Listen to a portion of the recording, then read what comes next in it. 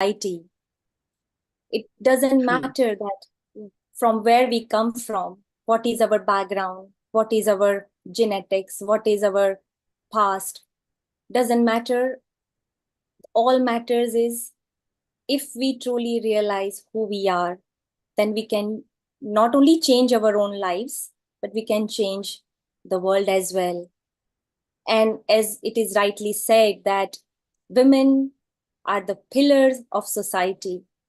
Well educated True. women, powerful women can pass on the legacy to the next generation. They can not only create an impact on their own lives, in their own family, but to the society as well. And in today's time, it is extremely important being a woman. I would say that physically strong, woman has to be mentally strong, and woman has to be financially strong as well. And today we all are celebrating. We have wonderful women in our house. And I can see beautiful face everywhere. Bindu, Vora, Alexandra, oh my God. And I can't wait for this beautiful session and powerful session where we are going to share our knowledge, our experience, which would be really helpful to the society and to the women who are not only just part of healing, but every woman is a family. We are a community, and we are creating an impact, and this is a beginning. I would there is there is no doubt that I would say that we all are women of 22nd century, and we are going to pass on certain knowledge, whatever we have been given by the grace of God, or by our experience, by our education and knowledge. And it's my privilege to be part of this platform. Thank you, Amrita. Thank you, Vaishali. Let's get going and have some views from our guests as well before we move to our special guest. So let's welcome. We have Alexandra, and then we move to Bindu. Global Namaste, Alexandra from Croatia. And what are your views and what is your message for women's self-care? How important it is for a woman to take care of herself? Over to you. Thank you. Thank you so much, Dr. Amrita, Vaishali. Thank you for that beautiful introduction to this day, Sunday. I hope sunny and sun shines from inside out as well. And if it does not, it's just also the way we see things. I think the self-care comes from self-love. And we really embody that so easily in giving aspect of love or sunshine shining outwardly. But maybe we can also a little bit absorb of that warmth and love and accept that for ourselves, that we need to replenish, we need to fill up the cup in our own way, whatever it is. It's maybe sometimes small habits that we can just, not be on autopilot, maybe just change after brushing teeth, having 5 minutes just to sit in silence or look at the sky or read a book. Whatever it is, this is a desire for self-love, can be really in a small chunks of time or space or activity. I think this is really important, to be honest with oneself in self-care and have a good foundation and start slowly. Lovely. That's very nice. So from Croatia, let's move to Mumbai in India. Very good evening to you, Bindu Bora, who is a yoga expert and also a healer. Bindu, I have been watching a lot of your videos related with yoga and a lot of your talks on mindfulness. What is your take about women's self-care and how women should take care of themselves? Over to you. Kindly unmute your mic so that we can hear you. Yes. Your lovely Now, voice. Global Namaste to you. Global Namaste, everyone, and such a beautiful audience here, and always being so joyful and to be part of this Healing Our Earth family and sharing the views and ideas of. And today is the most interesting topic of women self care. That as I'm a yoga expert, yoga practitioner, and how yoga can balance your mind in our busy life. We don't have an excuse that we can't do it. It's everything in your mind, everything is in your heart. If you wish to, if you choose something, you want to do it. We all women have so much of potential to do things on our own. We can't be dependent on anyone. We can create a magical world around us by just creating our thoughts, putting that thought in the action, and putting that thought in a positive manner. So I have practiced yoga in such a manner. I have reversed, I have turned my life 360-degree by changing my mindset of doing it, and not to think that no, this is impossible, I can't do it. No, it's what you thought you put in the universe. Universe will convey that thoughts over to your body, your mind, your creation of your life. So never think that you can't do it. Always be positive, stay happy, love yourself, and everything is possible. So, Bindu, before Wow. we go ahead, to the Mhm. same on a same note, I would like to ask a quick question.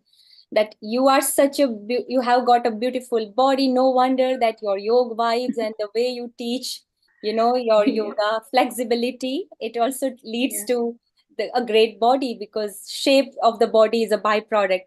But a quick Yes. self-care first tip of the day, if you would like to, just self-care. What do you do? What is your first tip for every woman for self-care? First thing, yes.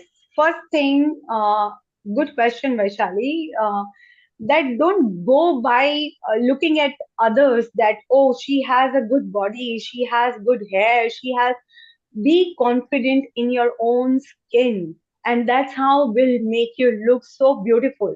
It's genetically, sometimes they are blessed that people have a good body, good hair, good eyes or anything, but you are blessed with your own self confidence.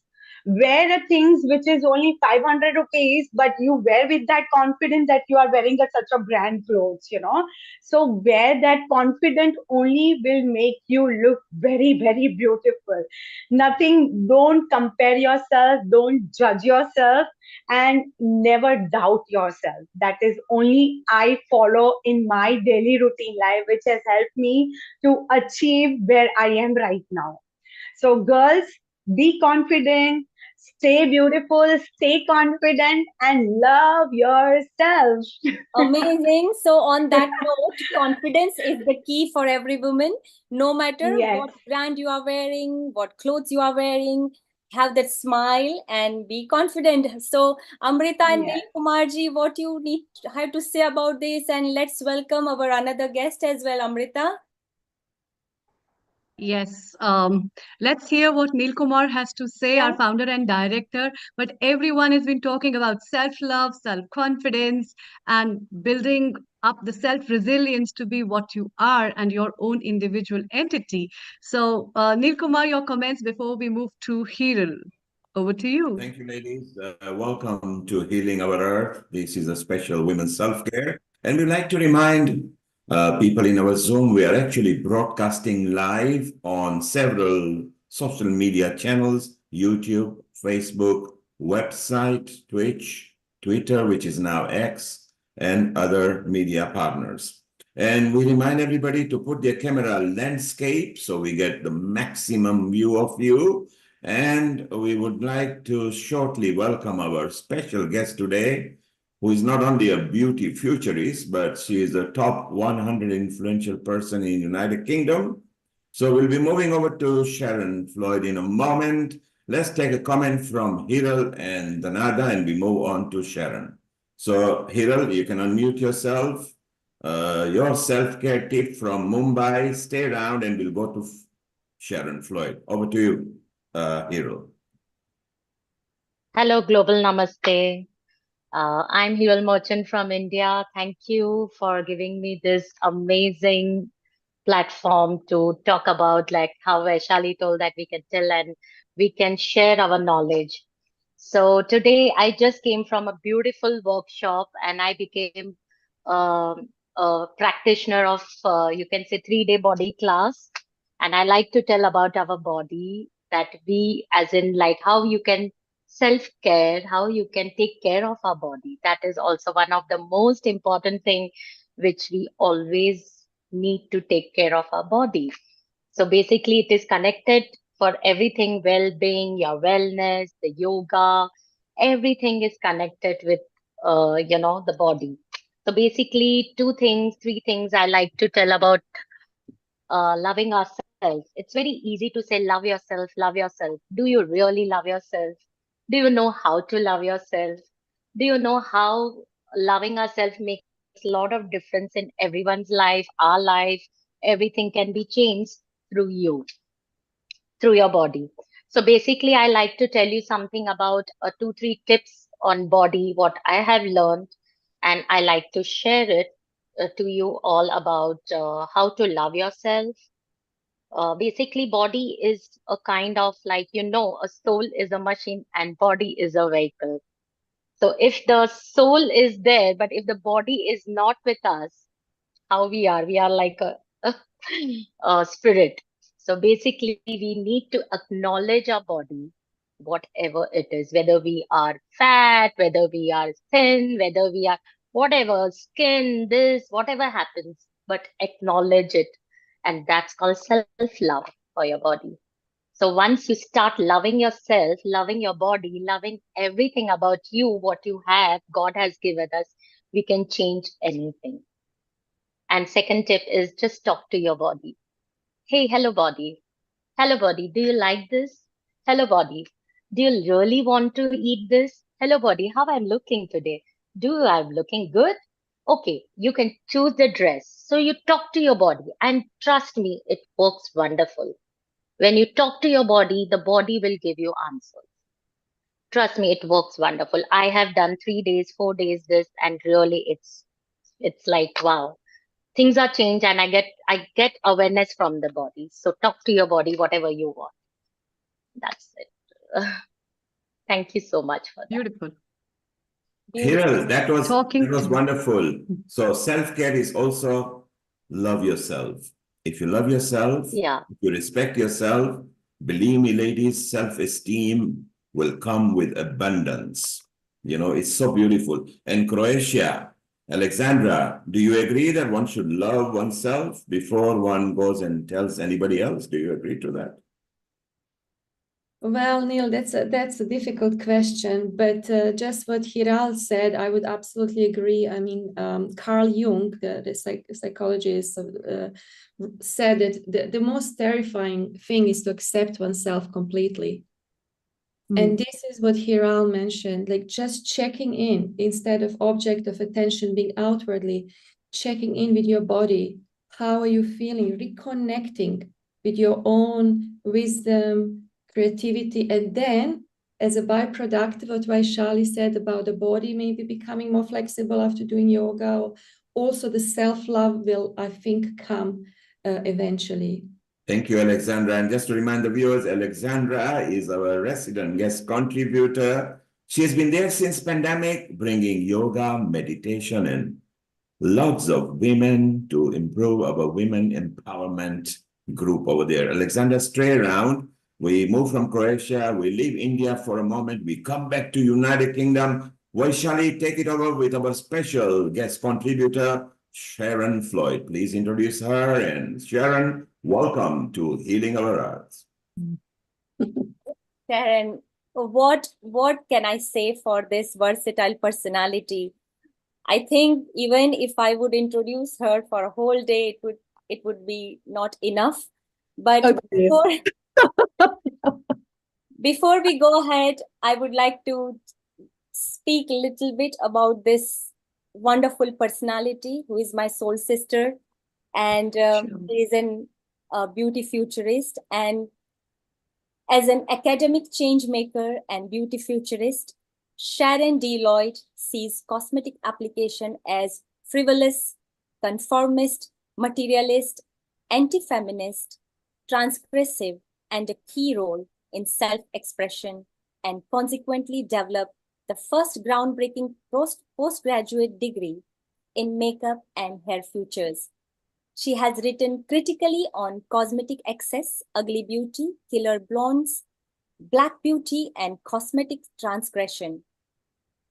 Through exploring and challenging the relationship between race, makeup, and body image, she has collaborated on exhibitions and research projects, identifying representations of beauty, size, age, and ethnicity formulated by the media and fashion industry. A champion for race equity, Lloyd has been interviewed on how it has informed cosmetic ideas by Vogue Business, Show Studio, and The Female Lead. She has also presented talks on these themes on the V&A and the National Museum Scotland. In 2020, she became Race, Equality, and Education Advisor for the British Beauty Council and worked with the Joint Steering Committee for the Hair and Beauty Industry Authority, developing an inclusive national occupational standards for hair, championing much-needed change to standardize the training practice of cutting and styling afro and textured hair for all learners.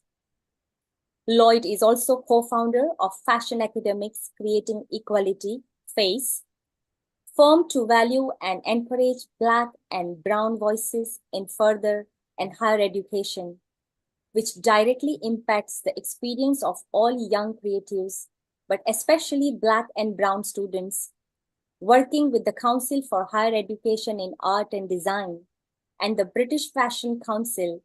The aim of FACE is to hold much needed conversations about creative equity, while additionally creating a networking space for students and graduates to garner exposure and create opportunities.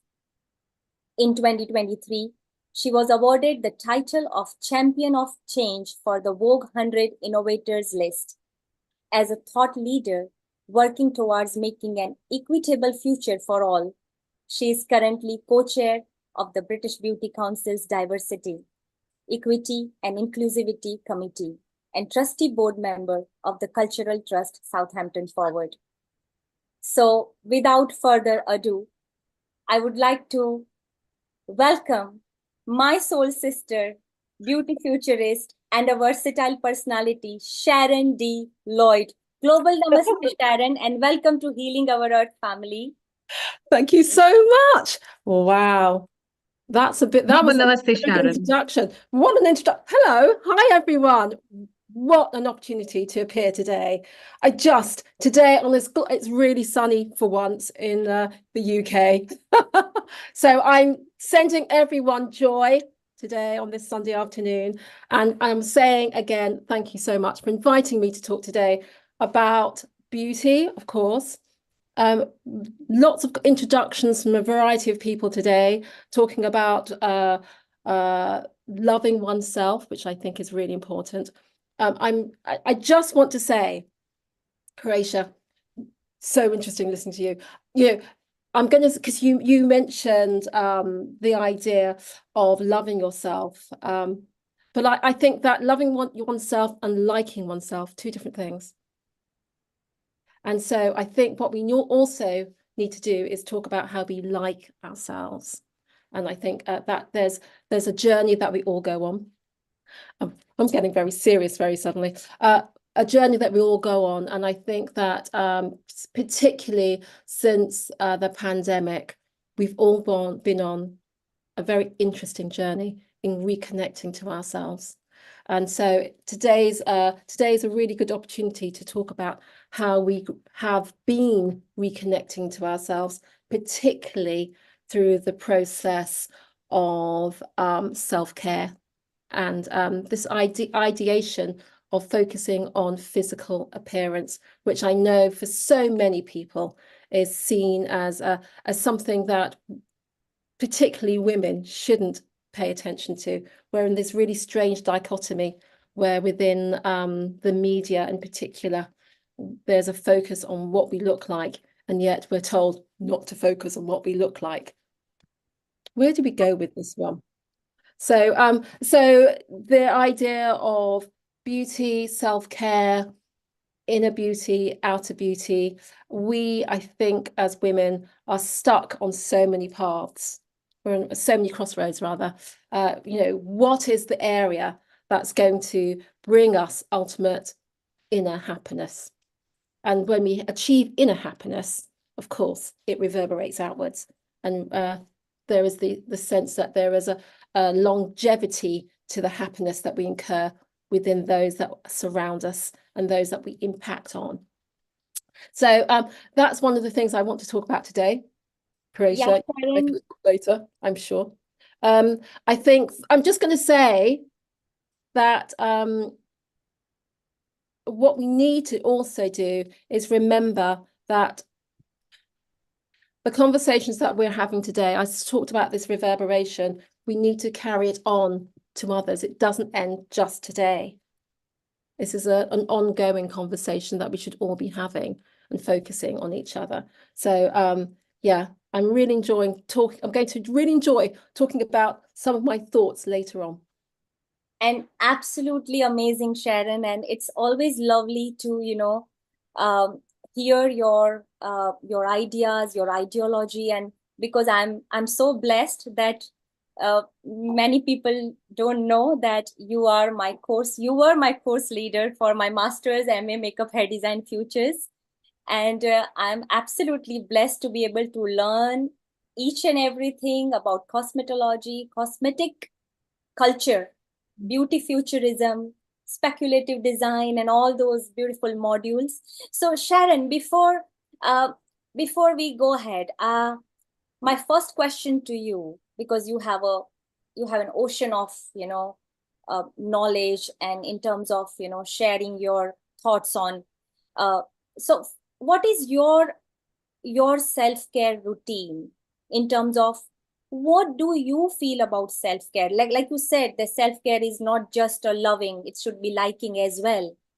Also, another point which I really like, you said that longevity, it should not be just for today. It should be talked over and over. This is women self-care is must needed topic that we all should be, discussing. But what are your what do you do for you have a beautiful face, and you have eaten your age. I don't want to disclose your age, but age is just a number. But I'm not ashamed. Listen, listen, we as women, there's this bigger discussion where we say, do we look our age? And I'm going to say I look my age. Yeah. And I'm 60 this year. I'm so proud. I look my age. Amazing. So it's about really appreciating being in the moment. And you talked about my self-care routine, and I'm going to say I didn't start off by looking at the area of beauty. It's through sort of teaching and being introduced to the subject and lots of discussions that I've become fascinated with ideas surrounding beauty. I originally was a textile designer / researcher. So I've always been looking at surfaces and colour and pattern. So it was very natural for me to, when I started teaching within beauty, why I would be so I fall so much in love with this area of practice.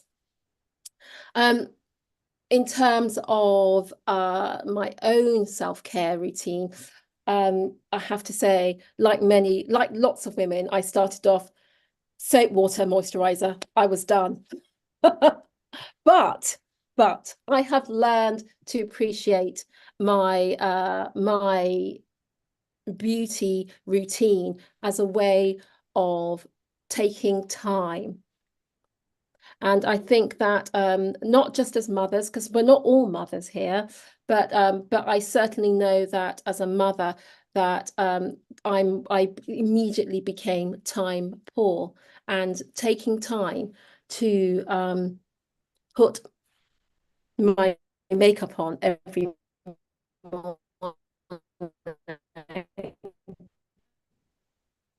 and attend to my hair morning, and of course at night, was time for me on the impact I had on others.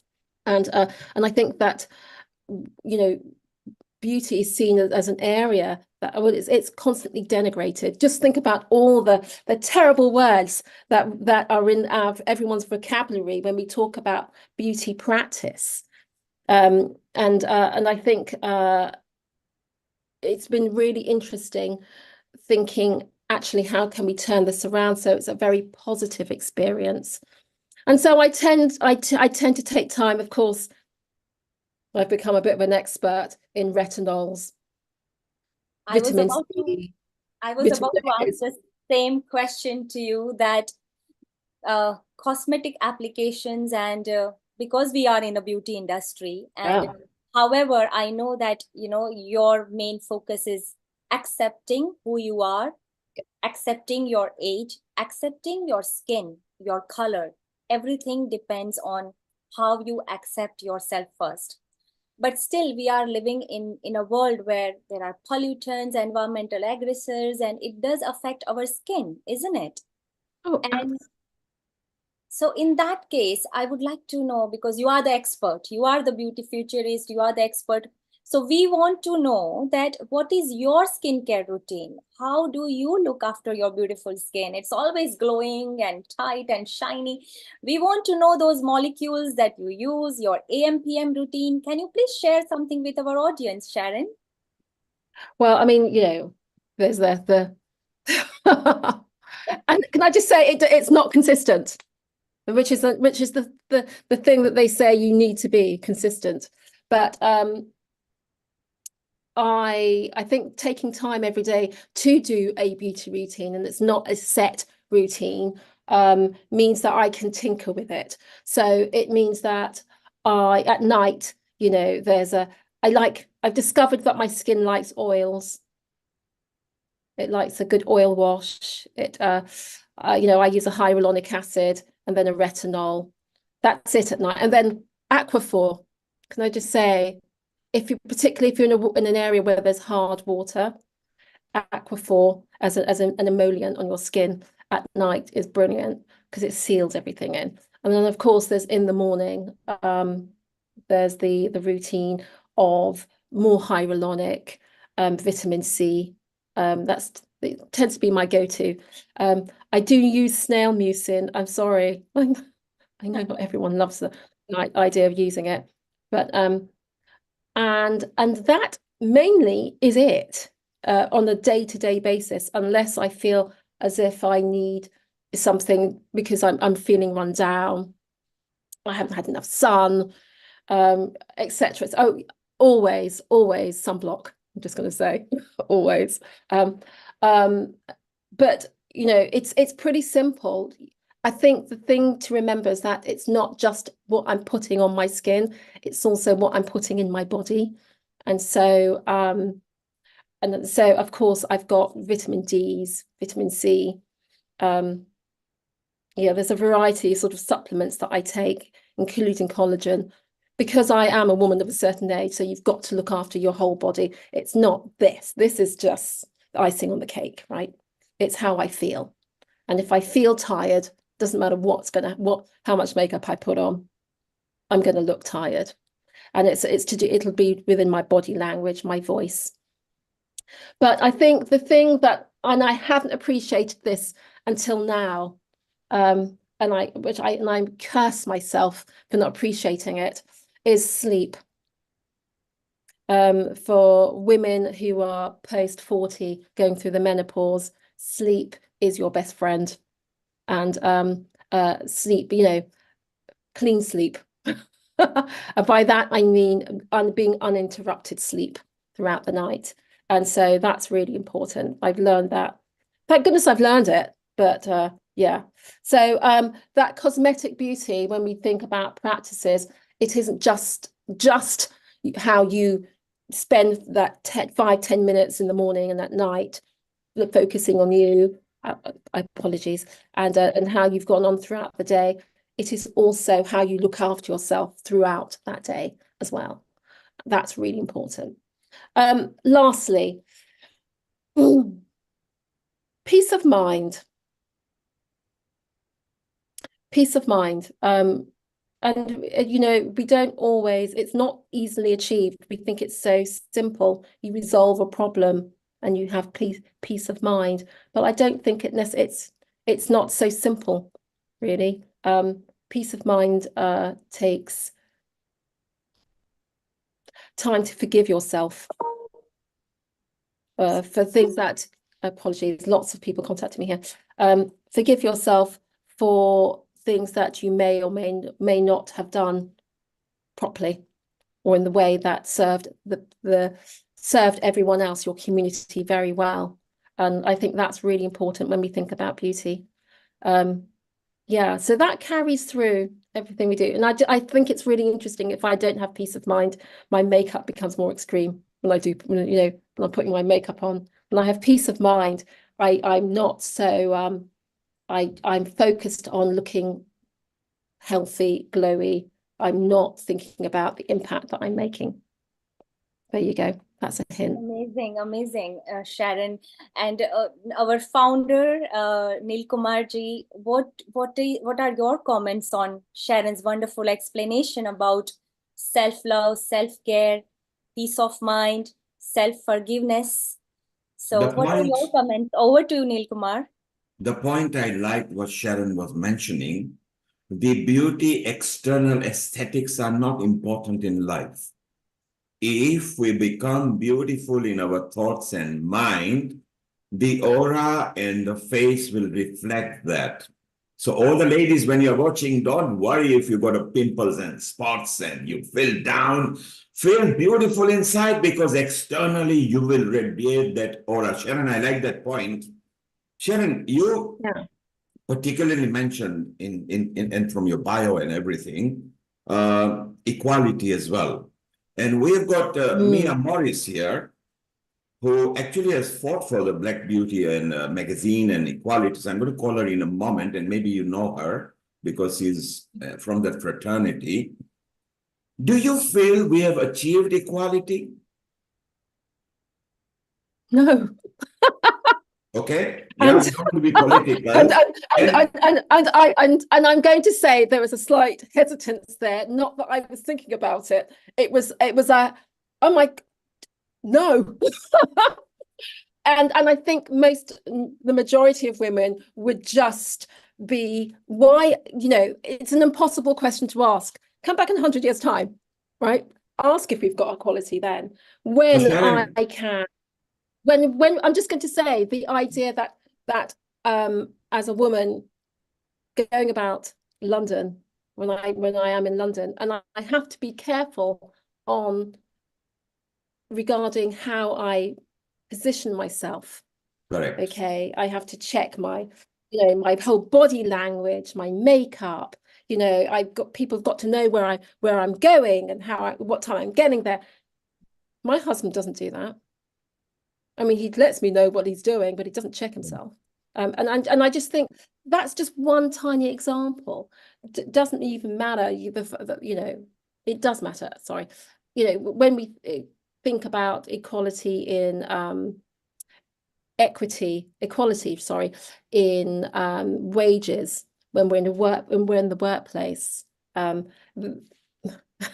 That's just mind-boggling. It just makes no sense. So Sharon, that's a vast subject. So and without going into politics and everything. So then therefore I conclude that maybe this affects our self-esteem as well. Would you agree? Oh, absolutely. If you're standing next to someone and you don't feel as if you're both doing the same thing and they've got a higher regard than you. And it doesn't matter Sharon, what you do, how hard you work. Sharon, I want to give you a bit of time to think. I'm coming now exactly to the point where I want to hit the nail on the head. Sure. Equality is not there. We are progressing towards it. People like you are fighting the cause, and as is Mia over here. We do need to improve that so we can increase our self-esteem, and hence we need to self-love differently. So shortly, I want your tips, how you overcame those things and made yourself famous and special as you are. Pause that. Don't give us the answers now. Alexandra, let's introduce Mia Morris and get a comment from her about equality and how she perceives that. And then we go back to Sharon. She's got a difficult time to give us the self-love tips, how she, as an example, overcame. And that is an opportunity for all the brown and the black skin. Don't worry, there is an avenue. You just need to learn how to drive the right way up the avenue. Alexandra, a quick introduction about Mia. And Mia, global namaste and welcome to you to this Healing Our Earth. Go ahead, Alexandra. Thank you so much, Neil. Thank you, Sharon. Welcome, Mia. Mia is someone I never met, just like all of you guys, but we have been like 4 years connected. So I met Mia on a similar platform created by wonderful Rashid Ogunlaru, a British Library coach and speaker. And he created something during the lockdown called Compassion Check-In. And Mia was always there. Every week we would meet Wednesday at noon. And Mia was like somebody who was this just way of being, the character, the purpose, the responsibility. So for me, she's just someone who really embodies all of that we talk about today in all these past events. But I would really like more to Mia to give her to introduce herself, because I know her as a person. I know a little bit what she does, but I just have so much respect for her as a person. I know that she's an activist and she's been doing for 40, 50 years amazing things. So maybe Mia, if you would like just to say something about yourself. Yes, Mia, welcome. Mia. Mia, welcome. Well, we are proud. Welcome everyone to the platform. Welcome everyone. What can Mia, I say? Good afternoon. Mia, I always start with a quote. So someone gave me for my birthday an ashtray which say, "Courage is the magic that burns dreams into reality." So when we talk about self-care, it's about how we look after ourselves. But you asked me a leading question, which is, who am I and what I'm about? I'm older than Sharon, possibly older than anyone else in the room, possibly. And I've been going as a cultural community activist. I run a website called Black History Maker. And before that, I ran a Black History Month website for 17 years. I go back to the days of Ken Livingstone with the GLC, and I've always been the go-to person where people organize events, whether it's with authors or writers or commentators. During the day, 3 days a week, which is where I met Alexander, I work for an organization called Sound Minds, which is a mental health charity. And that's been going for 32 years. And I have a team of 14 people who I look after, who visit patients on the ward and help them with their recovery journey. So that's me. And I've got an OBE. I'm a member of the Royal Society for the Arts. So Mia, we are very proud of you and what you have achieved. My question to you is this, and I asked Sharon, and we don't want to be political about it. Nobody's here to defend. Do you feel, because you have done it for, I believe, maybe about 40, 45 years, do you feel we have progressed, and do the black and brown faced women, do they now hold some better position, and do they need to fear, or they just need to learn the tricks and techniques to go forward? What do you feel? I think I am working with the next generation and a generation before that now, helping them to understand the importance of self-care so they don't burn out. Racism is still an issue. Equity is still an issue. But I'm one of these people where I say, find a way of getting on with life, finding your allies and finding people that speak the same language as you, even though you might be the other side of the world. The world changes eventually, but in my opinion, not enough. But I will still continue doing what I'm doing. So, Mia, what I love is the positive note from you that, hey, we don't stop, we forge ahead. And I believe you mean current generation. I think you're talking about Gen Z because this is the new terminology that they That's use right. Yeah, Gen nowadays. Z. Yes, yes, yes. Yeah, we are all learning that. I know that you are up to date, but it's beautiful. And both of you mentioned about Sharon's age and everything. Sharon, you will need to provide a proof that you are 60 because you don't look anything more than 40 plus VAT. So just Well, chill. Age is I'm just a more than that. number. I'm more than that. Yeah, yes. And you might have more VAT on you, Mia, but the important bit is that both of you have contributed to the community, and maybe we can bring through the knowledge of self-care, self-building, self-confidence. We don't have anything to hold us back. We need to forge ahead, and this is the right time to change the communities and societies. Vaishali, we're going to go for Sharon stay. Mia, stay around. Alexander, stay around. We'll come back to you for panel discussion. Vaishali, I also know that every time you appear on Healing Our Earth, some of our hosts and people talk about your hairstyle and the makeup that you apply. So if you've got anything lined up for us, we'd like to a demo from you. But before that, the ball is back on Sharon Lloyd-Scott. She needs to tell us how she fought the high tides and got where she got, what tips she can infuse in the British black and brown women so they can follow the footsteps and even better and brighter. Over to you, Sharon. Oh, thank you. Gosh, you gave me such a big question. What a hard taskmaster you are. Goodness. So I love driving women hard because I believe women empowerment. You empower women, you empower communities. Absolutely. Absolutely. So, this idea of being empowered, it's really interesting. And I think that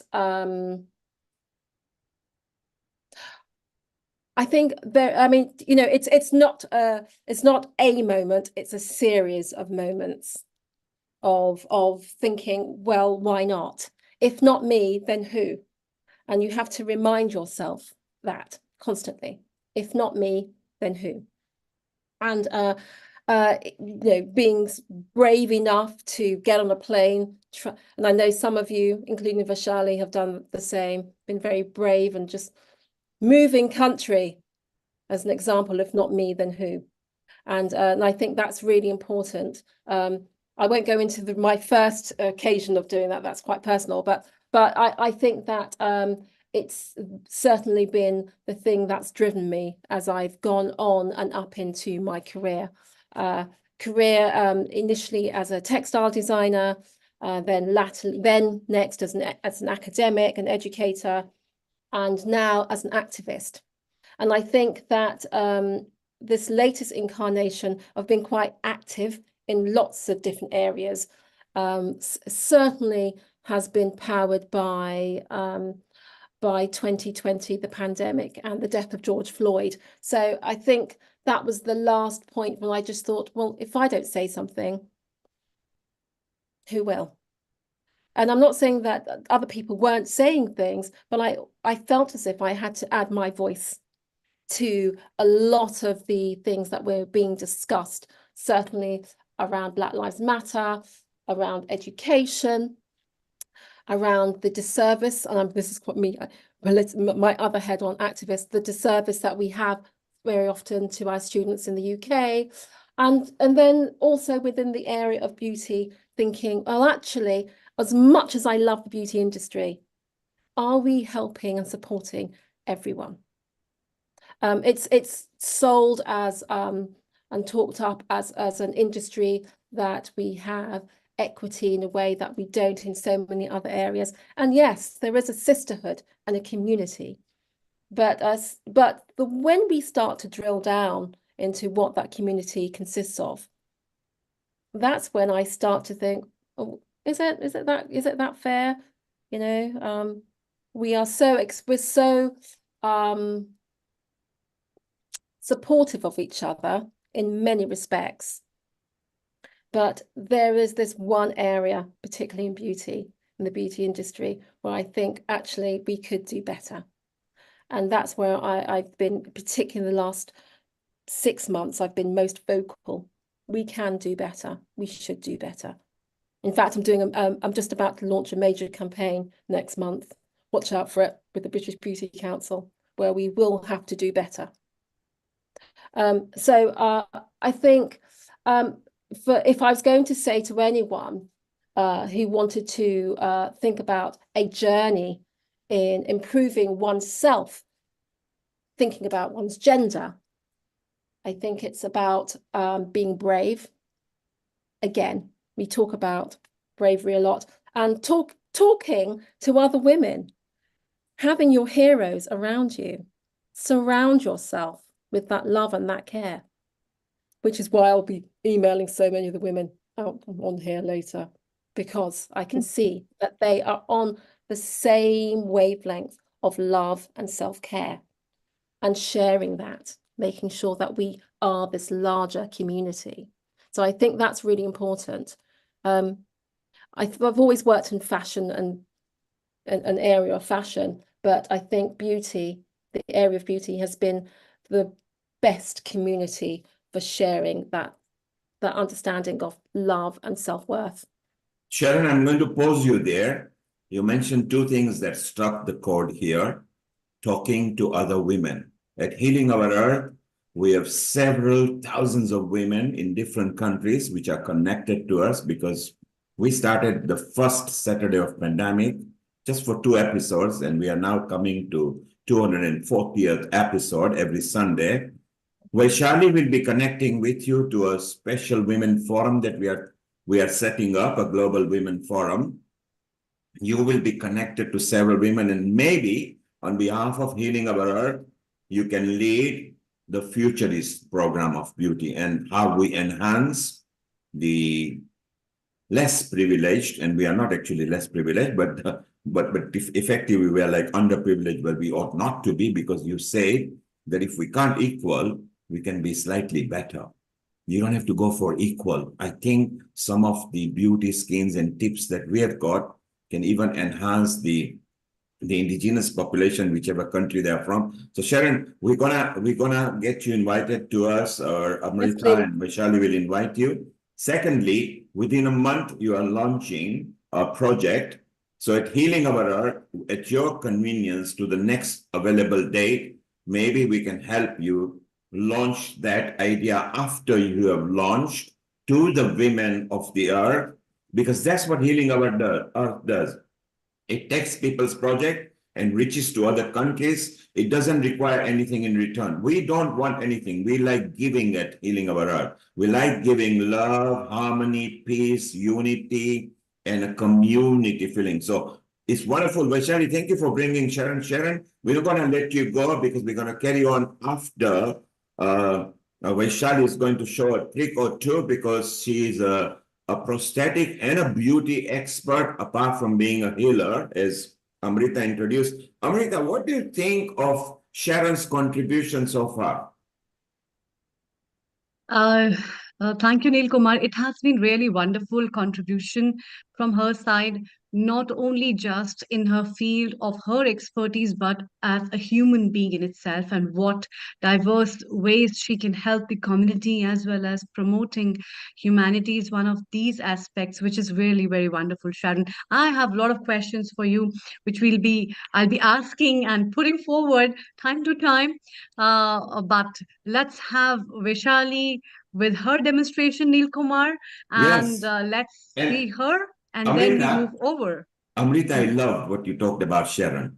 We invited her as an expert, but you have now qualified her as a contributing human being. We love the qualities that she has got, is that of being a human being, simple human being, that opened her heart to her in the social media, because we are connected to at least 22 countries right now who are listening to us. And to those ladies who are listening, Sharon in United Kingdom, coming from Afro-Caribbean background, if I'm right, Sharon, and she has made it. And watch out, next month, you might get more news about it. Vaishali, we want to see some tips how women can beautify themselves externally, and then we'll go to Bindu and Hiral and Alexander for questions. And Sharron, stay around. We got more to talk with you. Over to you, Vaishali and Amrita.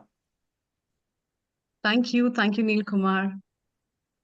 First So of all, Vaishali, it's yeah. time. Yes, it's time for us to learn. It's time for all those women, girls, and also makeup artists who are watching us live and who would love to integrate certain things as a makeup artist, or you have to doll yourself up for a party, or you want your eyes to look more attractive. And so, what are we sharing today?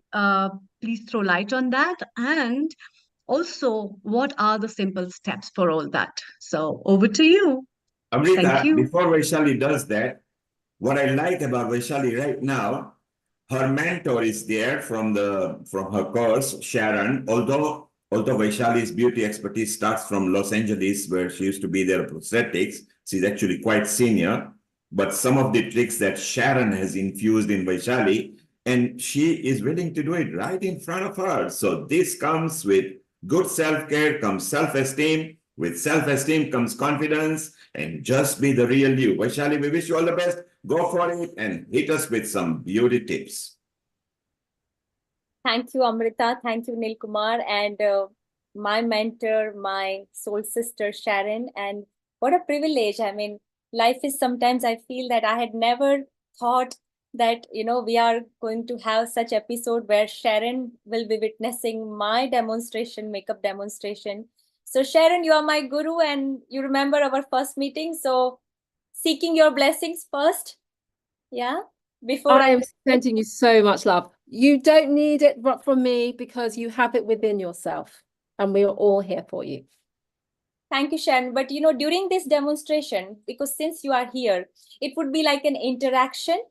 And Okay. even I want you to, in between, share your thoughts as well about what I am showing at the moment, showing and teaching. So that would be even better, education to our audience. So let's say whenever we say about makeup, and right now the focus that I feel that eyes are something that most expressive, facial feature. Everybody wants to have a perfect eyeliner, perfect wing liner, smoky eyes. And I think every woman's dream is to achieve a beautiful eye makeup. Some wants to have a cat eyes, some wants to have a smoky eyes and natural beauty eyes. So right today, I'm going to talk about smoky eyes. And as you can see, first of all, today I have applied my rest of the makeup, but purposefully I have not done anything on my eyes. That's just a plain eyes, so that I can demonstrate eye makeup for our viewers. And before I go ahead, let's say it's very important to first analyze your eye shape. How many women know that what is your eye shape, right? So first of all, it's very important to first understand your own, and it's not a rocket science. First of all, as you can see, every eyes are different. And with the movement, with the expressions, it change. So whenever we want to determine our eye shape, first of all, just relax without giving any expressions, any kind of an expressions, just relax and look in the mirror. Look in the mirror and just see that what is your crease line, how it falls, what is the distance between your brows and your pupil, your eyelashes. So everything depends on the eye shape. So every makeup doesn't suit every eyes, first of all. So let's say that in order to achieve a basic brown smoky eyes, which I am going to demonstrate today, let's first understand that how to start your eye makeup. Some people are more comfortable, first they do the rest of the face and then start their eye makeup. Some people are comfortable. First, they start their eye makeup and then they do the rest of the makeup. Right now, I've just applied my rest of the makeup and I'm just going to start with my smoky eyes. Now, what is smoky eyes? Just a quick explanation about smoky eyes. Smoky means smoke. Smoke starts from the field. So let's say that it is most intense at the first level where it starts, and gradually it comes up smoke and it diffuse, it blends. So similarly, eyes, smoky eyes, when it starts, it should be intense at close to the lash line, and then gradually we are going upwards and it is diffused. Using 3 to 4 shades is very important of the same color because it gives the depth. It adds the depth to the makeup. Now, I'm going to start with a base of a smoky eyes, a brown smoky eyes, which is like a neutral brown color goes on any outfits, on any like of color theme. You have a cool colors if you are wearing a neutral colors, if you are wearing warm colors.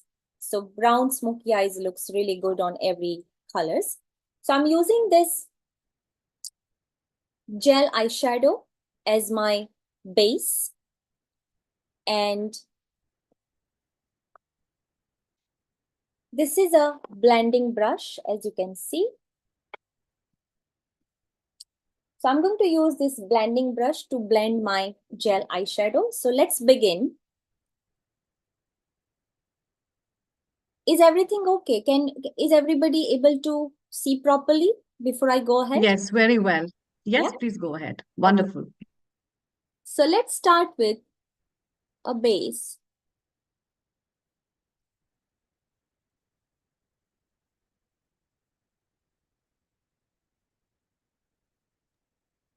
And I'm just going to say, while Vaishali is working on her eye, that with so much focus these days on looking at screens, we are seeing ourselves in detail like this on a daily, almost on a daily basis. So I certainly for myself, I work from home at the moment, and I'm constantly having meetings 3-4 times a day. Where I'm not just looking at that person, but I'm also looking at myself. So we're spending a lot of time analysing our faces in a way that we'd never happened to do before, which has been really interesting. So it's no wonder that that smoky eyes have become a really great way of waking ourselves up and making our faces look more alive on a screen. So it's nice product, by the way. I don't know what product that was, but you did that, the brown, but it was very good. Yeah, Sharon, you are absolutely right, because nowadays we like selfie and we look in the camera, so we like to analyze. We tend to analyze more our facial features. And by the way, this is a chubby stick, eye chubby stick from Clinique. So I'm not here to promote any particular brand. No, I just want to know how soft it is. Yeah, so you but apply it. this is a really good one, which is my favorite. Like, I like to use certain Clinique products because those are non-comedogenic and it doesn't clog pores, and which are 100% fragrance free, and which would be talking next about, how to choose cosmetics and all. But yeah, this is called Chubby Sticks. It's a gel eyeshadow, if you all can see. Yeah. Now, once I applied, I'm blending with a blending brush. So it's highly important to blend your makeup. Well blended makeup appears really good, not with the nude eyes, but on the screen as well. So I'm just blending. So Vaishali, you're using a brush at the moment, but are there other tools that would be just as effective? So, for example, a sponge or your fingers? Yeah, I mean, even sponge is good, but for blending, I prefer blending brush, because sponge I generally use for concealer and for liquid foundations or cream concealers. I think that works well on the certain like normal face concealers and foundations. But when it comes to eye makeup, like let's say if you can see my brush belt here. Wow, that's a professional brush. Don't be frightened, ladies. That is a professional brush belt. Yeah, I don't know whether it is visible to Yeah. the but so I'm right now just applying with a blending brush, which is my favorite technique. And so this is a blending one. So I'm blending. As you can see, it is blending, isn't it? Sharon, is it visible? Yes, I'm loving it. And do you know what? This is where it drills down to when you say why buy this product as opposed to this product. And I'm hoping what you're all seeing is the smoothness that it's going on. That I have to say that's what you pay for. You know, it when Vaishali was applying it, it went smoothly over her eyelid and didn't pull the skin. That is what you're paying for. And look at the way it's brushing out, it's blending out very gently. That's what you end up paying for. True, Sharon, very true. Blending is our best friend as a makeup artist. Yeah. And now, as you can see that we have done our base of our eyes, because since it's a brown smoky eyes, that's why I selected brown, right? Remember, because it's a brown smoky eyes, you can select different shades according to your color that you are choosing. You don't have to go for brown. If you are going for a purple smoky eyes, then in that case, you can go for a purple base and then build up. So now, as you can see, Vaishali, I also wanted to ask you whether the brush has to do from in to out, up to down. Can you just tell our viewers about that as well? Thank you. Sure. So the stroke should be always inward. So as you can see it looking, it's all inward, okay? All the strokes, because we don't want all the, like a cat eyes, unless it's a fashion makeup, high fashion makeup, then we like to, take it little far from the, little far from the eyebrows. But since it's, again, even if it is a smoky eye makeup, it's a beauty makeup at the end, Sharon, isn't it? So we have to maintain the shape of your eyes. That's very important, because at the end, we should not forget that we are doing a beauty makeup. We are not doing a fashion makeup, high fashion makeup. Isn't it, Sharon? And to also remember that I think sometimes when we do makeup and you see something in a magazine or a catwalk, you've got to wear it all day. And makeup, you should be able to put your makeup on, and if you're out all day, just make a few additions to it and transform it from day to evening, or be able to. Sometimes I have done it. We've all done it, where we've gone in too heavy, and then you're like, oh, what am I going to do now? And you've got to get out the house. And so to practice doing this gentle application, take your time. It'll be much more effective in the long run. Absolutely, Sharon.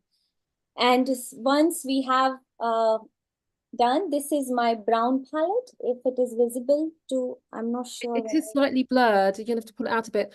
Can I just say that this is, you're showing the ladies like the big sort of step into makeup. And I think that's okay.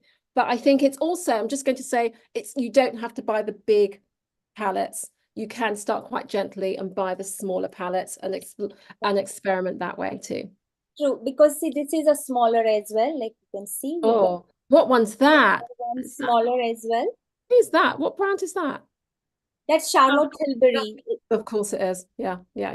I should have known from the packaging. Okay, lovely. That's a good one. You can use this one as well. And this is because I have this brown palette, so I thought let me use this one. But our viewers can, like you said, you are right that you don't have to invest in a big palette. You can just go for 4 shade, and it is available in every brand. You just go and explore in the store like MAC, Bobbi Brown, Clinique, Charlotte, every brand, Clarins, Estee Lauder, or any brand, even in a drugstore brand, L'Oreal, and every brand has a mini palettes. It can be easily, you can carry in your purse. So now the next step is to go for a powder eyeshadow on top of that. It is to build the powder eyeshadow. So Now can I just ask why you would want to put the powder on top of the cream? Because I think lots of people are never too sure about why you should do that. yeah, good question, Sharon. See, it's like whenever we are applying any eyeshadow, smoky means we want the depth. So more we build up, more we apply different texture differently on the same eyes, more we blend, we can create that depth, that oomph, that smoky effect on your eyes, which we all want to achieve, isn't it? Because even right now, it's looking good. It's not looking bad I at know. you. It's looking great.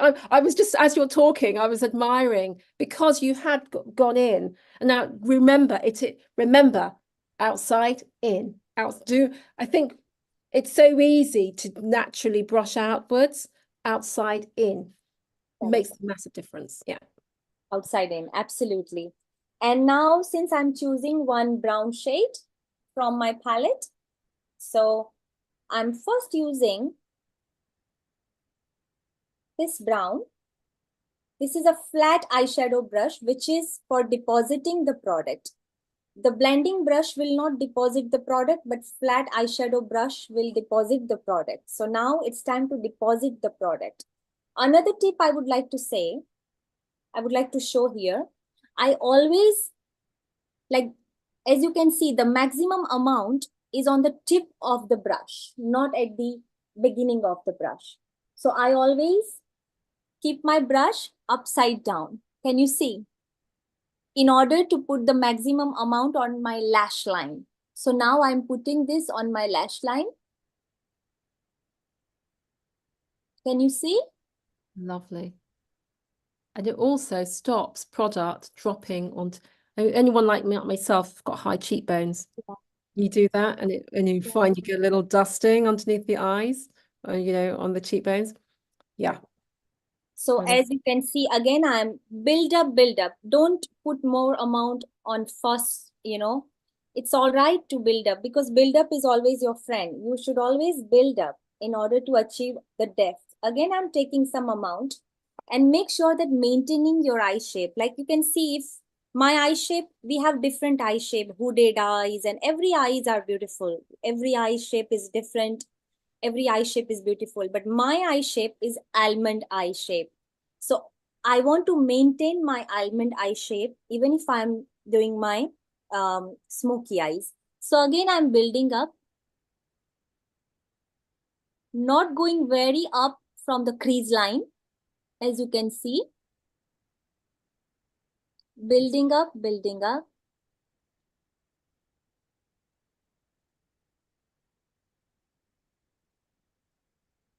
Now again, once we have deposited the product, again I'm taking one shade darker than the one that I use. Not darker, but kind of same. But the texture wise, it is a different texture, okay? So I'm using the different texture here, little matte. And blending. Nice. So the thing that I think is so interesting is because we've mentioned age. It's out there. We were talking about age earlier. The idea that actually, as you are getting older, your skin changes, your face changes, and certainly, you know, that daily check-in that I've been doing, and I'm encouraging everyone to do. You don't even have to put loads of makeup on or any makeup on. Just spend 5 minutes doing your face. But that check-in means that you get to observe the changes in your face and be okay with it. Yeah, absolutely. Be okay with the changes in your face. And even, yeah, please go ahead, Sharon. So I was just going to say that, you know, for myself, with my eyes, the top of my eyelids have changed, and I have it's starting to droop now. But you know what? I'm loving that. It's part of that. The fact that I'm evolving, and I get to see another side of myself, and it means that my makeup practice and how I use makeup has changed. So I used to be queen of the winged eyeliner. I'm not anymore because it just won't happen in a smooth sweep. I have to work at it. so much harder. But that's all right. I've used other methods of applying doing my eye makeup instead. Vaishali, can you pause for a moment? Just pause. Can you pause? Can you pause? There is a question from Lucinda. She's up in North England. She's asking question that the brush that you are using is different to what she's using, and she seems to like what you are using. What? Can you tell her what brush you are using? Sure. So Just now, the one you were using. yeah, so this is a MAC brush. It's a 230 number. Okay, and yes. The brand is MAC 230. Do that, Vaishali, with your palm. Oh, So yeah. we can see it clearer. There you go. Bring it lower slightly into your palm. Bring it lower, the brush. Okay, pause. There you are, Lucinda. This is what it looks like. She says it's MAC 230, whatever equivalent it is. Google search and it will tell you for other brands. And Sharon, this question might be for you and Vaishali. The next question is Cassandra in Greece. She's asking something technical and I don't know how to answer, but you'll have to answer that. And she says that she has got hooded eyes. And whenever she appears, try to do smoky eyes with heavy makeup, it looks tired on her eyes. She has been advised she should use lighter makeup on hooded eyes. Is that right? Hooded eyes. Yes. Hooded eyes is absolutely right question. And I would like to say that, when you see a lot in the inner corner, so basically, and none half or a third of the way to the outer corner, like you likely have hooded eyelid, right? But often this may appear like the skin under the brow folds over to the, outer corner. So before Sharon, I mean, I know you have a much more tips than me, but I would like to give just one tip over here, that hooded eyes are like also easily accentuated with color, and if you want to make them seem bigger, like experimenting with bold colors in the waterline and under the bottom lid.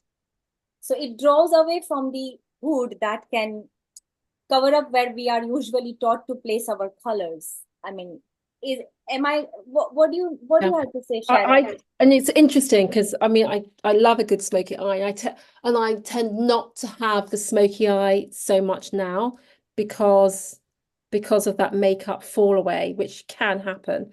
And so and I mentioned earlier the idea of a winged eyeliner. I don't tend to do that either. But what I will do is use a really soft pencil across, and I will blend that out. So that's my quick go-to. So Sharon, when you say soft, I believe you mean don't use heavy, use lighter for hooded eyes. Is that right? No, I mean, when I say soft, I mean the quality of I wish I had my makeup down here right now. I meant the quality of the pencil itself. And so you can have, it's like any pencil, you can get an HB or a B. You can get I can show hard here. or a softer pencil. Thank you, Vaishali. Yeah, so like here, it's a Clinique Technocol liner. So it has the highest pigment. Sharon meant that soft means this will give a very heavy effect, right? In comparison with certain like this one, like you can see, even this has a heavy pigment. Yeah. But so there you are, Cassandra. We hope it helps you. While we were talking to you, there was a question from a South African lady. She says she is very dark skinned and she cannot get the smoky eyes effect without. Don't do the smoky eye. Yes. Don't do the smoky eye. Listen. You've got a really lovely deep skin tone. Make sure you use other colors. Don't be, I mean, I wish I had that. I've got a silver eyeliner, a crayon that I use on my eyes. I was almost going to use it today. It looks so good on deeper skin tones. Oh. So Sharon, if you are very dark skinned, don't worry, you're already naturally beautiful. Maybe highlight with a glitter, something like you said, silver glitter or something. Oh yeah, make the most of it. Oh my, what a beautiful palette. Well, there you are in South Africa, ladies. If you are listening Yeah. tonight, when you go out, just make it look beautiful. Over to you, Vaishali. Sorry to bug you because these were live questions coming up. Vaishali, carry on with your makeup and let's see what you come up with.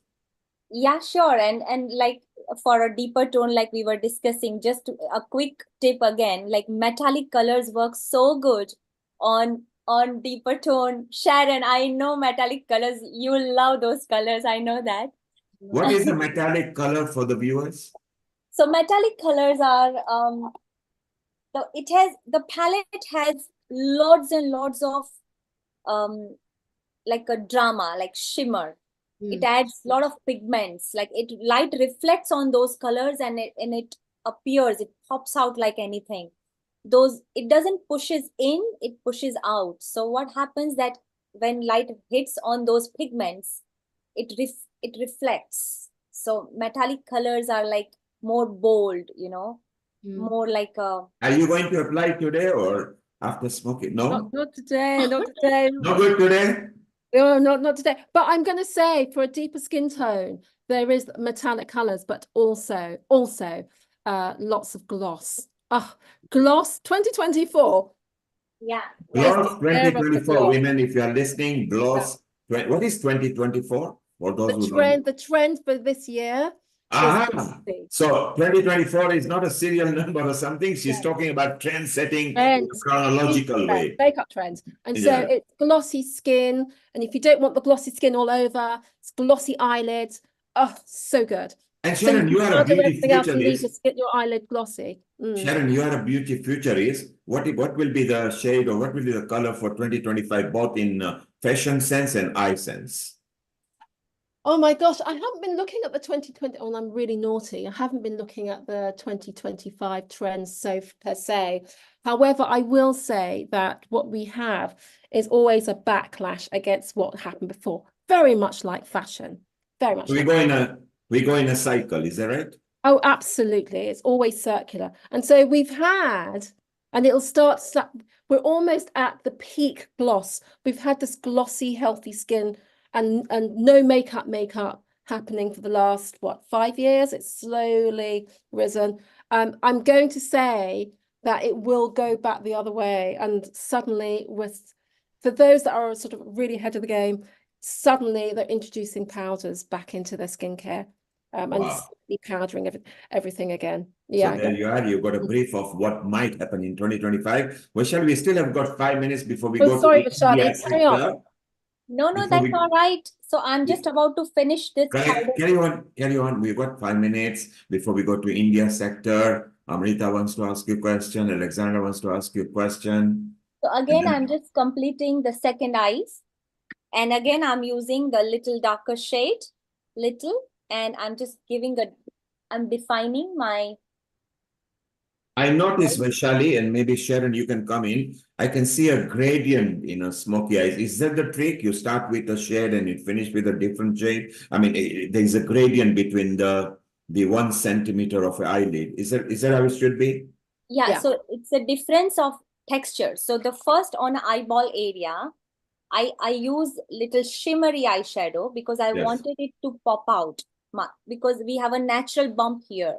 Natural, so this is the highlighting point.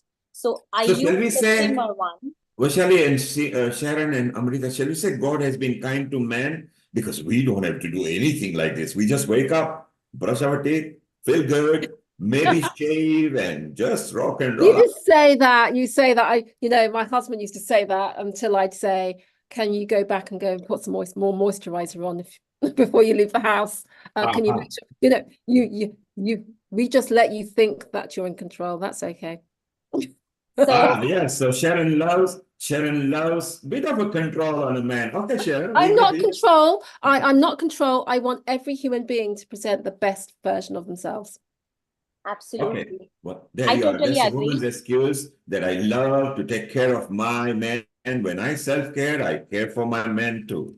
No, I care for everyone, not just my man. So now even better. Yes, Vaishali, carry on. I don't want to disturb the debate because it's a hot discussion and the debate there is no end of that debate. But Anyways, long story short, I'm just about to now apply this liner. And again, I'm not using the liquid liner because I'm in my 40s. More we age, more we start using crayons and gel-based makeup, because liquid liners, it will make your, because we have little crease on our eyes by the 40s, we start developing some crease and some wrinkles around eye area. And any makeup which is liquid base, and it will have that zigzag line. I don't want that zigzag line to be visible. So what I'm using this black liner, and this is a liner I'm using, as you can see, very close to my eyes.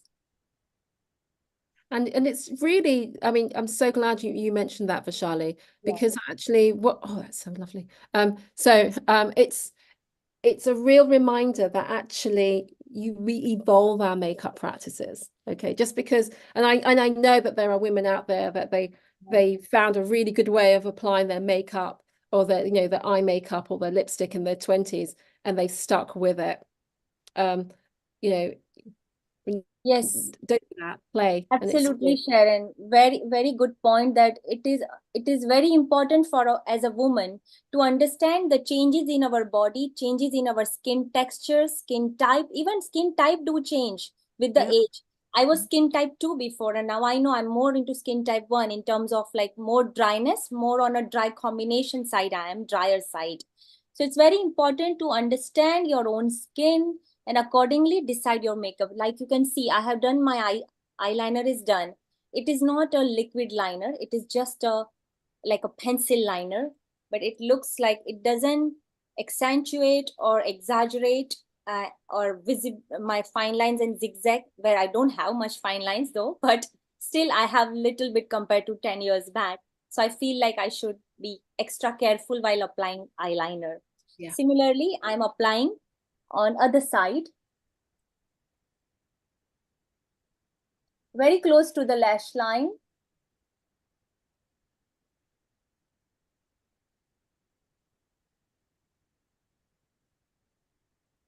So Vaishali, I can see you're filling up your outer side of the line first, and then you're coming to the inner side.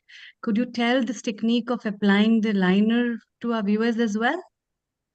Honestly, there is no right or wrong technique in this regard. Honestly, every makeup artist has their own different hand, like sometimes, because I'm righty, okay, so when I do my right eyes I start with different end, but when I do my left eyes, Sharon is smiling. Sharon, it was okay. Yeah, and it's that okay. makes a big sense. Listen, as long as you have that consistency. And now I know, because I've got a variety of mirrors in my bedroom and bathroom, but a little tip: if you're not sure and you're doing that and you're a bit tired and you're in a rush, okay, I don't know if you can see it. I stand there and then I do that. And then I put my eyeliner on. Rest your elbow on your hand, and then you've got that smoothness as you go across. Wow, amazing tip, viewers, and amazing. Croatia, you're like, I can see Croatia's face going, wow. No, because even right now it is helping, because I'm resting my elbow on the table, and it is actually helping me support, so definitely it's a wonderful trick. All the viewers, it is very good tip by Sharon. And I'm also finishing this eye makeup almost. So I'm done with the upper eyelid. So is this called brown smoky eyes? Yes, it's a brown smoky eyes, just using 2 shades of brown. I have used, even the crayon is a brown crayon. I use gel crayon. And Sharon, is the brown smoky eyes the most popular or common to everybody? It is. It is a very common eye trick to use. But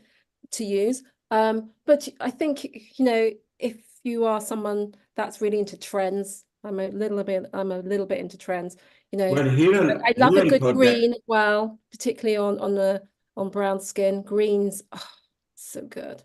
Hiral in Mumbai liked it, and she said, if you're 40 plus, which Vaishali claims she is, And she said, that's a good one. Hiral, your comment? Oh, yes, I actually love the way she's explaining because I love makeup. And almost every day I use makeup. I'm a very big fan of Bobbi Brown. So I use Bobbi Brown foundation, and of course we have Lakme here. So basically I applied today, if you see, and I was thinking I don't want to apply kajal here, and I want to just do a liner. Like I have a eyes like this, like God gift. It's just like What is a a spooky. kajal for the viewers who are not Indian? What's a kajal? So kajal is, Okay. yeah, please go ahead. Yeah, you can tell Sharon or Vaishali. Vaishali, No, what's the no. kajal? Just quickly, please. Yeah, so kajal is just like a heavy pigmented crayon, pigmented. Like I know even what kajal is. even Okay, thank you. kajal. So shortly we will be going to our India sector where our producer, Rotarian Lal Goyal, is waiting. We still have 5 minutes with a lot of people asking questions. So what we'll do, let's go to a bit of India sector and then we'll come back. Sharon, you stay around. Vaishali, stay around. Let's give people a close-up look of what you are. Deepti in Egypt, stay around there. Deepti, I bet you've got some tips for some self-care from Egypt over there as well. So we want you. Bindu is now getting ready. Bindu loves trending. Bindu and Hiral loves going to nightclubs. I'm sure they are ready for that. Vaishali, let's put a close-up on you to see what it is. Just finish it. Yeah, carry on. I would like to say that the way that I applied my upper eyeliner, I just applied my lower eyeliner as well with the same product. Now, this is like a nice line, but now I'm going to use this smudger brush. It's a smudging brush. I'm using this smudging brush to diffuse the line on the lower side. Okay, now you can see the difference while I'm diffusing the line.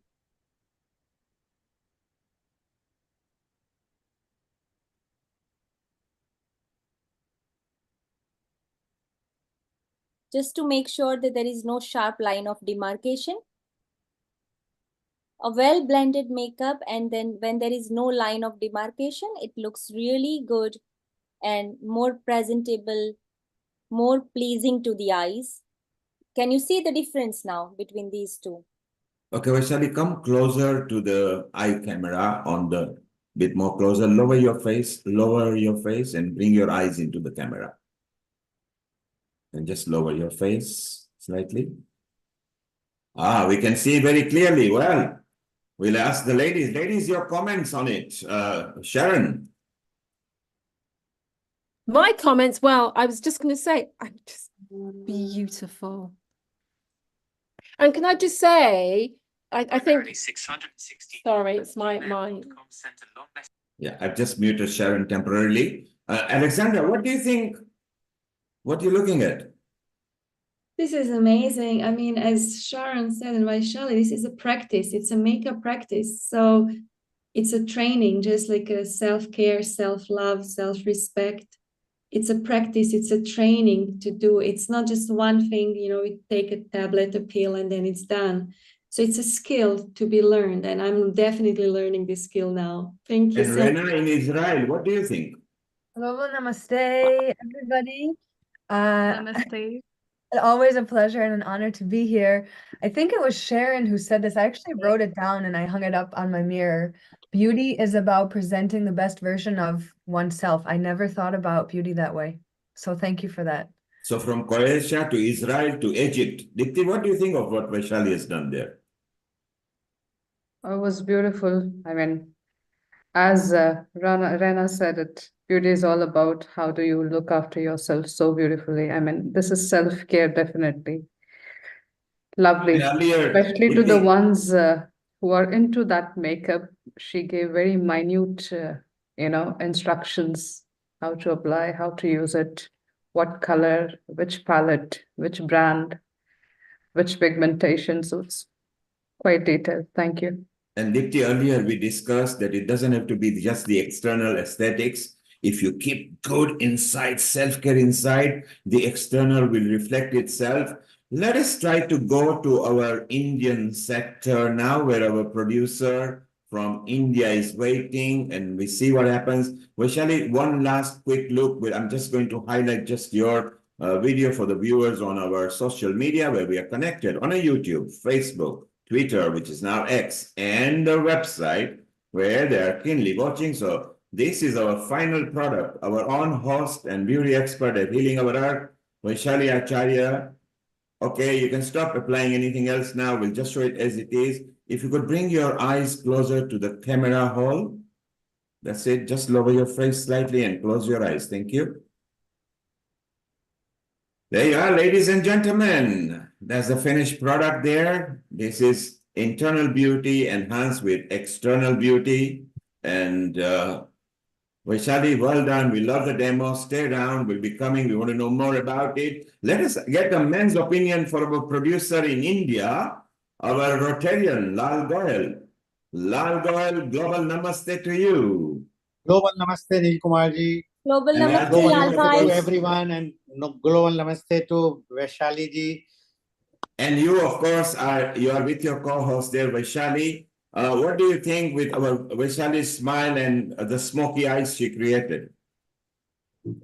Mr. Nil Kumar, it's very difficult to praise a lady of such a position. I think you can understand my position. So I can, but one thing is very clear. When we are talking about women's self-care, we have to understand what is women's self-care. So if you want, then I can start and talk about that. But yes, really, Vaishali ji, you are looking beautiful, although you are. But after this, your somewhat touching your eyes, you have changed the look. So thank you very much. Well, Vaishali, there you are. You can go put your glasses on again and be ready just in a few minutes. And let us ask Amrita, can you welcome our new producer for the Indias over here, where our resident producer, Rotarian Lal Goyal, is here. Bit about him, and then we go to the guest. Over to you, Amrita. Thank you, Neil Kumar. Thank you, Vaishali. That was really wonderful and awesome. And I'm sure a lot of questions will pop up. Let's move from London to India, where we have Rotarian Lal Goyal. Rotarian Lal Goyal is our regular contributor, and he is a multifaceted person. He is a founder and charter president of Rotary Club of Organ Donation International, as well as chairman of Organ Donation India Foundation and GYAN. And in every episode, we have him with his wonderful guests who give a good insight on different facets of life as we bring up the topics. And today's topic about women's self-care, we have awesome guests with that I can look at, whom Lal ji, it's all yours, and please welcome. I welcome on behalf of the Healing Our Earth family, everyone who is here. Over to you. Thank you. Thank you very much, Amrita, and global namaste. When we talk about women's self-care encompasses a holistic approach to nurturing physical, mental, and emotional well-being. It involves prioritizing oneself amidst life's demands and responsibilities. This may include regular exercise to boost physical health and reduce stress. Additionally, practicing mindfulness through activities like meditation or yoga fosters emotional balance and mental clarity. Adequate sleep is vital for rejuvenation and overall health. Nourishing the body with nutritious food supports energy level and vitality. Setting boundaries and saying no when necessary empowers women to protect their time and energy. Engaging in hobbies and creative pursuits provides outlets for self-expression and enjoyment. Seeking social support and fostering meaningful connections nurtures emotional resilience. Prioritizing self-care rituals such as skincare routines or bubble baths promotes relaxation and self-love.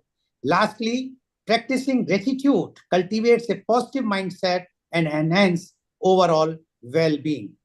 So with this, I would like to welcome my esteemed guests who are joining from India, the beautiful ladies.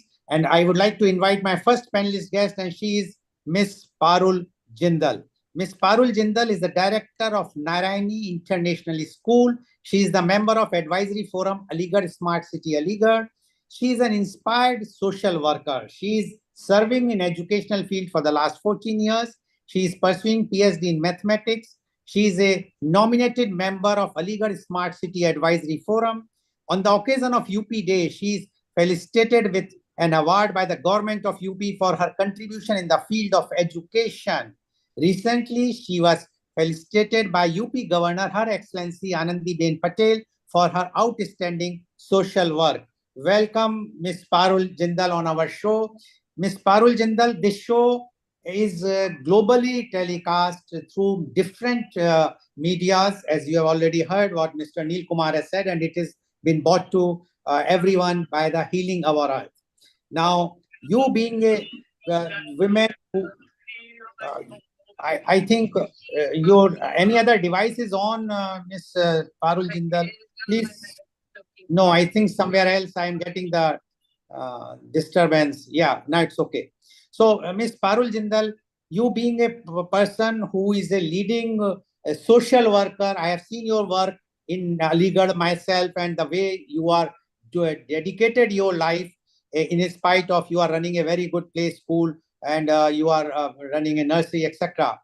We would like to know your views about today's very, very important topic, and that is women self-care. Miss Parul Jindal, please.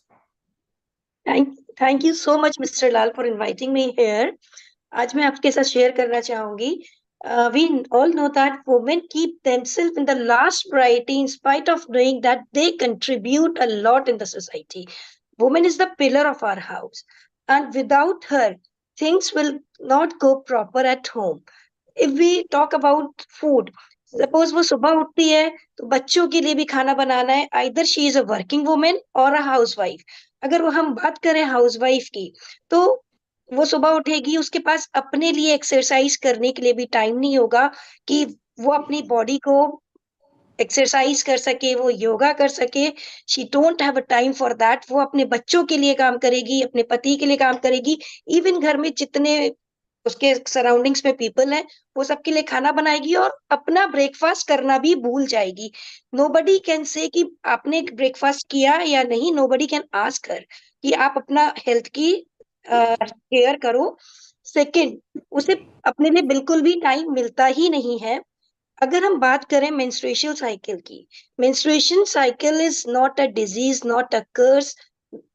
वो एक biological thing है. अगर हम बात करें पुराने time में, मतलब अभी भी घरों में ऐसा होता है, लेडी को उस टाइम में, पीरियड्स के टाइम में इस तरह से कर दिया जाता है कि आप एक अलग रूम में रहेंगी. You will not share your bed with your husband. Even आप किचन में नहीं जाएंगी, आप अलग खाना बनाएंगी. मतलब आई मीन टू से कि एक अलग उन लोगों का प्लेट्स होता है, उसको आप अलग रखोगे. मतलब व्हाट इज दिस नॉनसेंस. अगर पीरियड से नहीं होती है लेडी, तो एक बहुत बड़ी प्रॉब्लम है. साइकिल मतलब आई मीन दुनिया उसी से चल रही है. ठीक है. Parul, तो जी, Parul is a wonderful subject. Can you stick to mostly English because the audience is international okay, in different okay, countries? Yeah, Because that's what this I subject is very okay. important, and if we can master the self-love care here, this will really help the society. Over to you. Thank you for interrupting. So I'm talking about menstruation cycle. It's a biological thing, not a disease or not a curse, not a stigma. We all know that in our society, lady has to treat like you should not sleep with your husband. You should not go into the kitchen. Matlab, people say like that ki don't do anything in the time of period. Like untouchability. Untouchability. This is all nonsense. I think this is all myth. Or one more thing is that ki Padman has inspired a lot of a million of girls to take ads. He has stopped shying girls to take pads while go to that chemist shop. In the last few days, girls go to the chemist shop and she say, how can I say ki please give me the pads, please I need a sanitary napkins. This they feel shy for asking for asking up and sanitary napkins. Now, Padman has inspired millions of girls to stop shying. All the family, all family knows he, all family knows women is a pillar of the house, but nobody cares of her. Even women herself care of care of herself. Women never care herself. She care everybody like husband, even mother-in-law, father-in-law, everybody surrounding her. She never care of her mental health. She never do exercise. She never do meditation. I think mental. She has to be care of her mental health. If she cares of her mental health, then the life should be balanced. And when life should be balanced, then in the life stability will come. She has to take care of herself, and life is the one time opportunity, so woman has to use it well and take care of that. Okay, thank you very much, Ms. Parul Jindal. What you have mentioned is a very, very important thing that in India, especially the North India, because you are talking about North India, still the people treat the women not at par with the men, and that's why they are not even getting the me time. Forget about the me time. They are not getting time even to have the breakfast and on time, or have the lunch on time, and she has to cook and serve to others. So that is why the self-care is a challenging thing, especially in India and North India, where still the people treat the women as a second citizen. Thank you very much, Mr. Parul Jindal. Be there. We will be asking questions after first round will be over. I would like to go to my next panelist guest, and she is Dr. Priyadarshini, if she is there, because she told me she's traveling. Yes, I can see her. She's traveling, Dr. Priyadarshini, although your name you have put some other name, but anyway, I will just introduce you, Dr. Priya. Your name is, here it is written Andrea, your daughter's name. So she is Dr. Priyadarshini with the name of here, because she is traveling in the train. Dr. Priyadarshini is a Mrs. World Supermodel 2019. Dr. Priyadarshini was crowned as Mrs. World Supermodel 2019 in a prestigious beauty pageant held in Bangkok, Thailand. Dr. Priyadarshini was also awarded with the subtitle Miss Goodness Ambassador. She is professionally a doctor running a diagnostic center, Harsha Modern Diagnostics. She is the director of Modern Medical Center. She is the founder of Soul Beat Wellness, a wellness center. She is marketing the natural body products like natural face packs, hair oil, shampoos, soaps, hair conditioner, face baths, etc. She was honored with India Healthcare Award in 2018 at Delhi. She was awarded with Young Business Entrepreneur Award. She is also awarded with Sadhana Achiever Award.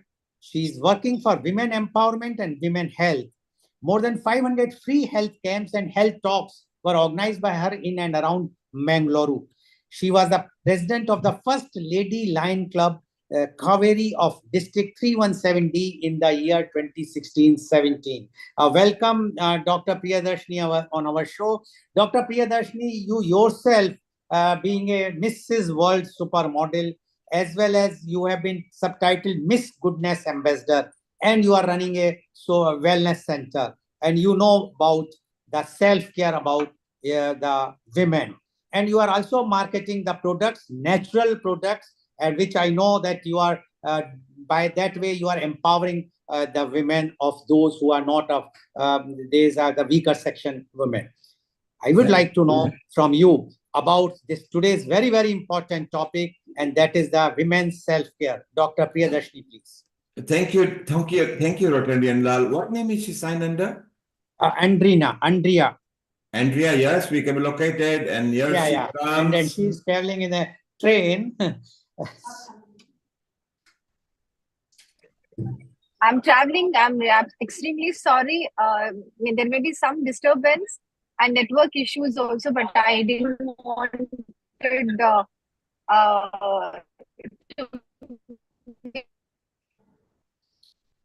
Yes, network is an issue. Yeah. Please go ahead. Okay, Rotarian, now let's move to the next guest. No, I think now she's there. Are you there? Yes. Okay. No, I think yeah, we lost. So we will move to Lal Goel, sir. Dr. Priyadarshini. We can't hear you properly. So what we will do is we will.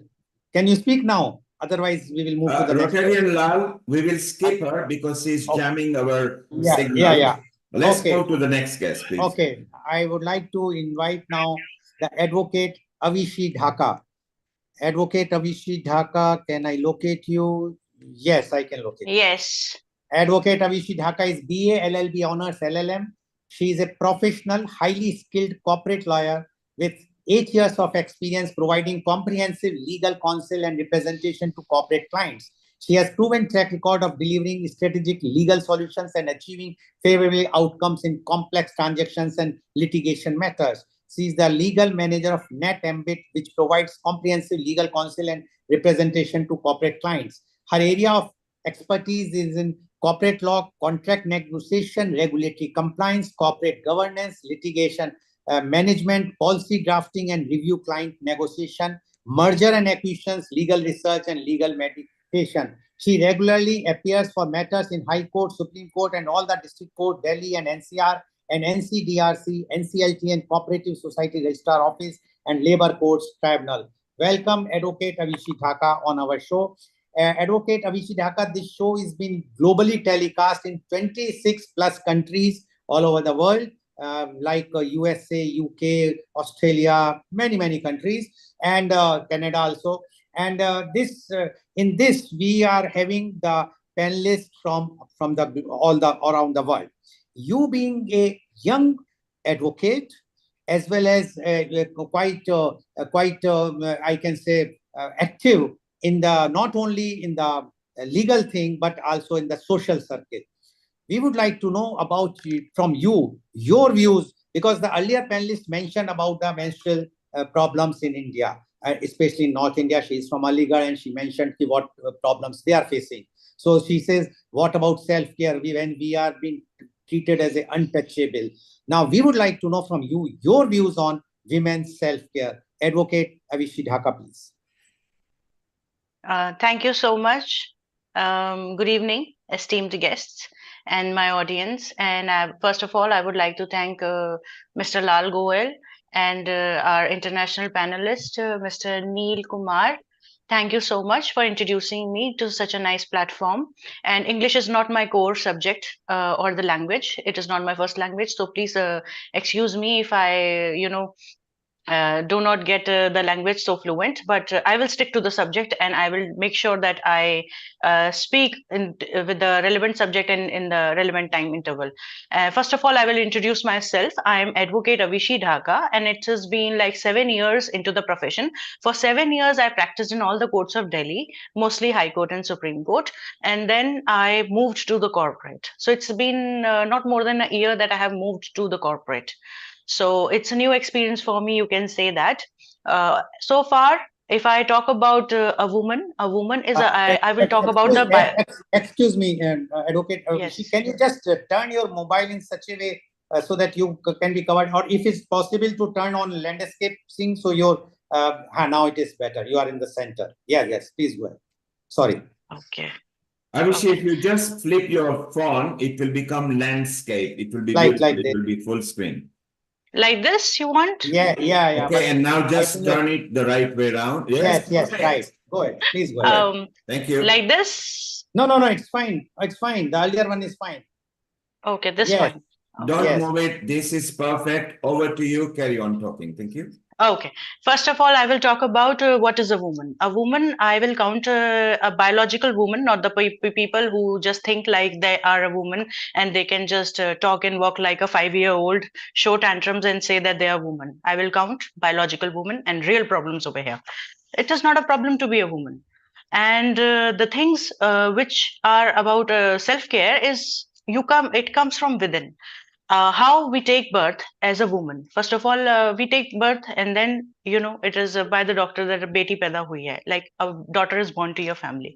How the first 5 years, how you raise that daughter, what kind of thing the mother goes through, that if she's cursed, and she's socially pressured by the family that you have given a birth to a girl. It's not a stereotypical story for everyone to repeat in the same cycle that a daughter is always cursed.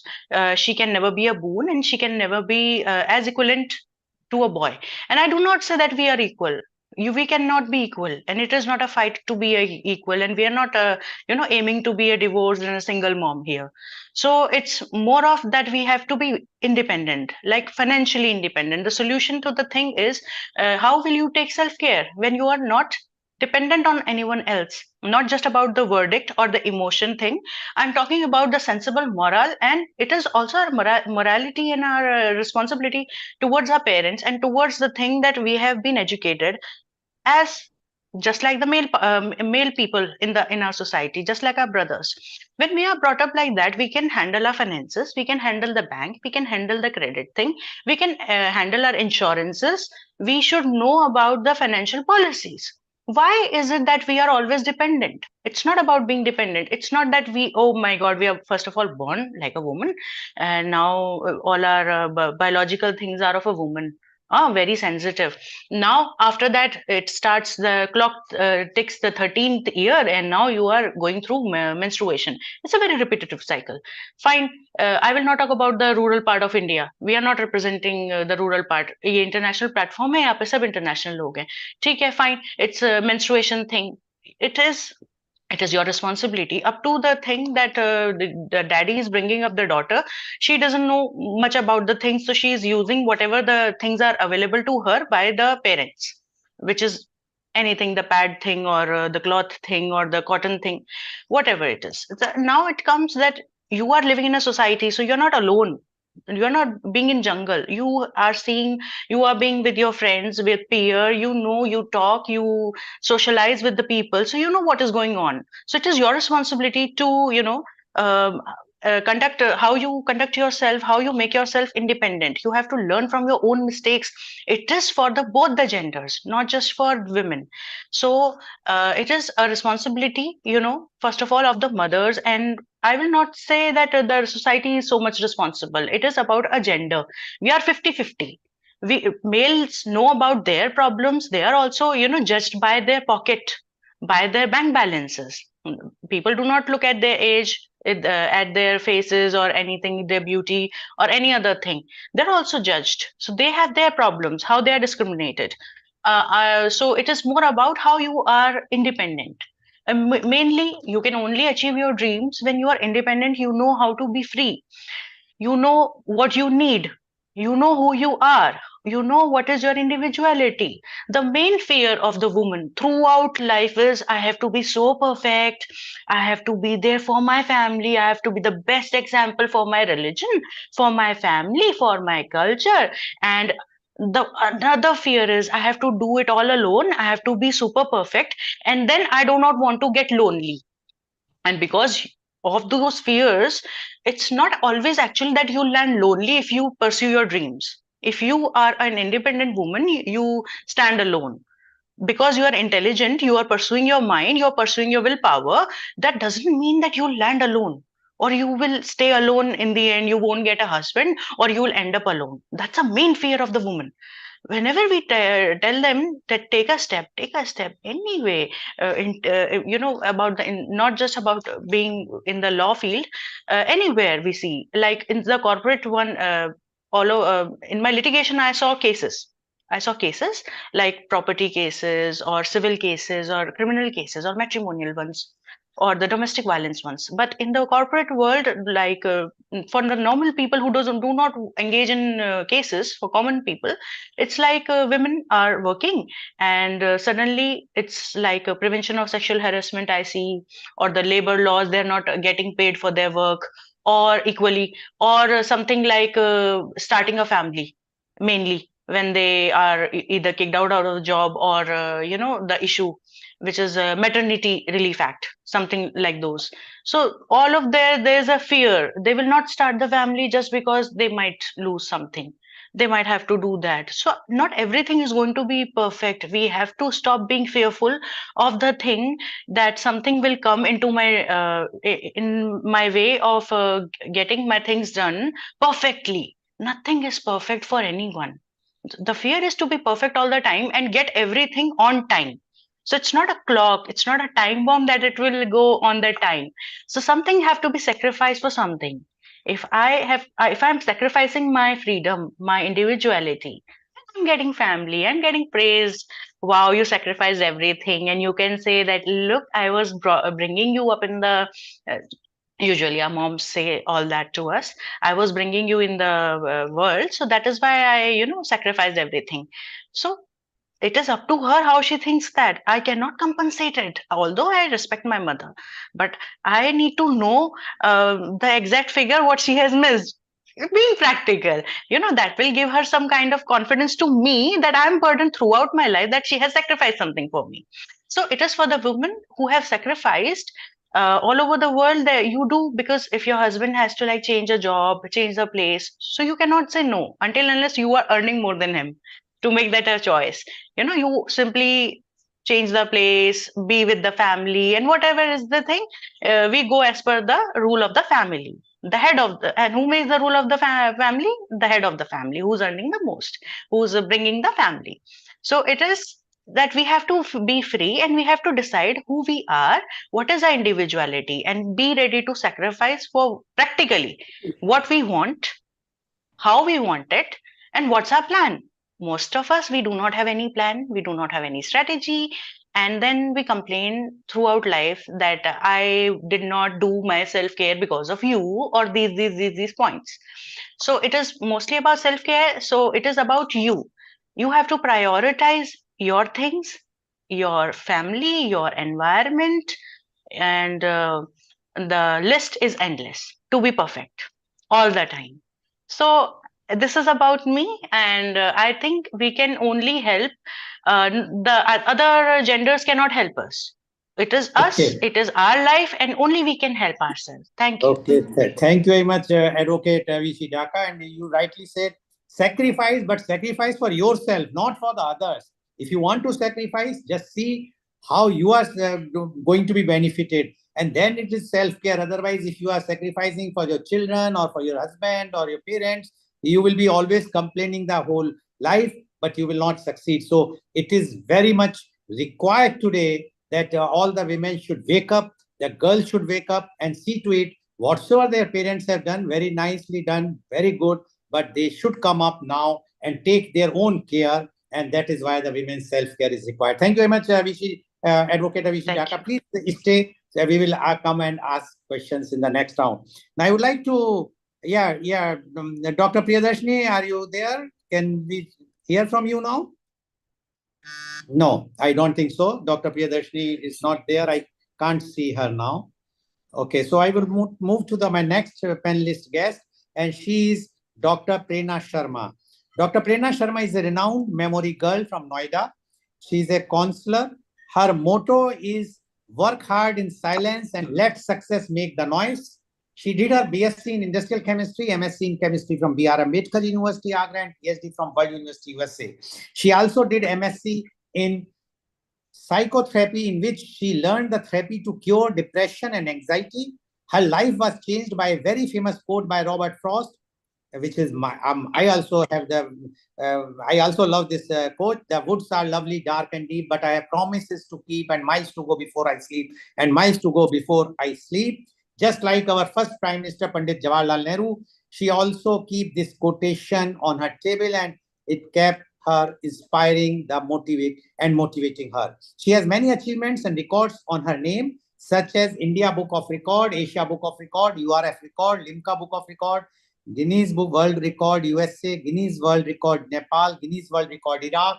She won several awards. Few of them are Rani Lakshmibai Puruskar by Honorable Chief Minister of Uttar Pradesh, Atal Bihari Vajpayee Award, Avantika Award, Top 100 at World Stages, Nari Shakti Award, Beti Awards, many more. In her guidance, 20 students participated at national and international level. She also helped 15 orphan and poor students to participate on national level. She was selected as Youth Icon of Mathura by Honorable Chief Minister of Uttar Pradesh. She is running her own Prerna Sharma YouTube channel. Welcome, Dr. Prerna Sharma, on our show. You are a renowned memory girl. And but the topic today is women's self-care. And you know that you yourself is a icon of Mathura and Noida now, because you have shown the people how you have made yourself becoming a very, very renowned memory girl. So first we would like to know from you your views on women self-care. Dr. Prerna Sharma, please. Good evening, everyone, and thank you for giving me the opportunity to express my view about a very important and interesting topic, that is women's self-care. First, when we learn about self-care, maximum people think self-care means us being a selfish, especially in terms of women. But self-care doesn't mean being a selfish. It means to take care of your mental and physical health and save from toxic and negative environment. Here I am going to take an example of my mother-in-law. My mother-in-law is a pillar of my family. We can't imagine our life without her. But when she is young, she compromised their sleep cycle, diet, health, and everything to take care of their family members. But now when she is getting old, now she is 60-year-old, and she has a panic attack issue because she didn't focus on the sleep cycle. She have no self-care tips. She have no take care of themselves. She just eat the leftover food. Like in North India, maximum, yeah, many women eat leftover food of their family member. She doesn't give a time of herself. She doesn't know the meaning of self-care. She just think if we are self-care of ourselves, then that means we are selfish. And the maximum women train like we are not a selfish. We are a Devi of Samarpan. So first we have to retrain of our brain. Self-care doesn't mean us being a selfish. It just means to take care of their mental and physical health. Here is some statistics. In India, 32% of women take care and have a real meaning of being a selfish. Not being a selfish, being self-care. Know the real meaning of self-care and and care about their health also. So, like I am a counselor and I have some tips to self-care of a woman. First, we have to retrain our brain about self-care. And the first point is just search your me time. Me time, just try to search me time from your schedule and do the thing what you are like. The second point is always remember the good thing. Do not remember the problems, issues, and tensions. Just remember the good thing, what happened in all the day, and what happened in your life, what happened good in your life. The third point is prepare weekly schedule. So many women, so many housewives have the anxiety and have a tension to prepare a food menu, to prepare a schedule. So just prepare a weekly schedule. And the fourth point is join the yoga classes, exercises, and for walk. That is also a help to cover the anxieties and depression also. And like I'm a counselor, so many people ask me how to forget bad things in our life. So I just say, just take a good sleep and write the notes in a diary. What happened, done bad in your life, just write it on the diary and just forget it. That writing a diary is a very helpful to prevent a mental issues, because now North Indians think women doesn't express their emotion to anyone. So that the point is that just write it on the diary. Do not find the person I just have to discuss with the husband, with the father. Nobody have a time. Just write it on the diary, what you are feeling, what is your emotion, what you are going through. Just write it on the diary. So maximum mental and physical problems all there. And when you are search the me time, like Mr. Lal said, just when you are find the me time, just do the what you are like. Some people do makeup, some people dancing, some people practice singing. Just do what you are like. Actually, now we are thinking ki self care means just go to the vacation. But vacation is not a long term solution. It is not like a charging your phone for 5 minutes and thinking ki your phone working whole day. That doesn't mean vacation doesn't work for a long. Vacation just give you the refreshment for a 1 month, for a 2 month only.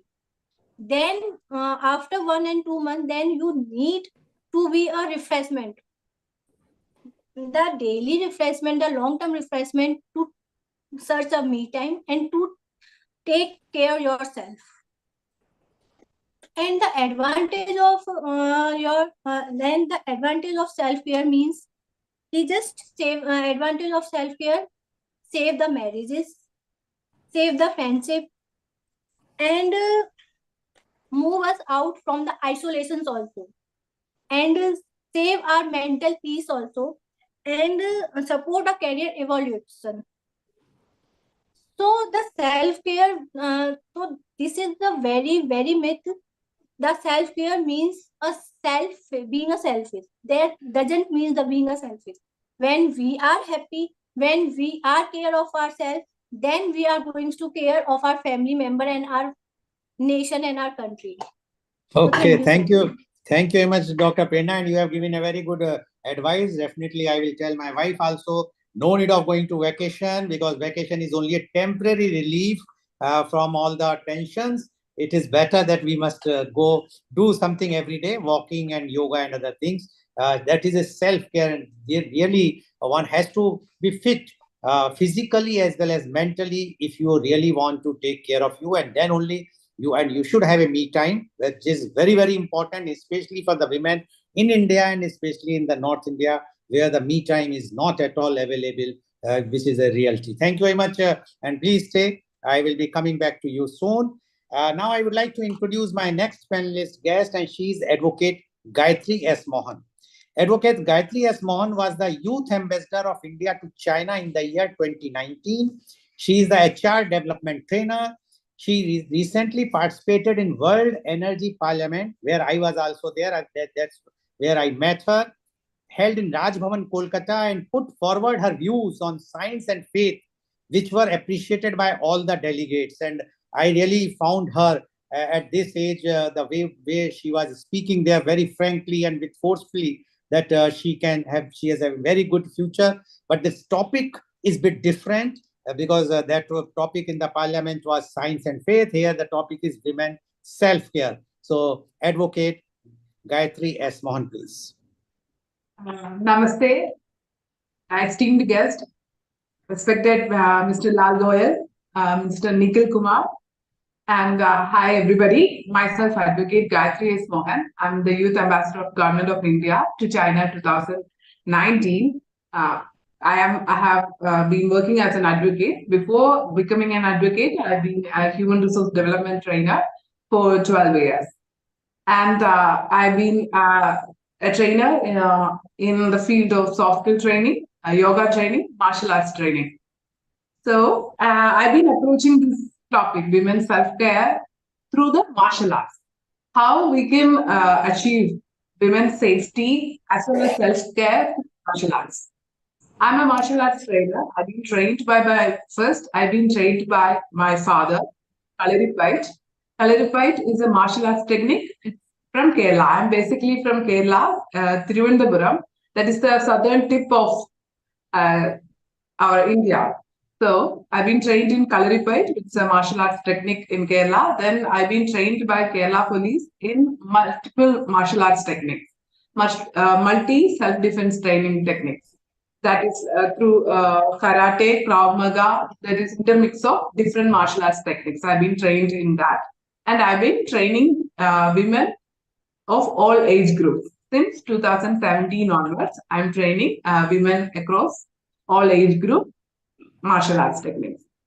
So, how we can achieve self-care through martial arts? Actually, martial arts, every woman have to learn that one, because we are in an environment where we are facing different kinds of harassments. Inside the home, it's called domestic violence. When it comes to public places, we are facing harassments, workplace harassment. Women faces during their workplace. At workplace, they faces during public transportation. Women faces harassment. So, in order to combat that one and to maintain our safety, security, as well as self-care, we all need to learn simple martial art techniques, and as well as how we can use our body as a weapon, how we can use our ornaments. For example, this is a ring which I'm using in my hand. It can be used as a weapon. Actually, this sharp edge can be used to against our harassers different points, and we can save ourselves. These are techniques which we can learn from martial arts. So, martial arts, the benefits of learning martial arts, it increases flexibility and strength of our body. Then it improves our balance and stability. Second, it increases our body awareness. How is our body? How can we use our body as our weapon? How can we combat in different situations? How, if an opponent person, if an aggressor person is tall and if I am short, what is the advantage I have over the other person? How can I use it, my body as a strength, and how can I escape myself, or how I can defend, how I can attack? These are techniques, these are things we learn from martial arts. Then we will have the environmental awareness. Are we in a safe environment, or is this environment is destructive for us? How we can use different things in this environment for our benefit if we ever face any harassment. Or then practicing martial arts definitely increases our endurance skill and stamina. Then it improves our neuromuscular integration. Then it's a great stress buster, because one of the things which keeps women away from great things is fear.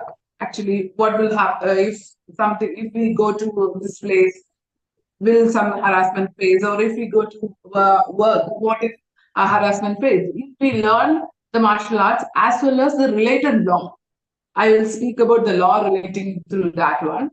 Also, what are the which are the laws which help women? I will come back regarding that one too. So, this learning martial art techniques is a great stress buster. Then it improves our concentration, it improves our resilience, then it helps to protect ourselves and our dear ones from different types of attacks. Then it increases our mental strength and mental power. And by learning martial arts, we can build a community of women as well as a community of young children where we can strengthen them. Because harassments are faced not only by adult ladies, but also harassments are faced by younger children also. Younger children also faces this kinds of harassment. So we can build healthy community if women learn martial arts and empower themselves and empower their children. A community where safety and healthy women and children will be there. Then what comes to the law point, Indian Penal Code in our country, we have for criminal acts there is a law called Indian Penal Code, which says about the punishment. There we have right to self-defense. What is called right to self-defense? That is section 96 to 106 of Indian Penal Code, which speaks about right to self-defense. If someone tried to kidnap us, or someone tried to show unnatural lust towards us, or someone tried to rape us, we can attack that person. We can even if other person shows aggression that we fear maybe rape or death will comes to me, I have right to even kill that person, which comes under Section 100. If you use right to self-defense, you are not going to go in the jail because it is a right given by the country for every human being. Because not every place police can be there with all the time. So we have the country gives us the right to self-defense, right to attack back, right to fight back. So you learn the law, which is beneficial for us. Section 96 to 106 of IPC. Then learn the basic self-defense techniques, how we can use our body as weapons, how we can use our simple ornaments as weapons, how we can use even a pen, putting there. Yes, learn it. So through martial arts, we can have self-care as well as self-defense and self-safety and safety of the community. Okay, thank you very much, Advocate Gayatri. I am lucky that you have not used any martial art on me in Calcutta or not slapped any legal case against me. But it's a really good thing because if women are aware about their rights and if they learn these things, then they can care. And self-care is required because then it also builds up the confidence which is required so that you can do many things. You can have even a say in your house. You can ask for the me time because they know that you know the conditions, you know the legalities, you know the things. Thank you very much, Advocate Gayatri, for your views. Now over to you, Amrita or Mr. Neil Kumar, so you can ask the questions. Thank you, Rotarian Lal. That was wonderful panel that you had. Let us, because this is particularly about self-care, I want to go around the panel with the Indian contingency. And just in a short 1-minute answer, I want the best tip of self-care from each one of them. So let us start with Avishi. Avishi, what is your one tip that you use to self-care for self? Unmute yourself. Okay, while Avishi is she is unmuted. Avishi, what is your one tip for self-care? My tip for self-care is to feel that you are already free. If we are not clutched by feet or hand or by brain, to be free from here, to be emotionally free and be financially free, and to be, completely understand that you already have your freedom to make your own choices, irrespective, even if you are, right now not free financially. You have the brain to make your own choices. This is what I want to say. If you have a mental freedom, then you know what you want to do. The main thing is it's a whole life ahead of you. You have to make smart choices for your own self. It's as the Noida girl said, that it's not being selfish about yourself. It's not that I'm meditating, or it's by anything that you get a mental clarity of what you are, what you have to be, and you are free to make your own choices, irrespective of how your mother had her life, how the society is living. It's up to us how we live. So thank you, Avishi. So Avishi's one self-care tips. He has got several. One of our best one is mental freedom. Get yourself mentally freed and bit of happiness will come to you. Let's go to Dr. Prerna over there. And what is your one main self-care tip that you can share with people that makes you happy and self-care love for you? Like I have already shared my tips, search a me time, where in that time just do what you want to do, not any disturbance from outside, from your family member, from friends. Just find the me time and do the what you want to do, and prepare a menu, and write down the diary, and the most important, do the meditations, affirmations, and mindfulness practice, like I have already do that thing. Thank you, Dr. Prerna. So her tip is try to find some me time. What she's saying, find time with yourself. Because if you can be with yourself, then you are self-loving and self-care will happen. Parul, What is one main tip that is good for you when you say, I am self-caring? One tip is for all of the women is, if you want to get mental stress free, then you have to do regular exercise, meditation, then it will reduce the stress. Mental health will comes to do exercise daily, and if you are fit, if you are healthy, then, well, I mean to say, healthy is the main option. If you are healthy, then it will get better. So you mean to say mental as well as physical health is very important for a woman, so then they can take the self-care, because if they are not free mentally and physically, it's not possible for them to take self. Yeah, thank you. Over to you. Wonderful, Parul. So Parul's tip is very simple. Try to stay healthy, because health is the biggest wealth.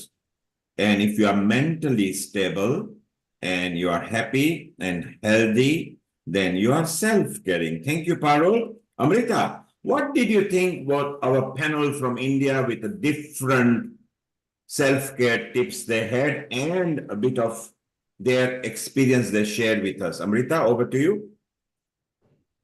Thank you, Neil Kumar, and thank you, Lal Goelji. This was a good panel because women's self-care is a very big topic and there are a lot of facets to it. And I think Lalji has tried to add up all those facets, right from the physical beauty to the mental beauty as well as the spiritual beauty, in which the preservation of that aspect of an individual beauty from various ways is also very important, whether you are understanding the laws or the regulations by which you can protect yourself, or by understanding how to build your own self-confidence, or by being mindful and learning the techniques to be mindful to enhance your spiritual health perspective. So in your own way, I think there has been a good package of every thought that has come up, and overall it will help in a self-development as well as self-encouragement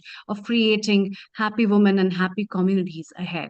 And Amrita, Thank I you. notice, as usual, our Rotarian Lal always brings people from different state, different background, different ages. So we see medley of information that comes to us.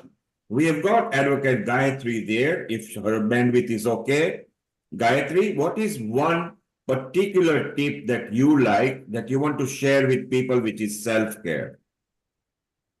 I actually relax most of the time in the environment. I take myself solo trip to the beaches, to the hills, to the farmlands. So it calms me a lot being with the nature. It helps me realize that I'm part of this great universe which is infinite, and I have infinite potential inside me. Thank you. Gayatri So relax. shares what Dr. Prerna shares. Have a me time. Have a me time. Go on a holiday with self. Explore other avenues.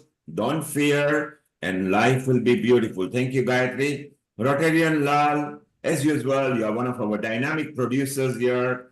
The series of people that you bring from different states, different countries, sometimes as well. It's wonderful. Rotarian Lal, it's time to welcome our USA company, which are actually 1 hour earlier today, but we'll have them for 2 hours. So their time zone has changed. Rotarian Lal, how did you feel that the women spectrum delivered today with some self-care tips for women? Thank you, Neil Kumarji.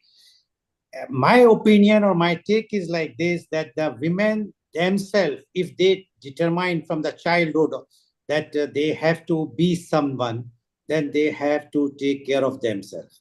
And for that, what our panelists have mentioned, first thing is the mental health, physical health, as well as me time. But it is only possible if your family provides you this thing initially. And the role of mother, again, the women, always I say, women is, we worship women, but women is the biggest culprit.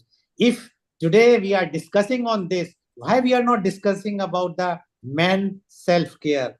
because we are not discussing, because the women give the priority, mother always give priority, especially in India, to the son. And there is a difference between son and daughter here. And once there is, until as this son and daughter difference will not go, whatsoever discussions we do, it will, yes, it will give some impact. But the first thing is the mother should change the attitude. And for that, I think the self-care is required and more motivation is required for the mothers, and which is possible with such type of programs that mothers should understand and they must treat. And today's my idea to bring this type of panelists where there are many young girls are there, that when they have a family, when they have their children, they must not differentiate between boy and girl. Then only tomorrow when that child will, whether the girl or boy, then we don't require any self-care discussion, except yes, beauty, we must require discussions about the how to beautify yourself. Although I always believe that beauty is from inside, not from outside. The eternal beauty is always from the soul, and that is why I always treat all the women beautiful. I think that they all are beautiful, which whether of caste, creed, religion, nationality, it makes any difference. This is my take, Mr. Neil Kumar. Well, that comes from our Rotarian Lal, who is a producer, who himself is a world-class leader for organ donations. But apart from that, he dwells in multifacets. He says that the beauty is within. You don't have to worry about your aesthetics. Just be beautiful inside. It will reflect on your aesthetics. And Lal, Rotarian Lal actually challenged you all women. Why just women? We want men's self-care too. So hands up all the women that we bring a men's episode. Just put your hands up if you are in agreement. 1, 2, 3, 4, 5. Well, the whole panel, everybody has raised their hand. So Rotarian Lal, you win. Sometimes maybe in July we'll have a men's self-care. Thank you very much. Stay around. Let's go now to, so we were in Croatia, then we went to Egypt, then we went to Israel, then we went to many other countries, and we went to India too. But now what we will do, our USA contingency has come 1 hour early. Well, because the time zone has changed there, and we will have them for 2 hours with us. We will say hello to them and involve them in our next part, where Vaishali is going to give a bit of another demonstration. Bindu, you are in India, and we had the Indian contingency. You know, Parul was there, and Prerna was there, and Rotarian Lal was there. What are your thoughts? Did you resonate with some of their self-care tips and everything? Because you are in Bharat, in India as well. Yes, Neil Kumar, thank you. Wow, it was so filling with the pouring of beautiful knowledge from beautiful ladies around the world, and especially Indian women. They have expressed their whatever the what you can say. I just the feelings what one woman should do this about the self-care, the me time, the self-defense, the mental stability. It's very, very necessary for all our women, and especially even taking care of our outer look, which is showed by the Vaishali Acharya, and it was phenomenal. So I guess woman So we has just, to Bindu, take we care. remind that Vaishali actually showed the people brown, smoky eyes. So that's aesthetic look that makes you feel good. Internally, Yes. we discuss how we feel inside. And Prerna, if you noticed, she actually agreed that me time, and I Me think time, even yes. other ladies say that have a me time and travel as well, Parul, mental yes, freedom. yes, absolutely. Once you are happy within yourself, automatically your beauty comes out on your face, on your body, and you can rejuvenate your age, and you can reverse your age by looking happy and stay happy, believe in yourself, and never think that you can't do anything. You have all the potential, all the capabilities. Just we always experience stress by what we put in our bodies and what we put on our bodies, and the thought we think, and the choices are very, very important. What kind of choices we are making it in our daily life. which is very important, and we have all right to choose whatever we feel like doing it. So do whatever you feel like doing it. Stay happy, stay hydrated, nourish yourself with a good diet, and go out with and indulge yourself with the nature. Get connected with the nature. So can I do one small practice, Neilji, Yes, with Bindu. everyone around here? Bindu, stay around. We'll come back to you. We just want to get people. All So right. stay around. In about 10 minutes, we'll come to you. Bindu is a very All good right. example. She almost her life came into oblivion 3 times in her life. And look at her today. She is a dynamic person in Mumbai. She is a happening person. She heals people. Bindu, stay around. We'll come back to you. Let us I welcome will. Vaishali. You had a wonderful time with our expert Sharon Lloyd and other people. You earlier did a demonstration. For those who have missed out, go back to the same link, which becomes a recording link. You will see how to create smoky eyes professionally, and you can connect to our Vaishali Acharya, our resident beauty expert and an aesthetic expert and prosthetic expert and a healer. And if you want any personal advice, you can connect at Healing Our Earth. We connect everybody. Vaishali, before you comment, let's first welcome, let's now go to the other side of Atlantic from UK. We've traveled different countries. First, we welcome our smiling Cindy Tate, who has been part of Healing Our Earth prior to that. So Cindy, global namaste to you. And our Clara Apollo as well, who has been on Healing Our Earth. Sharon, a brief hello to both of them. Stay around. We'll go to Riddhi, one of our yoga expert producer, and we go to Danada, who is our Ayurveda expert. She runs Veda Mela in USA, which Sharon and Danada are going to take it to different states over the next 10 years, which will be beautiful. Sharon, global namaste to you. Global namaste. It's always a pleasure to be with you. And here I am in my beautiful Indian outfit that I got at the from Ramloti at the ashram. We have these people come and they donate their saris and all their different, churidars, etc. And then she sells them for like so inexpensive. It's just amazing. This to me represents Lakshmi, of course. And Sharon, and this is the signature color of Healing Our Earth for women's self-care. It is a dark pink, as has Riddhi. If you notice, Riddhi has got a bike pattern there behind in a backdrop, which is a signature color of Healing Our Earth. So it's looking beautiful. And Sharon, just a quick introduction on Cindy and Clara before we'll start talking to them in about 10-15 minutes time. All right, we'll start with Cindy. Let's see, Cindy is one of my closest friends. We'll start there. She's an extraordinary healer.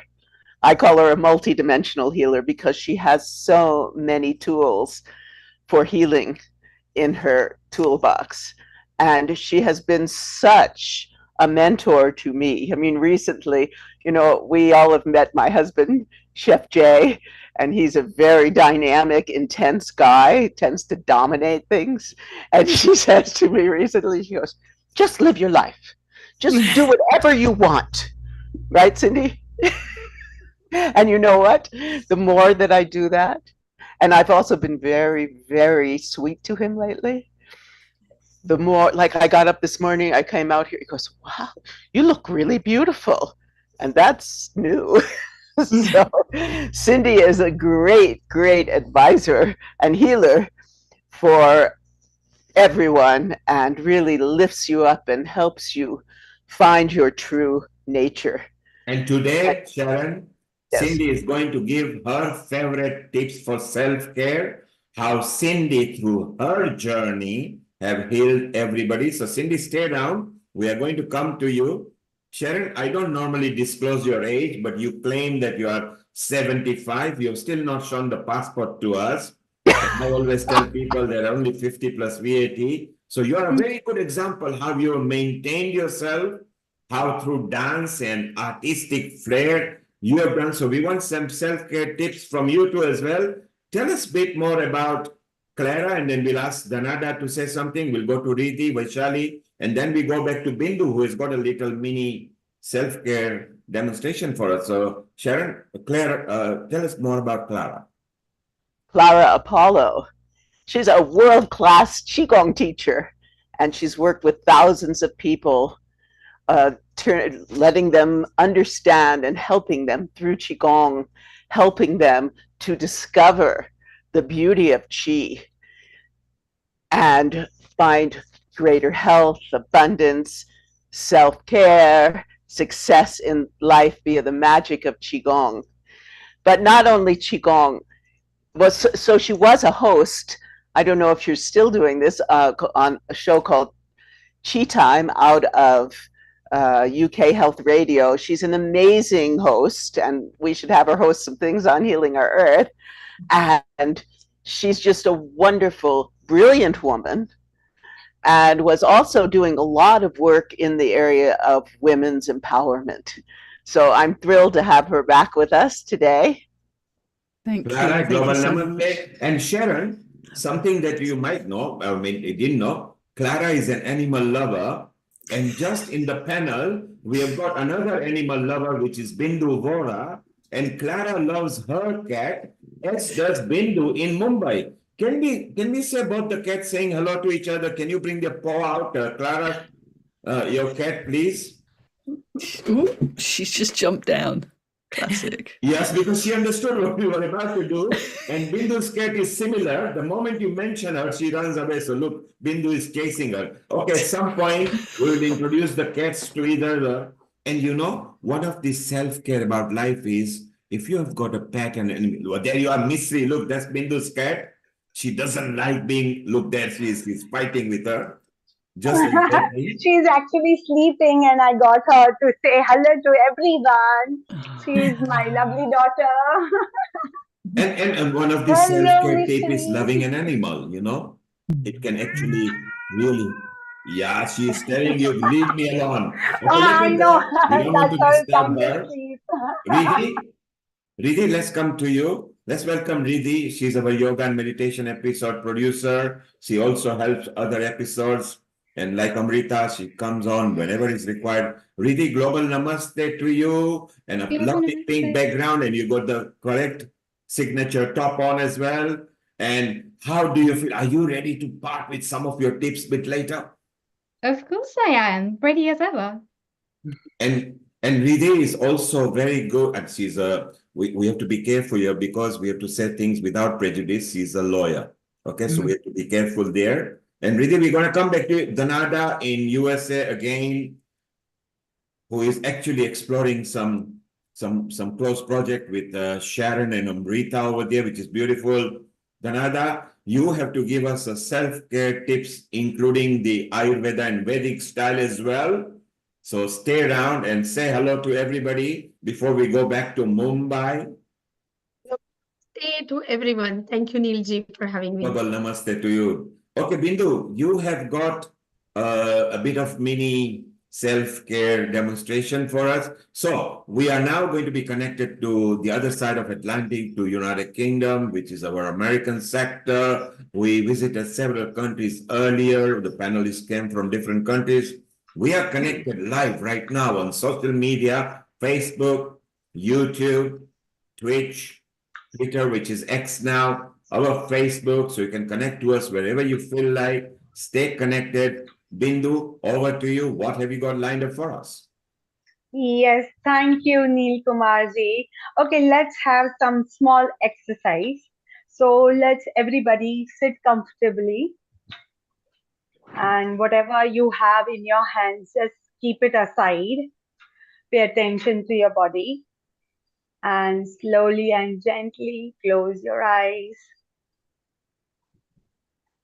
And now inhale with me through your nose. Exhale through your mouth. Inhale through your nose. Exhale through your mouth. Now repeat this after me in your mind. Inhaling love. I'm exhaling all the gratitude towards the world. I'm inhaling the peace. I'm exhaling all the stress I'm having in my life. I'm inhaling the love and I'm exhaling all the hatred. I'm inhaling all the acceptance. I'm exhaling all the intolerance. I'm inhaling all the courageous. I'm exhaling all the fear of my life. I'm inhaling all the unconditional love. I'm exhaling all the toxic thoughts of my life. I'm inhaling all the positivity. I'm exhaling all the negativity. I'm inhaling just the good shit of my life. And I'm exhaling all the bullshit of my life. And just keep a hand on your heart and repeat this also after me, that I will take care of my body, mind, and soul. I will give myself 6 months to get into the habit of practicing radical self-care and self-love. I will block all the unnecessary numbers which is no longer required to me. I will declutter everything which is so unnecessary of my life. I will wake up earlier and I will get dressed up even though I am not going out. I'll put on makeup on myself to look beautiful, to make myself so beautiful. I will eat healthy food. I will write journal. I will have spa days and me time. I will do my exercise. And this is only my life. And I will do whatever I love to do. And I enjoy every aspect of my life. No more waiting. And I'll be the person will always wanted to be. This will be not like other times. This is time to challenge, to change. And I will stick to my habits. I love myself. I love myself. I love myself. And thank you, everyone. You can open your eyes. You can hug yourself and say, I love you. I am beautiful. How does this feel? Well, let us ask the ladies how they felt. And Vaishali, how do you feel what Bindu just did a mini demonstration for us? Yeah, Bindu, first of all, whatever affirmations that you said, it's so important as a woman because every affirmation has an energy. We all know that whatever we speak, we think, it has an energy. It goes out into the universe and it comes back to us, you know. So the first inhale and exhalation exercise, I really loved it because it was really calming down. You know, it sets the tone of the of your meditation. And after that, what you said about every affirmations, it was amazing. It's really lovely. And being a woman, it's so important, you know, and it's a self-care episode. So yes, definitely. I love it. I absolutely love it. Thank you for sharing this. Thank you. Thank you, Vaishali. Thank you, Vaishali. Thank you, Vaishali. Let us ask our Dr. Lakshmi Vyas, because she loves this kind of things. Dr. Lakshmi Vyas, global namaste to you. And what did you feel while Bindu was just talking to us? Global namaste to all of you. Bindu, it was wonderful. Thank you. Like it gave you energy, you know, additional energy, and at the same time, it calmed you down completely. So thank you very much for that. Thank you, Dr. Lakshmi Vyas. Let's ask our Lata how she felt while she was observing what Bindu was saying. Lata, global namaste to you. Global Namaste, everyone. Global Namaste, Neilji.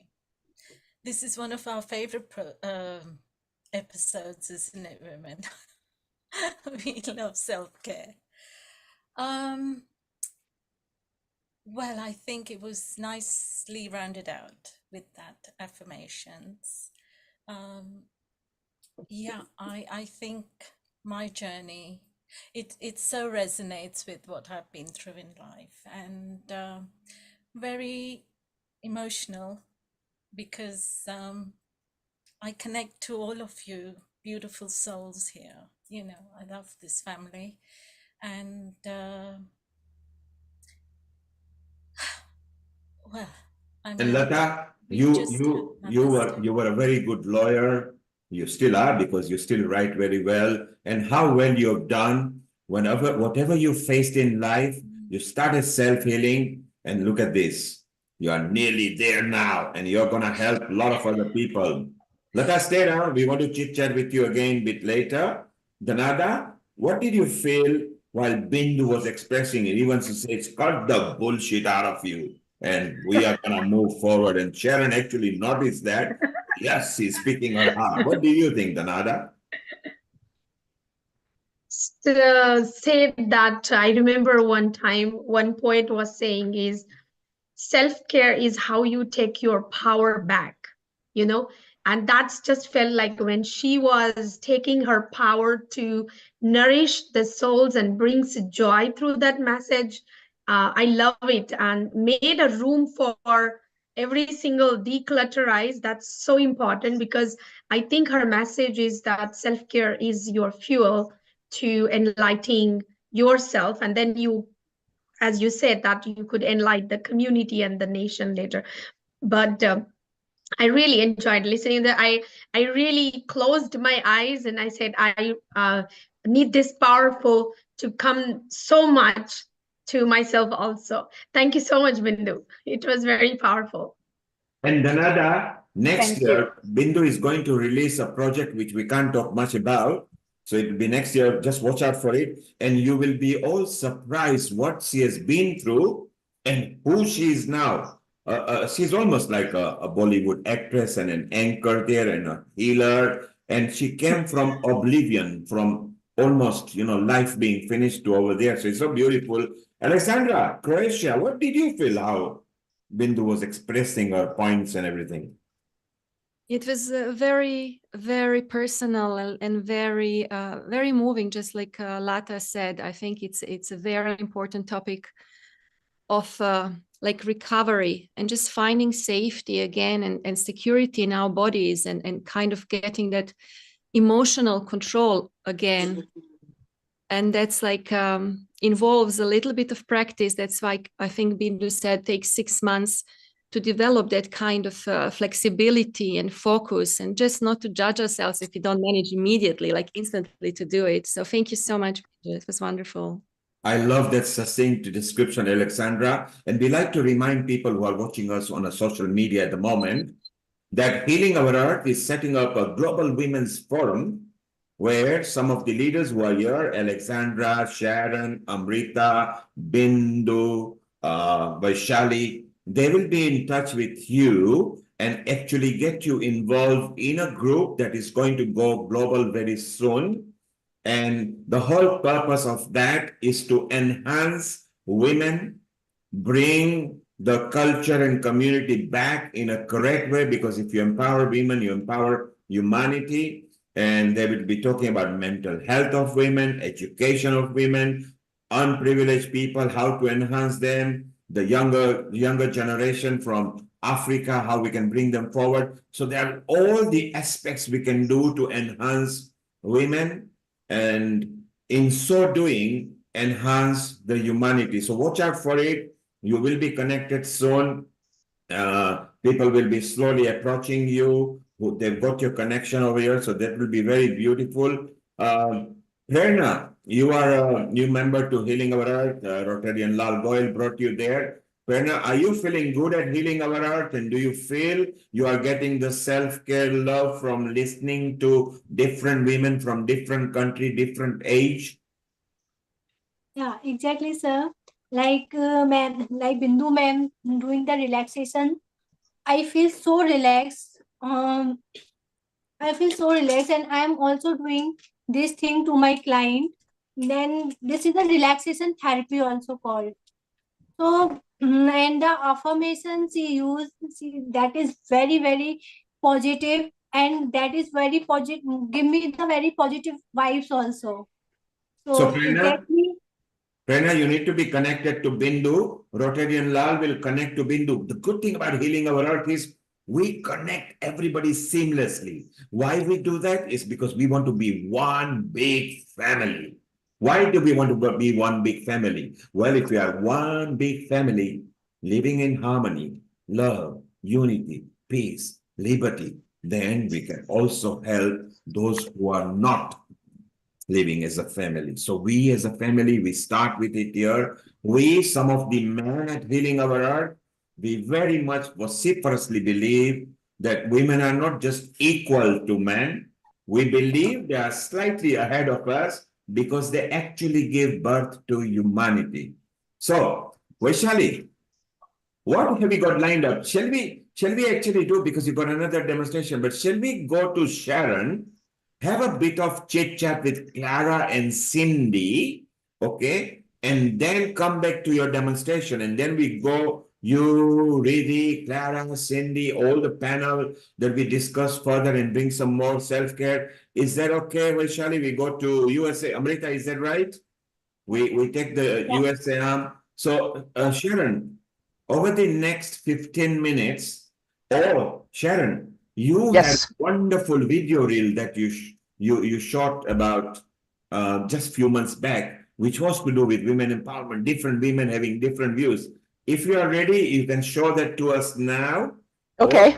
Chat with Cindy and Clara and show us the video. Then we go for live demonstration by Vaishali. Over to you, Sharon. Take it away. Well, let's watch the video. Okay. And then we'll talk. This is was filmed in Crestone. You get a sense of Crestone and the beautiful women here.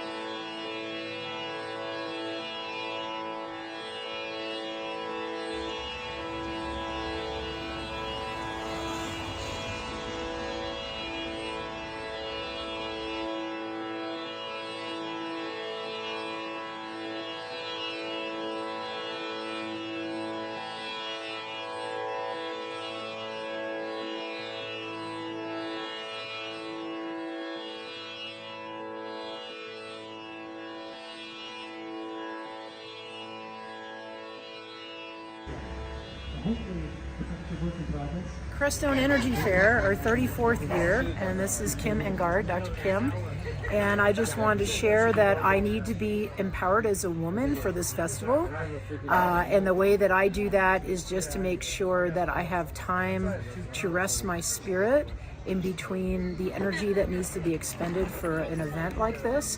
All of us are volunteers and putting 150% in, but I feel great and I have wonderful energy here. It's an energy fair to support us and help us be able to be vital and full of wellness. So thank you. And thanks for Healing Our Earth and everything that I've been involved with such a wonderful group. Thank you. Hello, my name is Yvonne, and I am here at the Crestone Energy Fair to give power back to people who need it. We deal with women, women's health, self-care. I came into this program making this syrup so that women could reach back first thing in the morning and take the energy they need to make it through the day. One night, the universe spoke to me and said I should try CBD. And I did. And it works phenomenally. So I have a product that I make. It's 3 simple ingredients. CBD, it's with dates, full spectrum CBD, and distilled water. I take it every day. Starts my focus off first thing in the morning. I had 2 knees replaced last year with it. So I'm gonna keep going and offering the opportunity for other people to heal the same way. My name's Lindsay, and I am a wife and a mother, and I live at the Crestone Mountain Zen Center. I work with like my microbiome and the microbiome of the earth, and my psyche being of the earth, and that's how I kind of feel most alive. And then my practice is, relating to my children in that way, and my marriage, my partnership, and my friends, and trying to be just as embodied and authentic as I can. I find we're being called to a new level of sovereignty, and so really looking at our old guru-teacher relationships, or what books tell us, or the internet, and developing a inner voice and an inner knowing, a gnosis, so that our power remains in our body and it's not given away to false belief systems or anything that you prescribe to that's not really you. And so this is the time for women to come back and reclaim what motherhood is, what marriage is, what being a beautiful feminine being is, and each woman that's going to look completely different, and that's the beauty of it. So yeah, just right now it's like women unfold and unravel who you are and what your uniqueness is, with no compromise, none. So I'm Star Sights, here in Crestone at the Energy Festival. I used to live here. I love this community. I've been trying to get back, but right now I'm living in Santa Fe, which is a wonderful alternative. Well, I can't say that I feel 100% empowered as a woman. I would like to feel that way, but it's a process that one goes through. Just following a path of wisdom, spiritual practices, and readings or whatever, studies. All that helps develop one's spiritual sense, and through that one can become an empowered person, an empowered woman.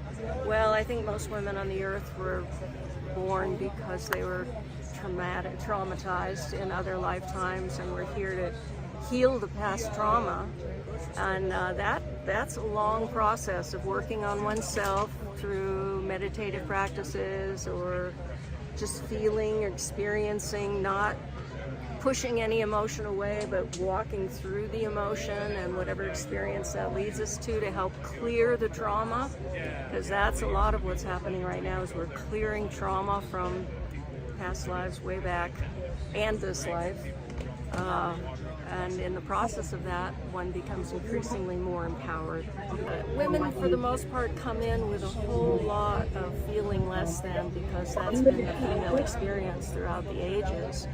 And now we're, at least in being born in America, that's so we can be re-empowered. Not the whole world, but a lot of places in the world are re-empowering women. Hi, I'm Zena, and what I do to take care of myself is I like to do skincare, and it just really gets me going, and it's really good for your skin, and it like cleanses me, and I feel so refreshed after. And going on walks daily and going outside and taking deep breaths really takes care of my self-care. That's the key to self-care.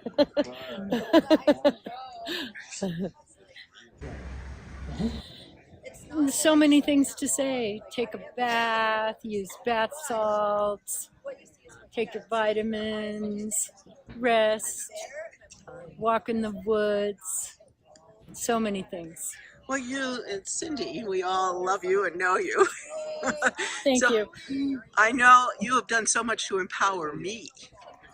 So tell us a little about what you do for women. Well, it's not just women, but I encourage everybody to do their divine connection so that they can feel confident and happy about who they are and what they are. Okay, so my name is Brooke.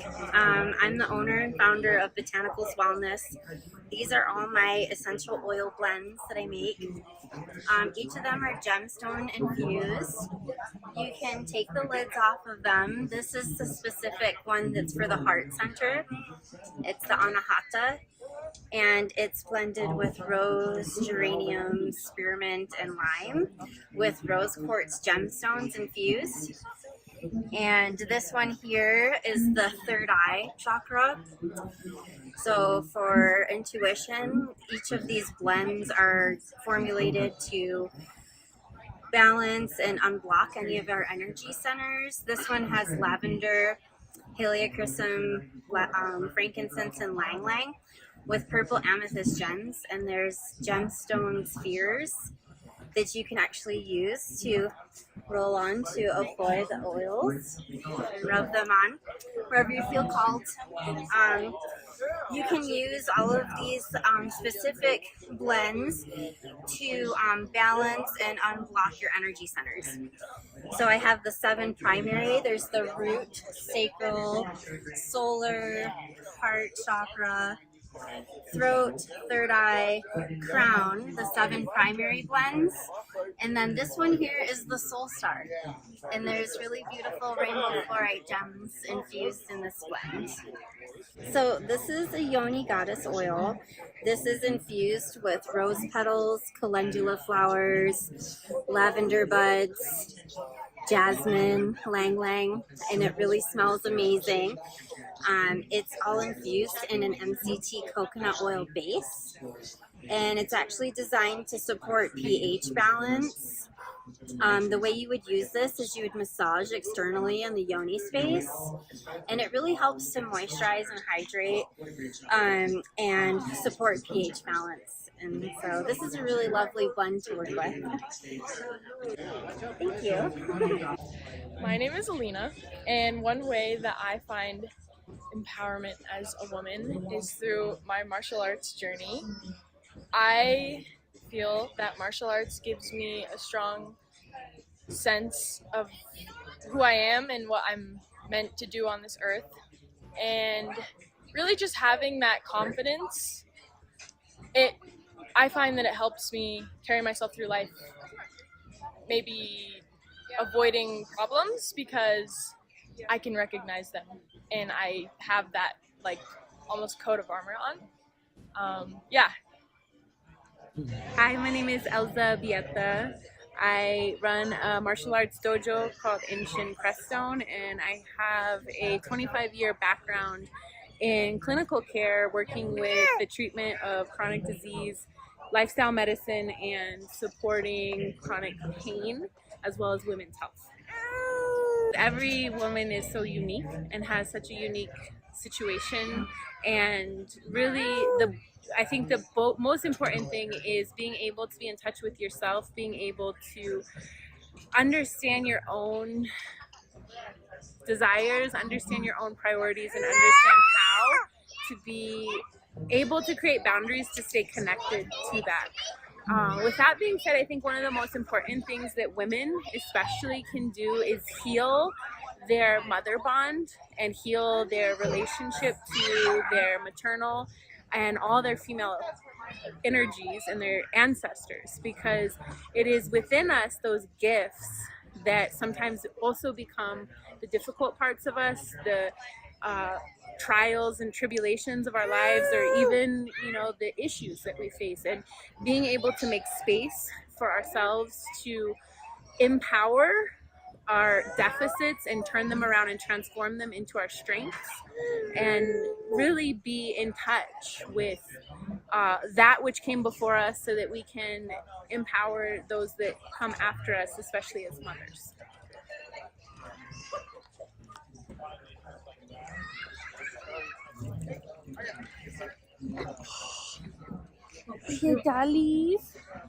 My name is Kat Salazar. I'm a newborn mom. Been a mom for 6 months, and that journey has been completely life-changing. I have realized that, this hasn't just been about the birthing of my son, but it's been the rebirthing of me as a woman in this world. Yeah, it's the most empowering initiation I have ever been through in my life. I have fully stepped into this power. I've never felt more confident about being in this space. And basically, what I have to say about this journey is it all starts with us. You know, us women are the creators. So we have to make sure that mind, spirit, and body are completely connected before we bring these children into this world, because they are what's going to change the planet. Oh, the divine masculine and the divine feminine. What a dance. About 20 years ago, the Divine Mother got my attention through my art, and I didn't understand it. I was like, all of a sudden I'm making this bizarre ceramic sculptures and images at an art school. And the last 20 years, the Mother has just come into me in beautiful ways.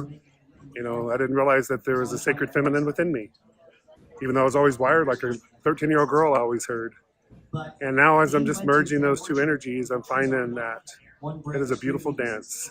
And I'm all for the rise of the matriarch right now. The patriarch, step over a little bit, support, protect, and let the feminine rise in all of us and everything.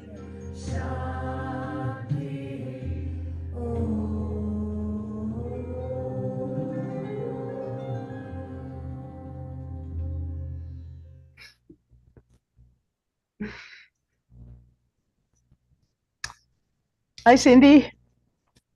Hello. You forget how beautiful it is here. It was, and all of the beautiful women. I haven't seen that for a while. So, yeah. And is Clara with us? Clara, are you there? So that was really fun to create all these beautiful women in a beautiful setting. My nice iPhone camera. Sharon, I want to say something after watching your video, and you started that you feel like Lakshmi today because you are wearing what you are wearing, and the end of the video, you know, it's a goddess Durga, and all the women who talked about, you know, feminine energy, and it was like it took me in a different dimension. I'm telling you honestly, this video is not just a video. I'm not sure, but what I felt, because I would really like to know that what I felt, if anyone from this room felt the same, because the video itself has that vibe, you know, that connection. And feminine energy definitely is the strongest energy. It's a healing energy, and everybody needs that energy. And amazing, Sharon. And you know, I want to do pranam, you know, in your Bharatnatyam, like Kathak style, you know, like I really wish I knew that, you know, how to perform that namaskaram to you. But yes, namaskaram to you for that. Amazing. Thank you. Truly grateful for this video. Amazing. Riddhi, what did you feel about Sharon's video? Did you feel the same connection, what I felt? First of all, Sharon, a global namaste. And thank you so much for bringing together all of these different healing modalities. It's just absolutely fascinating to see how the masculine and feminine can come together in all of these different ways as a beautiful dance together in divinity, bringing together the masculine and the feminine. And something that really, really stood out to me there was in terms of the whole dojo and martial arts, being able to defend oneself as being a woman, being able to step into that empowerment within that power itself, deep within. And at the same time, it works beautifully on our mental energies, on our emotional energies, everything coming together as a beautiful dance. And I think that is so important. It's actually key for being a woman to be able to grow up with that whole mentality of just being whole, just being complete as we are, not having to go outside for any kind of validation, but being able to validate ourselves from within. And I think that's just purity in itself. And it's absolutely true that we don't have to be feminine or masculine. It's a divine dance of both of them. As we call it in the yoga tradition, it's Shiva and Shakti coming together. As we call it in the Western tradition, it's that whole dance of being able to heal those wounds that are deep within, being able to heal those paternal wounds and those maternal wounds, and just being able to forgive and let go. I think as human beings, that's one of the hardest challenges that we face, is the ability to be able to let go, because we hold on to everything like a tight fist, as if we're holding on to a rope, and we're expecting to go forwards, but we're hit with resistance, which is keeping us stuck because we haven't processed everything around us. But the beauty and the dance of it is to be able to just be present in the moment and to experience life as it is, and know that we have the ability to deal with it.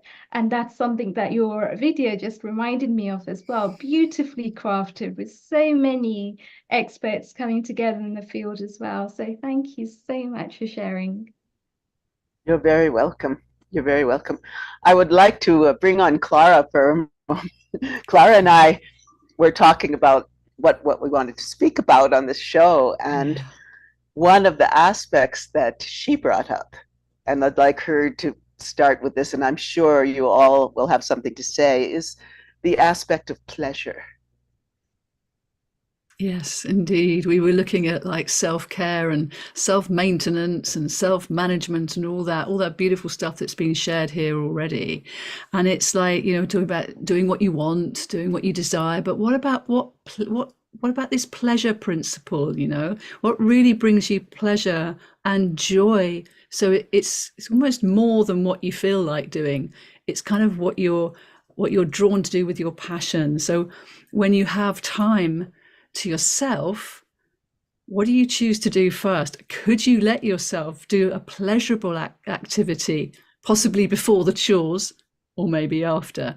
But it is looking at, what does self-pleasure mean? And, you know, it can be, you know, connotated in the sensual way as well. And that is part of being a woman, of course, and not to neglect that aspect of ourselves, because that's our ultimate sort of that sensual creative force that is so key as a woman of any age to be able to tap into. And I just love that this is coming, this topic is now coming in after watching that video, because I was really touched by the pleasure on these women's faces when they were speaking about what they were doing. It was just so heart connecting. I think that's probably what we're all picking up on, and that it was shot outside and they were all channeling their unique flavor of the great grandmother earth, that is the feminine principle that teaches all of us how to self-care. And yes, she can be ruthless just as much as she can be holding and kind, and it's reminding us of that spectrum of being a woman. And back to your topic of the whole self-pleasuring principle and getting rid of that word guilty when the word pleasure is used. Mm-hmm.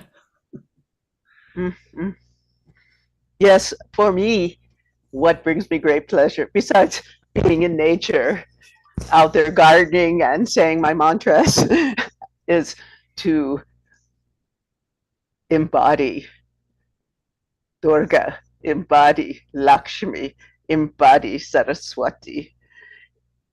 There is a power in that I learned, I have to say, from my Guruji, Sitara Devi.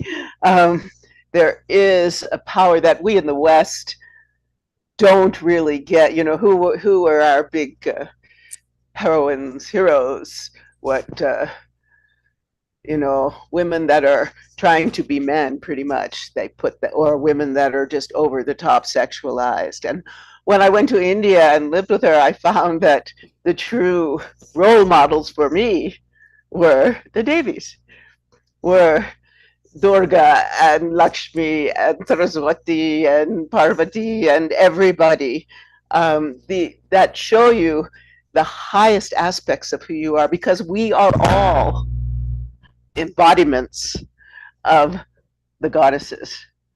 And to bring them into our lives and say their mantras and dance their dances, to me, is the greatest pleasure. Lakshmi ji, what do you have to say about that?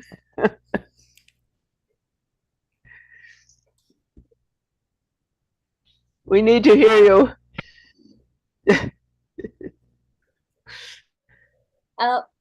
Lakshmi ji, can you please? Okay, I think we are not Yeah. able. So as you were talking, I was just going through the entire Yellowstone region and all those hills and valleys and all what you were talking about. It went ringing into my ears, and I said, "Ki, what if I just go and meet you in your place and see all of you and enjoy the the weather as well as the beauty of the landscape?" I was just thinking, because I'm purely and purely a nature person. If you ask me where you want to go, I would say I want to go and look at the stones in probably in Yellowstone National Park, or probably in Giant's Tower or something like that, because I love the rock formations, etc., etc., which the God has made. It has come naturally, and I wonder, how this has come. It intrigues me. So these are some of the things which I was thinking when we were talking about nature and talking about how we take care of ourselves.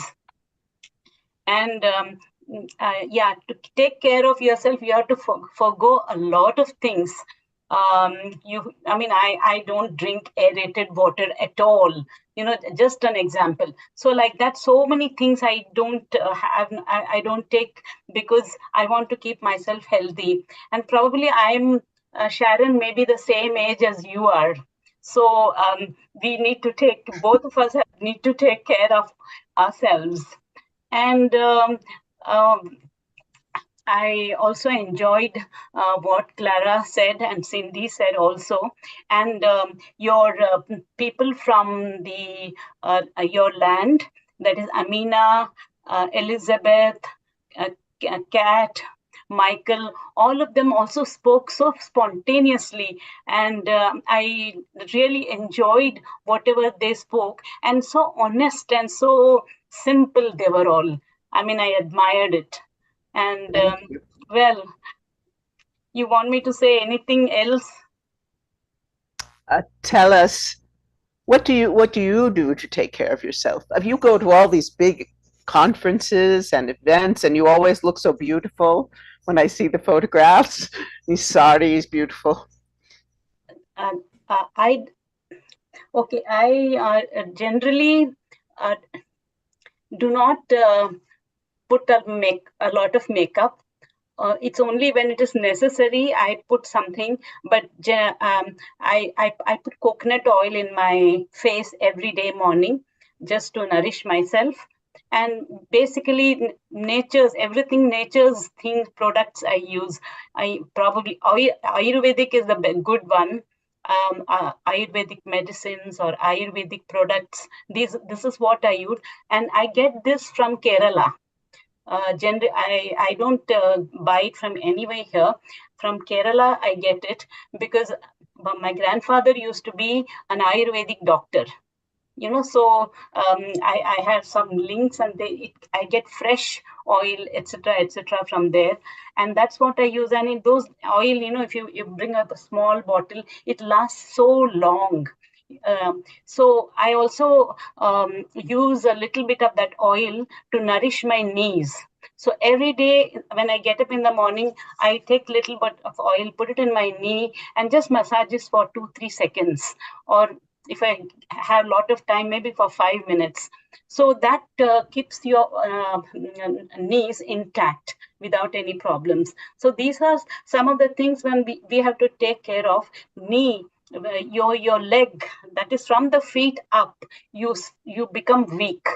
So that is the area which you need to keep intact. And that's why that part of the body, the lower part of the body, you need to get nourished. Put some oil and keep it very, very nice. If you see people who are old, the toes, etc., they have no life. Sometimes, so you have to keep on nourishing, the toes, etc., with some oil. So these some of the things which I learned from my grandfather. I follow all that. That's wonderful. I want to tell you all that Dr. Donata and I are working to bring one of the Veda Melas here. We're having a big event in August, Earth Stock, each day dedicated to a different aspect of healing the world, very similar to the different topics that we bring to healing our earth. And so we're bringing her Veda Mela for the weekend, so Friday, Saturday, Sunday, here to Crestone. So you should all come join us and experience the beauty of this place. Where mainly it's going to be in a really, really beautiful retreat center. So that will be, let's see, it's a week long, but there's also a 4-day, 3-day weekend. It's like August 19th to about the 25th. And we'll have the Veda Mela, but we'll also bring in, I hope Clara will be coming, and we're bringing in Qigong and other healing modalities. And we're going to have a little film festival. And every day, one's Environment Day, one's Women and Children Day, one's Peace and Justice Day, and then the Friday is the Veda Mela, and Saturday is all sacred music and dance and workshops. And so Neil has put us together, and we're going to do these beautiful events. Wonderful. Good. Amazing. In fact, after watching your video, like I'm sure that, just like me, what I'm feeling right now, just flying away right now over there. And because the energy is so powerful that you showed in the video, and I can feel it. And like you said, Lakshmi, Saraswati, and Durga, and just quickly, I would like to say that every day I read Saptashati Chandi Path every day since so many years. Not the whole part, but Devi Kavach, Argala Stotra, Kilak, and Siddha Kunjika. This is my worship to Devi. And just now what you said, I felt like just reciting those 2 lines from Argala Stotra in Sanskrit, if it is okay with everybody. Oh, yes, please.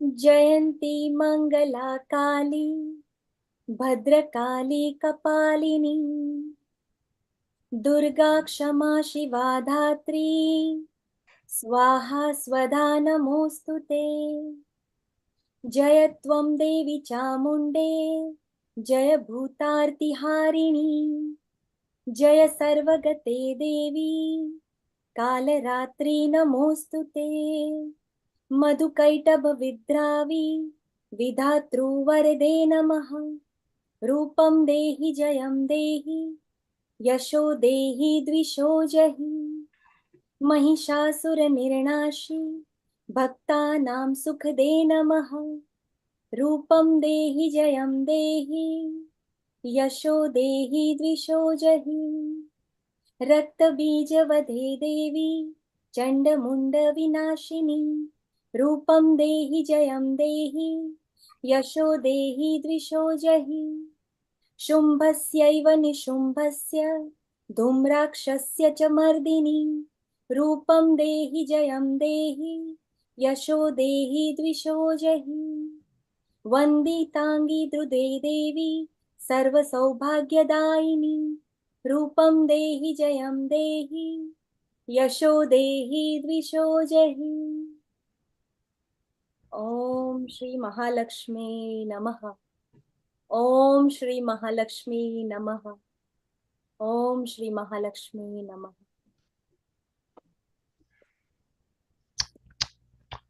Oh, so beautiful, so powerful on this day of women's self-care.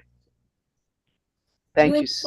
You inspired us, Sharon. You inspire us. It is something that at healing this happens, that nothing is planned. It's not something that this was planned, but it is an energy, and you just cannot, stop reciting something, and you invoked that energy in all of us. So Oh, thank you.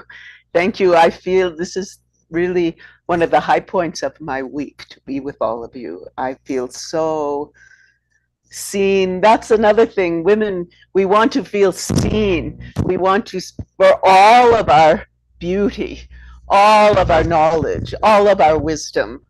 And that's what Healing Our Earth is all about. Seeing, really seeing to the depths of the heart of each individual, whether male or female. So here's our future events, Healing Our Earth. Here we go.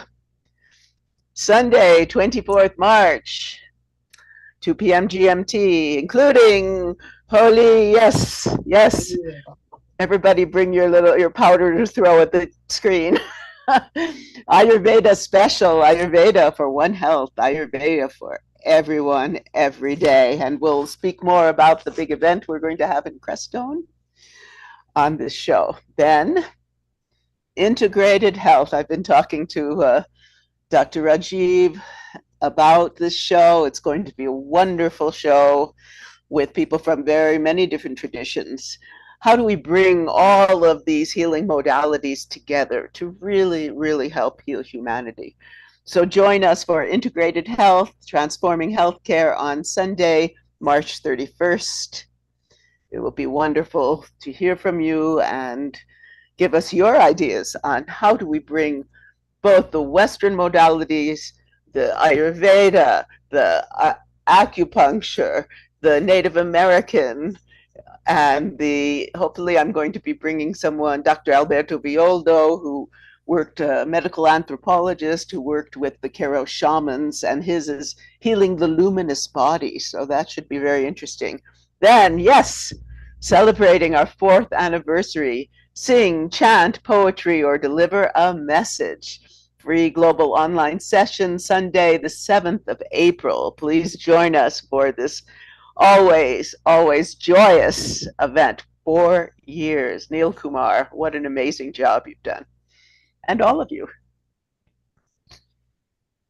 And then, Ram Navami special. Celebrate with bhajans, kirtans, and more. April 14th, Sunday. This, I'm sure, will have wonderful prayers and music and so much more. So please join us for all these wonderful shows coming up and more to come after that. Oh, here we go. Yes, one of my favorites. Vegan Vegetarian Kitchen, Achieving Good Health Gastronomically on the 21st of April. I'm sure that we're going to have some wonderful, wonderful recipes, and I'll probably show we'll be starting our garden. So I'll probably show that whole process, and it'll be wonderful to have you. Yes. Mala, namaste, global namaste. Can you please unmute yourself, Amala? Global namaste. So lovely to hear you. Thank you for the inspiration and our Devi Durgama prayers. I loved it. I was having a little laugh with myself, talking about women's health care and how when our hormones change and we can't control our emotions and we turn into Kali Ma. I was having a little joke with myself. I thought I'd share it with you. I wanted to just ask you a very quick question, Sharon. I don't know if there's any scientists on here as well. I mean, this conversation comes up so much in the workplace, the change of, when you come to a certain age, hormones change. People are losing their jobs, they can't cope. There's no understanding and lack of understanding in the workplace regarding women that become perimenopausal and menopausal. There's not enough research and scientists are not doing enough. I mean, when it came to Viagra, the scientists quickly got a solution to that. But when it comes to women's, I just find that discrimination in terms of what they can sort of, how they're going to help us. I know we do yoga, we do meditation, we have the holistic approach, but it's short term as well because people are still going through hot flushes and they have children, and it's just such a big topic. It's broader, and everyone has a different story. It's not all the same, and the symptoms. I don't know if there's a long-term solution. I know there's HRT, but there's consequences with that. Is there anything or anyone that could advise us? And I'd like to invite you to all these platforms where we're talking about it in our community. you know, it's taboo and people are embarrassed to talk about it. It started, and then when you open up and then everybody starts to open up, you know, different cultures as well. So yes, is there anything you could suggest, or any scientists, or maybe we start a big movement with scientists or whatever to say, come on, there must be a solution to this. There must be more research as to why we're getting these sort of change in our bodies and hormone imbalances. What's your thoughts? Well, from my personal perspective, see, I was born extremely emotional. So emotions, they were great, they're always great on the stage, you know, made me a great dancer, actress, etc. But in my life, it's been my challenge. So when I got, which was a while ago, got to that period, I just kept working with all of the tools that I had, from meditation, from working with all these different healing modalities. Which is, it's actually continues. It's still my challenge. If Cindy was here, she'd tell you that's what we've dealt with for years, how to work with your emotions and transmute them into just the most positive. Actually, I have a book, The Path of the Priestess, a guidebook for awakening the divine feminine, which talks about, I have exercises for transmuting the negative emotions into the positive qualities. And of course, as always, I use the goddesses as my role models. So for me, it's all these holistic modalities. I did try to use some creams, but it didn't seem to do much. So I think it's a way that this period of time, we really do need to go deep in. You know, it's like in these societies where they would have, I think they'd call it the red tent in the Middle East, where all the women, when they would have their menstrual period, they would all go be together, you know, and it's a time where I really think we benefit from the company of other women. Clara, what do you think? Well, yeah, I think this whole topic of perimenopause and menopause is very hot, literally, with the flushes and everything. But because it's so present in our self-care as well, that it's like, if you haven't self-care by the time you get to 45, you are flipping well going to be doing it then, because your body calls you, your mind calls you, because it's so intense. And as you were saying, Sharron, it's different for everybody. So it's finding your own journey within, talking to other women about it. And again, that piece about self-care, yes, it's an individual responsibility, but oh my goodness, we need our sisters, we need our mothers, we need to hear the different stories to work out what the best way forward is for us. And there's a rich amount of information out there, and there are, well, certainly over here in the UK, there was recently a bill passed to say that women who were in menopause were not to be treated detrimentally. So it is coming through more and more. So I don't know where you are, Marla, but maybe this is heartening for you to hear that indeed there is like a wave of awareness around this time of women's life, which is essentially it's the massive transformation. I mean, yeah, being a mother is a huge transformation, and when I first got pregnant, that was the time that I actually started to look after myself.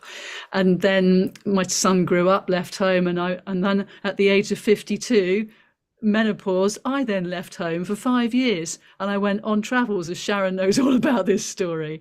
But it helped me choose what I wanted and what I needed for myself, even though it was a radical choice to make. And I've now been living here in near Glastonbury for the last nearly 5 years, and I don't want to be home free, as I've referred to it again. So I think that the menopause will take you to where you need to go for your soul's evolution, whether you like it or not. And Clara, Sharron, that's a very good subject. One of the reasons that I've asked the new Women's Forum, that is information, it will take 3 months to complete it, for do the formation of it. We must ask and request the women to take their self-care themselves, the men can only educate by reading about it, but the women can empathize, the women can contribute with their tips and ideas, and particularly to the countries like the African countries where the teenagers, first of all, don't have the sanitation, first. Secondly, even the education, some of the communities are very finding it taboo subject to discuss. So PMS is a very big issue in female and menopause. And I think it doesn't have a medicine or something, but it can have maybe holistic approach to a physical attribution, but it should be for the women, by the women, of the women, which will then be better rather than men controlling and say, no, you should be doing this, you should be doing that, because they haven't had it. So the new forum will take this subject very much to it just grab it, the bull by the horn, because that will be very important. I want to pause here for a moment, Sharon, Vaishali, Clara, and everybody. Let's go around the panel.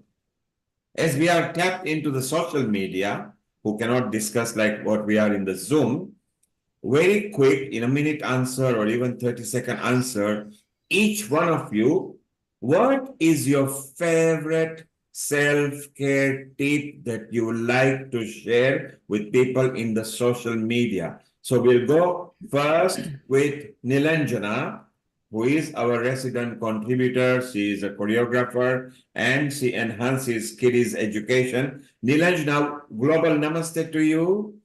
And, and what is your favorite self-care tip that you want people to know about? Very simple and very straightforward, nothing complicated. Do what makes you happy. Every time, always. Doesn't matter. I mean, as long as I'm not killing somebody and not harming somebody, just go and do whatever makes you happy. And that's how, I mean, music and dance makes me happy. So that's why I do that. So I would say just do whatever makes you happy. Because if you are not happy, you can't spread the happiness to your family, to your children, to your husband, or whoever, to your parents, in-laws. So it's very important that the women who are actually the center of the family to be happy, so that they can then spread that happiness around. So Nilanjana is very simple. Follow your own heart and your own mind and not others. And for her, what works well is dance and music and singing.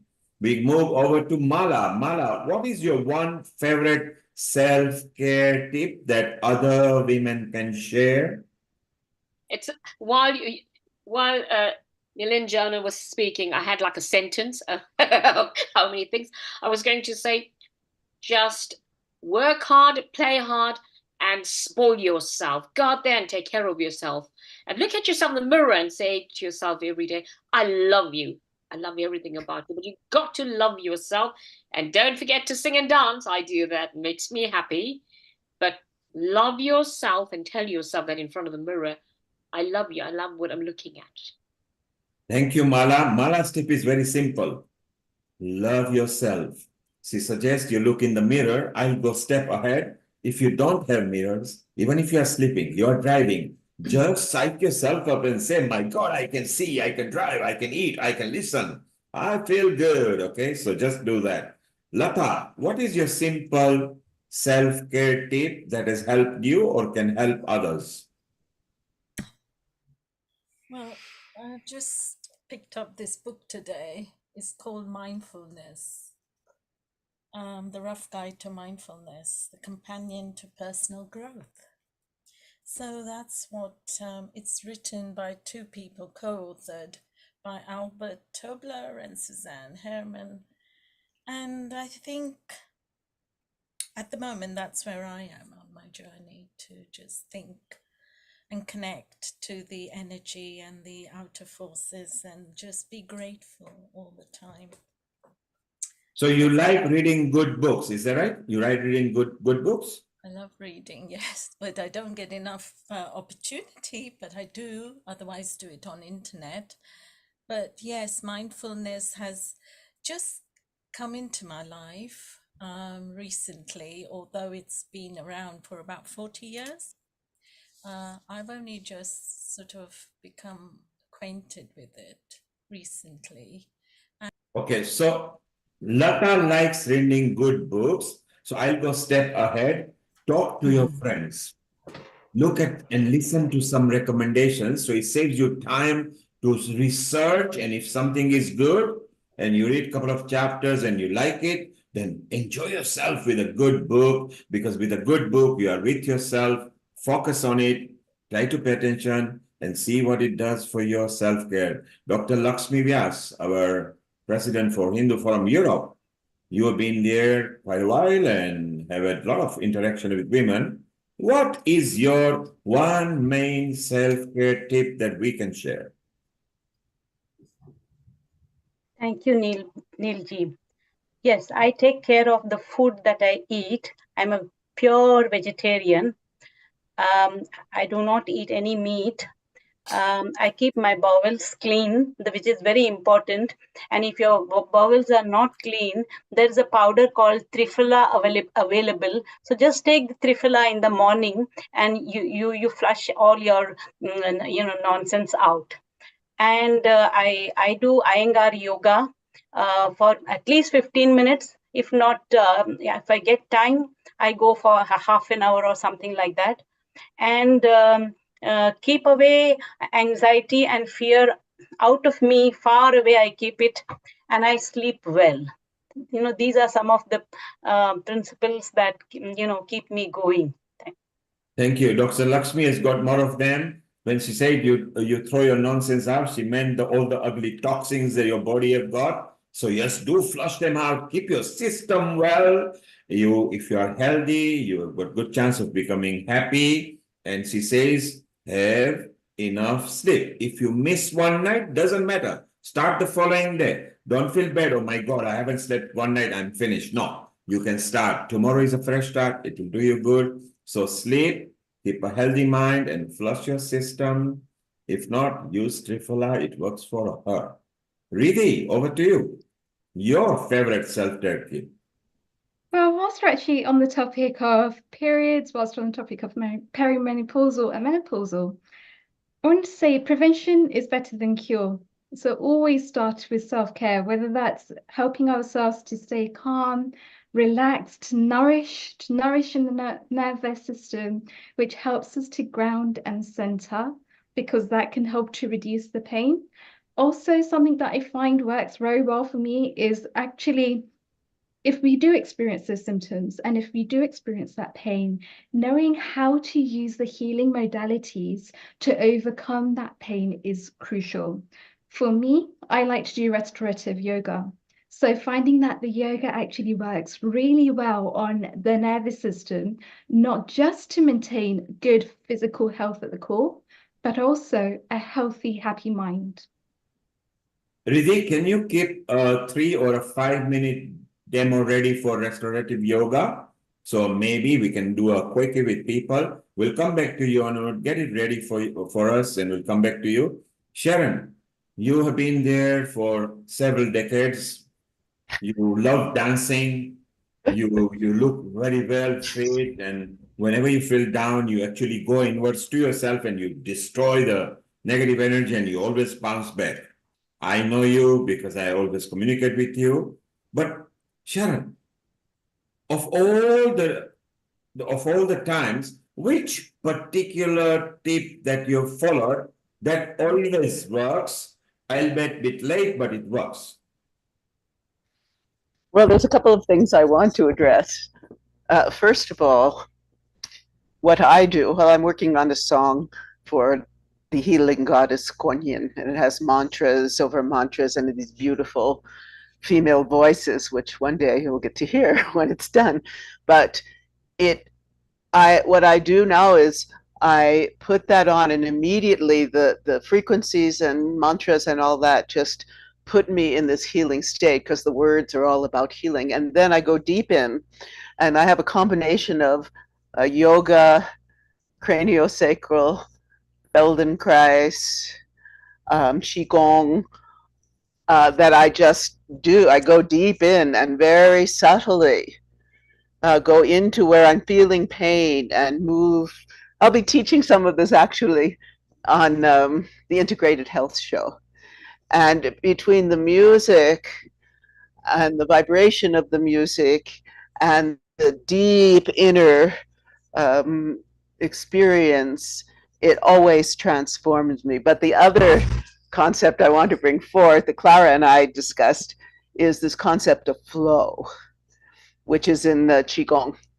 And you know, all of you might know my mother passed away recently, and I came back from that experience. I was with her, and I said, okay, I'm just going to go in. I'm not going, we're always pushing out in this modern world where it's always pushing out. We're always trying to accomplish something or take care of something. And I said, okay, I'm going to just rest, go in, and allow life to come to me. And the minute I did that, all these things started coming up. So we want to just flow, let ourselves flow with life rather than, you know, this aggressive push to like prove who we are or something like that. Clara, what do you have to say? Yeah, well, you know, absolutely. This is a really, really big topic, and how long have I got? Not very long. So let's continue this discussion on another show or episode or something. But absolutely, this concept within Qigong of creating space within to be, and then to raise your frequency, often using the healing smile meditation. That's something that always reminds me that to take life a little more lightly and to raise my frequency by, you know, just imagining something that makes you laugh, or just even noticing. I mean, one of the things that blows me away is that all of us are miracles. Every single one of us are a miracle of existence. And I mean, that just makes me smile, like with such gratitude and grace. And I just breathe that into my heart. And it's just a beautiful way to present yourself. But getting back to what you were saying about flow requires, you know, a letting go. And more recently, I've been working with this, well, noticing that this is what I do, because so many wonderful opportunities come in, and it's like, rather than thinking your way through, it's like, how about I just ride on the energy that is already here? And that brings me into that background presence and into that kind of seated in the saddle of life, and just kind of riding on the energy, which is much more self-sustaining. And it kind of makes me smile as well, because it feels a little bit cheeky. But I mean, you know, all of these, using the energies that are around, the energies from the elements and within ourselves, in finding the harmony within, will put you in touch with the greatest amount of energy that you will ever need. Again, really big topic, but thank you for asking me.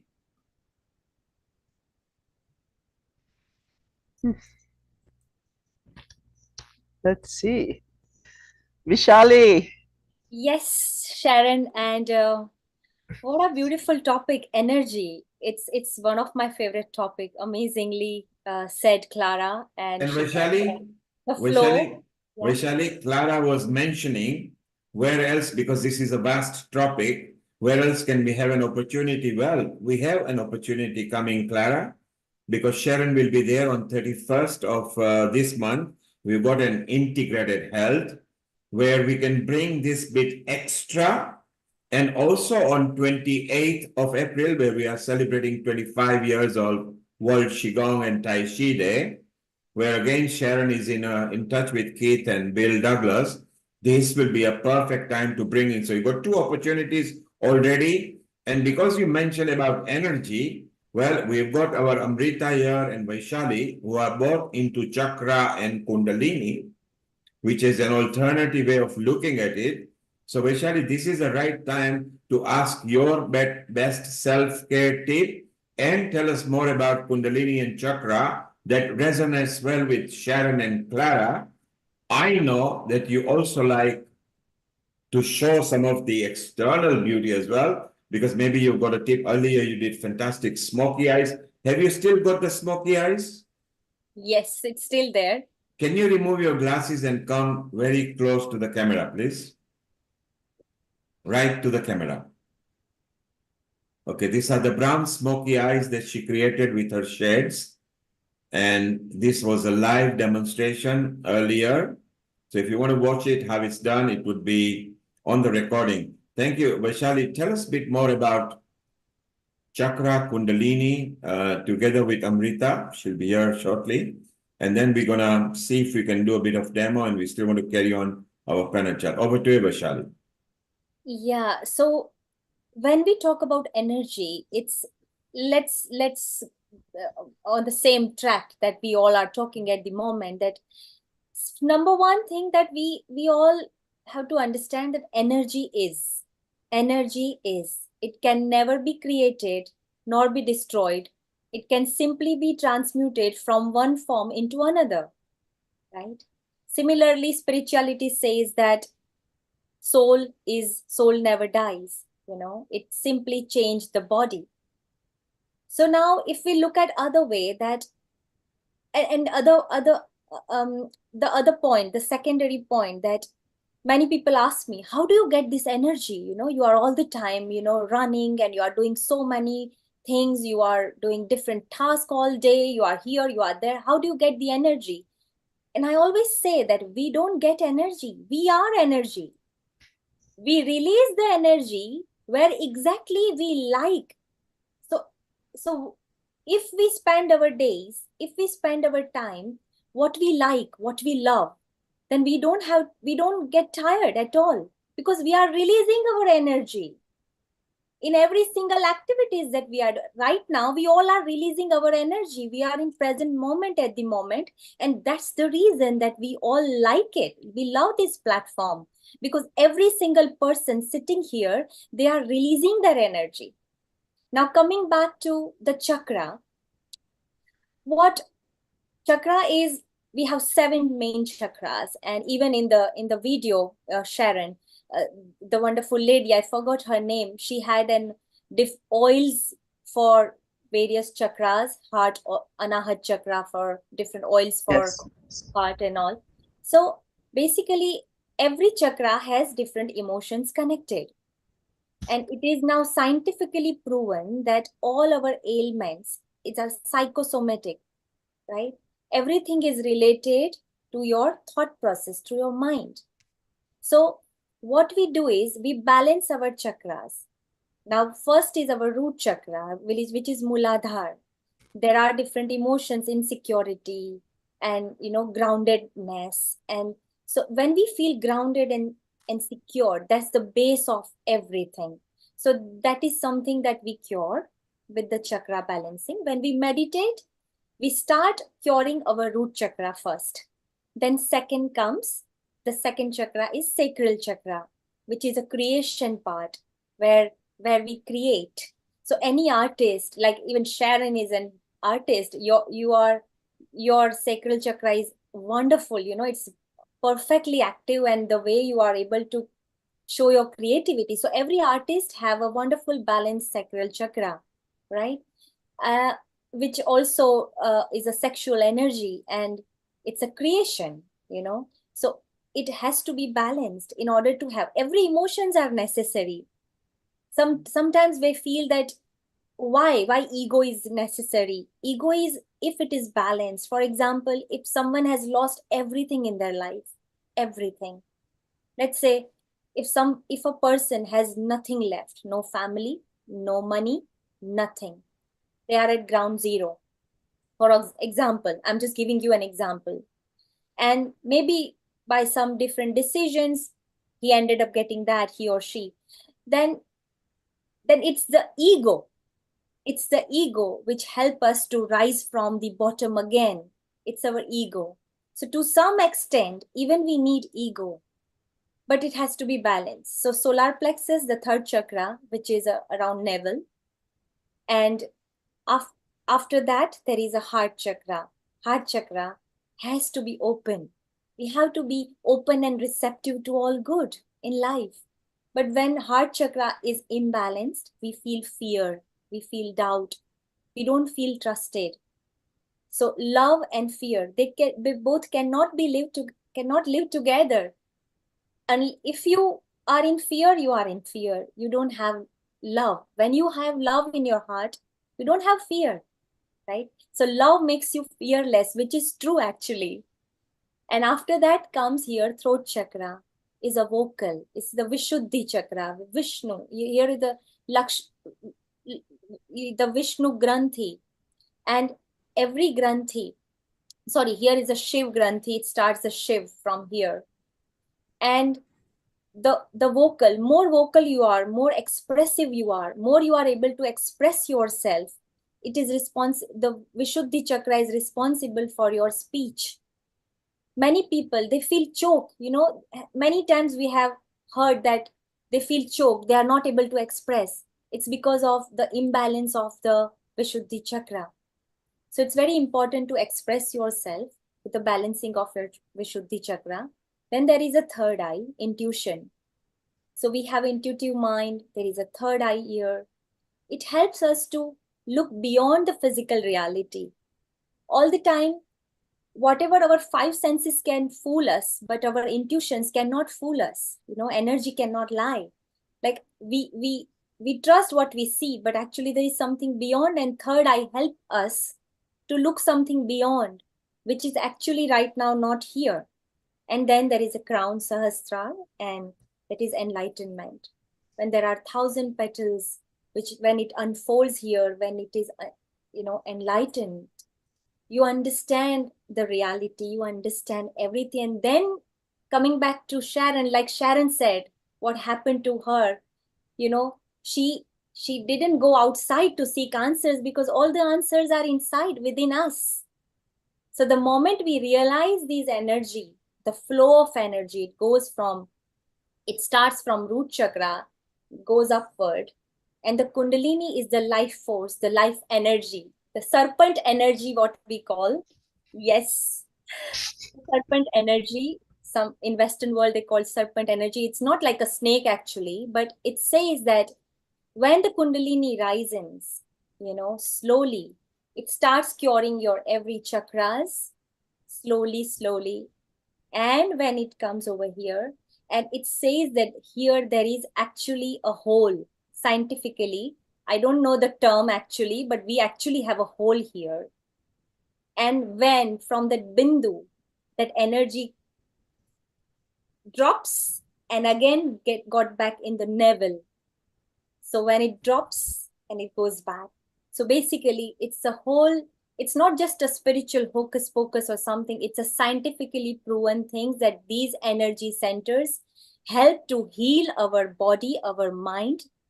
And so this is a little bit of explanation of chakra. And what I do is, being a healer, I help people to understand their own body, their own mind, and we can heal ourselves. We don't need anybody else. Thank you, Vaishali. I think Clara wanted to say something. Clara, you had a comment on what Vaishali was saying?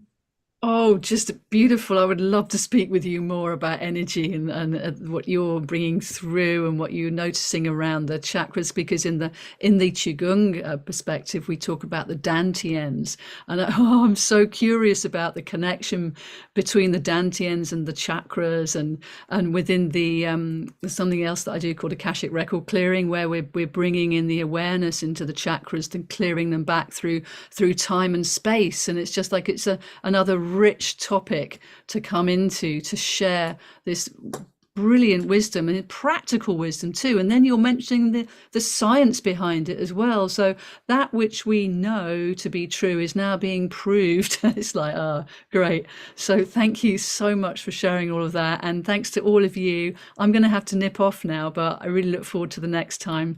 Thank you so much, Niels Kumar. Global Namaste to you all, and dear Sharon too. Thank you, Clara. You are part of Healing Our Earth family now. You will be made part of the global forum. Vaishali will be connected to you live via WhatsApp and Messenger. Sharon will facilitate that. And there are so many women that you will love to do experiment with, chit chat with.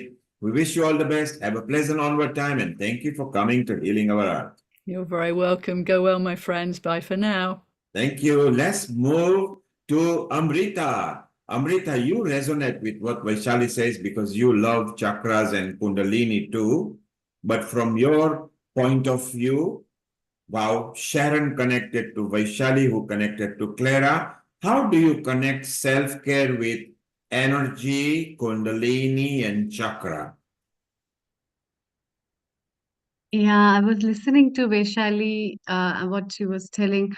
There are a lot of facets of energies that body holds, and um, in fact, in most of my lectures, I talk about because it is all about the laws of physics, which talks about law of conservation of energy. This that says that energy can neither be created nor be destroyed, but transformed from one form to another. So we all are hubs of energies and different atoms and molecules in this universe with which different scientists have been working uh, uh, talk about those energies. We give energy, we take energy, and these energies resonate at different vibrations in the body, which are stored at different centers. And we, in different traditional medicine systems, talk about them. And these energies make your aura ideally, and your aura resonates with your oj, which in Ayurveda a term is given, which talks about your resonance of enlightened energy within you. And that which resonates in your face, that comes up as an external beauty and also comes up as an internal beauty. So that's why you can see, especially, there's a glow on people's face who are very spiritual.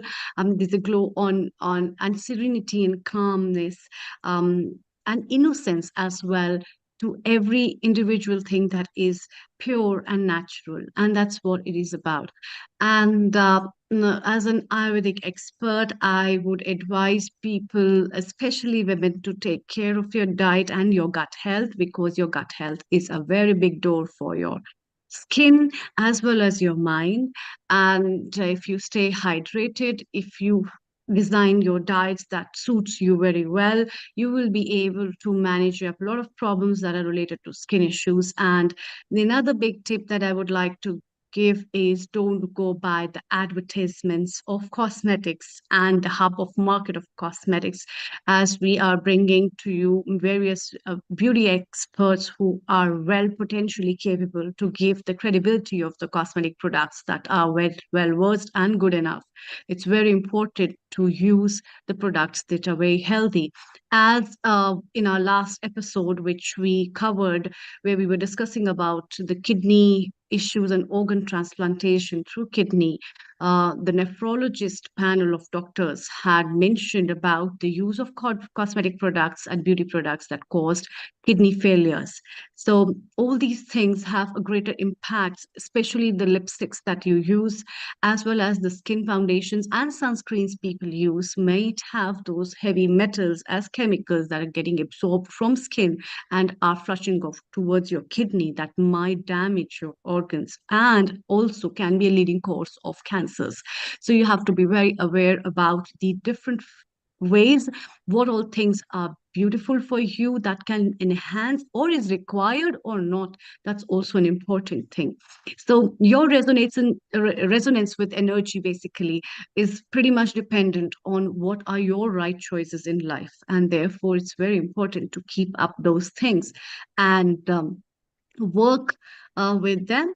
And exploring your inner self will help in finding you new ways and new solutions to the problems that you tackle up. And I think women itself have got a great power to know about themselves, and being a part of those genesis, the evolution part, they already are framed in a way to have that power to resonate at a very high potential that other people cannot.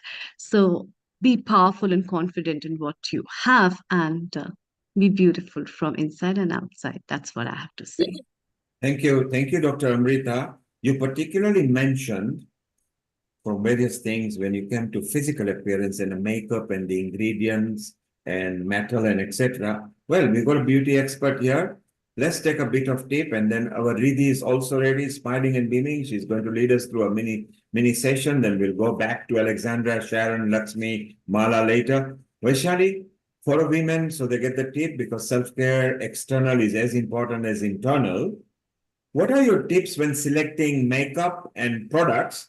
What to watch out for? Because that's your specialist subject. Which kind of, don't mention any brands or we don't malign any brands, but what are the basic things to look up in foundation, lipstick, just the basic makeup, not the complicated one. Just give few tips over here and we'll move on to reading.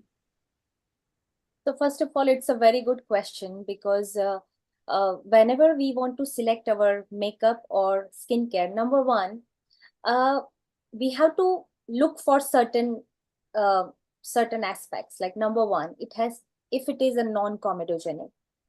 Now, what is non-comedogenic? So whatever product, first we need to understand what is non-comedogenic. Whatever products we apply on our face, right, or our body, it is going to go inside the pores, whether you want it or not, right? And if it is not non-comedogenic, it will clog your pores. Once the pores are clogged, it will lead to comedons, which is one type of an acne. So basically, the skin would not look smoother, it looks like a sandpaper, you must have seen every skin is not smooth. So these are the things which is responsible. So number one, look for non-comedogenic products. Second, it has to be fragrance free, because nowadays so many products are available and we like to, we first, like to smell. Oh, it smells really good, but no. We have to look for fragrance-free products so that added fragrances can damage your skin, your organs, like Amrita mentioned, which is true. But when you select your makeup and skincare, again, non-comedogenic, fragrance-free, phthalate-free, and paraben-free. So you need to again make sure that whatever foundation you are choosing, if it is phthalate-free or fragrance-free or paraben-free. So these are the things. Also, it has to be allergy tested. Right nowadays, there is a skin biology, which is called a skin biology. So many factors work behind, because one product you see on the shelf, it is not just like that. Big companies, they do loads and loads of research on that. So there is some, I don't want to mention, but some companies, they have 50 plus years of allergy data, So let's say if you come up with one eye cream and if you get some kind of an allergy, they go back to the laboratory, they check it again, they do again research on that, then they come up with a different reformulated product. So again, go for allergy testing, allergy tested, whether it is a hypoallergenic, allergy tested. So these are the things that you need to keep in your mind while choosing your products. Thank you, Vaishali. And what we will do, let's now go to an alternative way of Riddhi style. We bring peace and calmness to us. And then you can come back and we can discuss further on this. You, Amrita, Sharron, the whole panel. Because again, for self-care, as much as internal beauty is important for female, even external is important. Riddhi, global namaste to you. And what have you got lined up for us? And then we'll go back to the panel. Over to you, Riddhi. Global Namaste. So I just wanted to take you through a couple of really simple exercises. I'll be taking you deeper through these exercises next week, but just a couple for today, which will actually help us to get started, that can help to set the mood. So first of all, when we're actually in that state of menopause, perimenopause, PST, or we're getting problems with our menstrual cycles, it's usually because our hips aren't open. So during these times, it's really important to maintain a strong core. Now, what are one of the relaxing ways in which we can actually achieve this? I'm going to show you, right? Okay. So come down, lying down on the floor,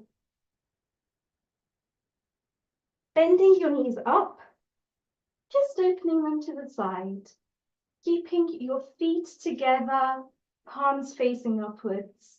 Now you may find that you've got a gap between your knees and the floor. That's not a problem, you can use blocks. So we literally place the blocks underneath the knees, open up, Keep the core nice and strong and open up the palms towards the ceiling. This in itself helps to open up the inner thighs. It helps to open up the outer hips. And it's just really relaxing to enable the body to do what it needs to do. Because the body already has its own wisdom that we are tapping into. So that's exercise number 1. Exercise number 2, bring the knees back together, is we can also do that one knee at a time. So if we do that one knee at a time, we literally just open up, keeping this nice and strong by the thigh, opening up the knee and just relaxing. And again, the benefits of this, they're working the front of the thigh muscles just here, as well as the hip muscles at the back. So we're really careful here that we're not turning the hips at all, and we're just opening it up. This is similar to the tree position that we can do when we are standing as well. And we can do that on both sides. So doing that on the left side, just opening it up. And use a block if you want to, you don't have to. And just relaxing, just easing into that position. And as you push your foot towards your leg, you're activating the muscles at the back as well. You've got a nice strong core that you're holding, and you're just relaxing. These exercises that you're doing are supposed to be restorative. They're supposed to be nice and relaxing. Coming back again. Another exercise that people usually miss is the legs up the wall exercise. But before we do that, we can just help the back to relax nice and easily by actually placing something, a bolster, underneath the knees. We're enabling the back here to be nice and relaxed. Usually people have a gap between the back and the floor. By doing this, we're relaxing the legs, we're relaxing the ankles, we're relaxing the hips, and the back is nicely on the floor. And again, we can just stay in this position. One that people usually miss is the legs up the wall exercise, which again is literally what it says on the tin.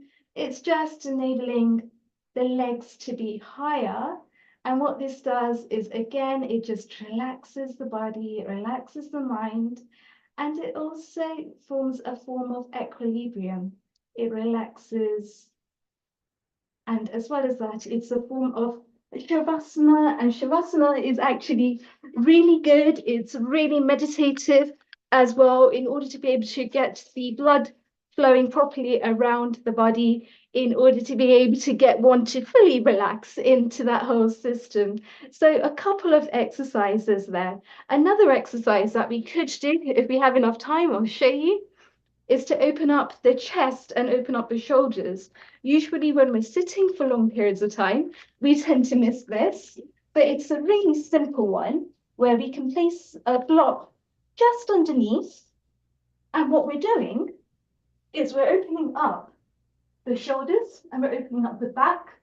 So the buttocks stay on the floor, the head drops back, and we open up the shoulders and we're stretching back.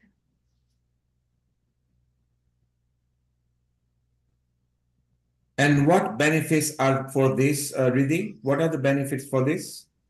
And the benefits for this asana, it's really the fish. So the fish is what we do to enable the shoulders to open up. It enables the back to open up.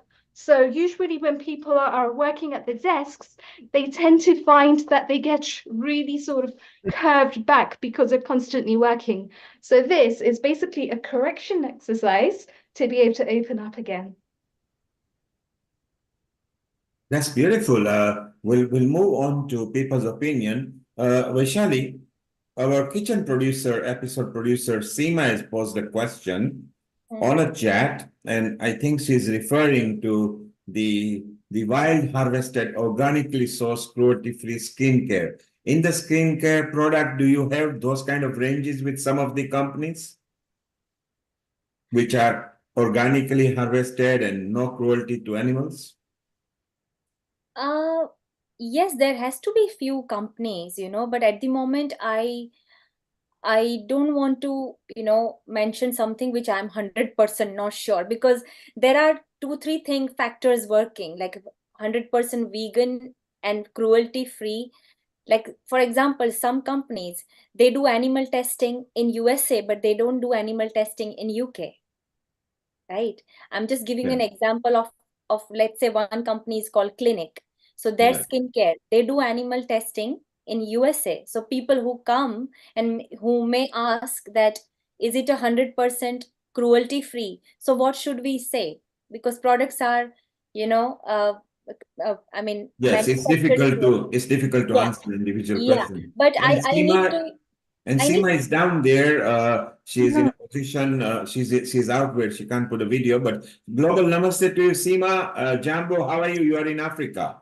Habari, Muzuri, Sana, Global Namaste, everybody. Yeah, you see, Wonderful there's to a hear very from fine you. line, like Vaishali said. This always confuses me between harvested, organically sourced, and cruelty-free. Like you said, there is testing allowed in some countries, and some countries don't do the testing. But I've seen that there are many brands, now I don't want to name any particular brand as such, that are emerging out of the Indian market. And it's a very interesting market because they're vegan, vegetarian, number one. They're wild crafted. They're organically harvested. They're cruelty free. And these brands are actually reaching out to the international market. I will name a few brands with no biasness whatsoever. We know that Forest Essentials has opened up in the UK, in Covent Gardens. Estee Lauder is a big stakeholder in them. We have Karma Ayurveda that has opened in which is a great brand, by the way. All the brands are wonderful. I don't want to. They're all beautiful brands. Every brand has a superb product, and of course, Pura has launched in the UK recently. And Seema, Vaishali, I think is familiar with Estee Lauder because she even does some work with them. I think one of our Right. favorite, Vaishali, you were mentioning earlier that you like Clinic product that works for you. Yeah. And so it's nice to know from Seema that this stuff, where I think Amrita will be able to tell us, because there are Ayurveda products which are not animal tested. And Vaishali, you Yes. were also involved in a I think vegetable product, I think kokum or something that you were doing a research on. So Seema, you are very right that yes, there are a lot of alternative things coming in market. You know, I'm really leaning towards these vegan, vegetarian, organic, wild harvested products. Like the skin is our largest organ in our body, right? And just like we say, we are what we eat, we're also ingesting everything that we put on our skin because it absorbs everything. So it's really, really important, I feel, for us to lean on experts like Vaishali, who are so well versed in the beauty industry, to really reach out and ask, what products are really very ethical, number one, and what are very safe for us to put on our skin. Amrita, you spoke of lead recently in products. I have a question for you, if you don't mind me asking, and correct me if I'm wrong. I was recently told by an Ayurvedic expert, a doctor, in fact, here in Kenya, that we need to pace out our Ayurvedic medication. You cannot have it continuously because you can also affect your kidneys with a lead overdose with Ayurvedic medicine. Can you throw some more light on that? Because there's so many mixed reviews. I get so confused with all this makeup and all this Ayurvedic medication and which brand to use and which brand not to use. Can you throw some more light on that for me, please? Amrita, you are muted. The question is directed to you. Over to you. Thank you. Thank you. Seema ji, today's question that you are asking now, which is my midnight around, since morning, at least 10 people have asked since morning the same question. Okay. So, Interesting. I really wonder. And So Because Ayurveda had been dealing with. Amrita, can you hold on there for a moment? Riddhi is back. I just want to, and we come back because the subject that Vaishali, you and Seema will be very good for the kitchen episode because we are going plant-based as well. So stay around before you answer. Riddhi showed us 2, 3 form of exercise and everything. Alexandra, you were keenly watching. Sharon, you were partly following as well. Did it help, or do you resonate with what Riddhi said? Sharon? Yeah. Yes. Yes. And Alexandra says yes too.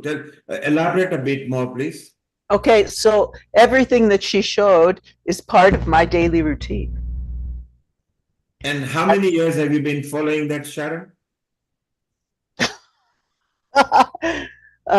Let's see, some of them I started in the late 60s. When I encountered yoga was in college, so that was like 66. Well, that's way over 50 years. So Riddhi, you were not even born then, and Sharon has been following. So you And are then a testimony that yes, Riddhi, the exercise you showed, the female who are watching on social media, if you do suffer with some of the points that Riddhi was mentioning, give it a go. Who knows? It will work for you. Sharon, over to you more, and Alexandra. yes, and working with the props, I first learned, let's see, when did I encounter in the late 70s, I think I encountered Iyengar yoga and was really, I was a dancer. I was a modern dancer too. So flexibility was a big part of what we were doing. But the props, that was amazing to me. It really, really helps, especially people who are not flexible, to be able to use these to just relax into the pose is just wonderful. Right, And Lakshmi? Sharon, asking to you and Riddhi, does this have to be done under medical supervision or is fairly safe? What if you got a spinal injury? Should they be putting what you did on the last exercise, a pillow under your body, or is it okay? So the first thing that I would actually recommend there is to work with your body, work with your body's wisdom. Don't overdo any of the exercises. The last exercise that I showed you was literally so that you could start to work with your breathing. A lot of the times with restorative yoga, it's really important that we are controlling our breathing at the same time because it calms down the central nervous system. And when it calms down the nervous system, it relaxes and it grounds you as well. So that last exercise that I showed you, guess what? You don't actually need to use the block. You could just do it purely on the floor. And the great thing about it is when you combine the asanas, which are the physical postures, alongside the pranayama, which is your breathing, you start to unlock your mind-body connection. And your mind-body connection is really just a fancy way of saying you get to unblock all of that mental shit that you've been holding onto for so long and get to come down to a state of relaxation. Restorative yoga is really a way to just calm, just be yourself. Because guess what? When you come off the mat after you've had a relaxing exercise like that, you're then fully empowered. And as this is a self-care episode, it's so important for you to really be that full self, fully in control of your mind, your body, your emotions, your energy. And yoga is really a gift that enables you to do that. What are your views, Sharon? So Riddhi, what you said is this: do it if it's excruciating pain, stop. But if it's fun and you are feeling relaxed and there is just a mild stretch, that is not a pain. That means it's working and you're opening up. Is that what you're saying? Correct. And be aware of your breathing. So on an exhalation, should the body be becoming bigger or the tummy should be coming out, or which way around is it? On an exhale and an inhale, what should be happening to your stomach? So I'll show you this, an inhalation and an exhalation.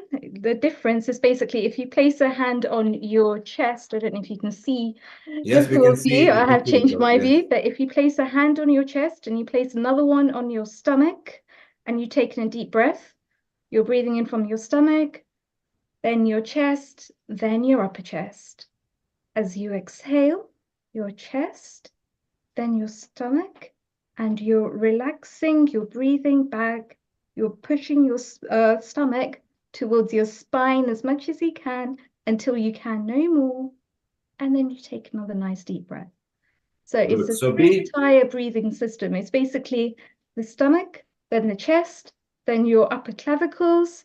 And as you breathe out, it's your stomach, then your chest, and you relax, release, let go, bring your spine back, bring your stomach back towards your spine, and then relax. Okay, and as so you do this, be aware of your breathing is also important. Vaishali, you resonate because you are a gym expert as well and a trainer. And roughly, that comes from a gym point of view. I think both of you can resonate. We'll come back to you in a moment. Sharon, you got your hand up. You want to make a comment with what Riddhi said? Yes, I've been exploring, well, you know how long I've been doing these things. What's clear to me, so if I'm lying in one of those postures, and I'm breathing, and then all of a sudden my mind will go off into some thoughts, some problem, and then I notice that those thoughts will tense the body, right? So we really need to look at those relationships between the thoughts and what I call the holding patterns of the body, and to really become aware in my own practice, you know, I will catch myself that I'm off doing this and sense that I'm tensing, and then just breathe and let it go and let it go and let it go. So Sharon, again, you came into breathing, and you're very right. Sometimes you got to let what Bindu and Riddhi said, the bullshit from your mind, you need to breathe it out, okay? Take it out, let it go, because as you let go or surrender to those things which shouldn't attack you, I think it works. So both of you are recommending be aware of your breathing. Breathing is also important part. Okay, Vaishali, we'll come back to you. Alexandra, you put Rainer's poem on, which is beautiful. Would you like to recite it? Would you like to read it to us? Yes, it's a English translation, so it's not as good as in German. I am too alone in the world, and yet not alone enough to make every moment holy. I'm too tiny in this world and not tiny enough just to lie before you like a thing, shrewd and secretive. I want my own will, and I want simply to be with my will as it goes toward action. And in those quiet, sometimes hardly moving times when something is coming near, I want to be with those who know secret things, or else alone. I want to be a mirror for your whole body, and I never want to be blind or to be too old to hold up your heavy and swaying picture. I want to unfold. I don't want to stay folded anymore, because where I am folded, there I am a lie.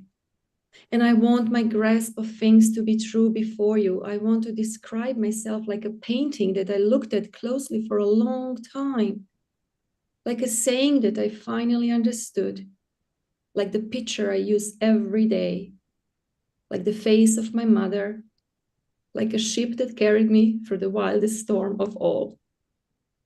Wow, and you obviously got emotional because you have got very good affinity, just like Sharon, and you want to set up a nice forum, a nice platform where you can educate people, and we could see why you're emotional, because mother, you can see when Vaishali getting emotional. I think mother are that being that we cannot replace, because we had umbilical cord tied with the mother.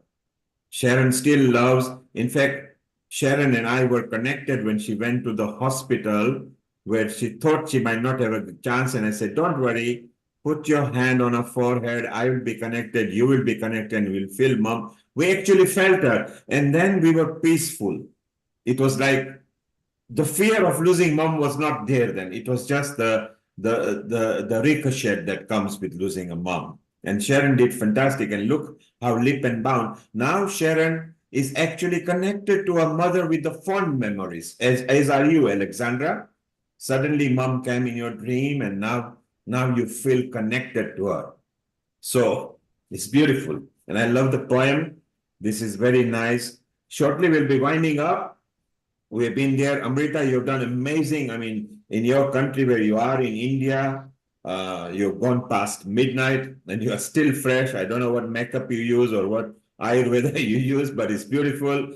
Vaishali, you did a super smoky eye. Sorry, we didn't have time because you had some more tips. We will bring, I think the women's session, we need to bring more because today all you women made other women proud. We have had good response on social media. It's a good connection. Sharon, Amrita, and Vaishali, tell us, and Alexandra, tell us what we've got planned for the Global Women Forum that we are, you female are setting up, and we are privileged that you are keeping us in the loop.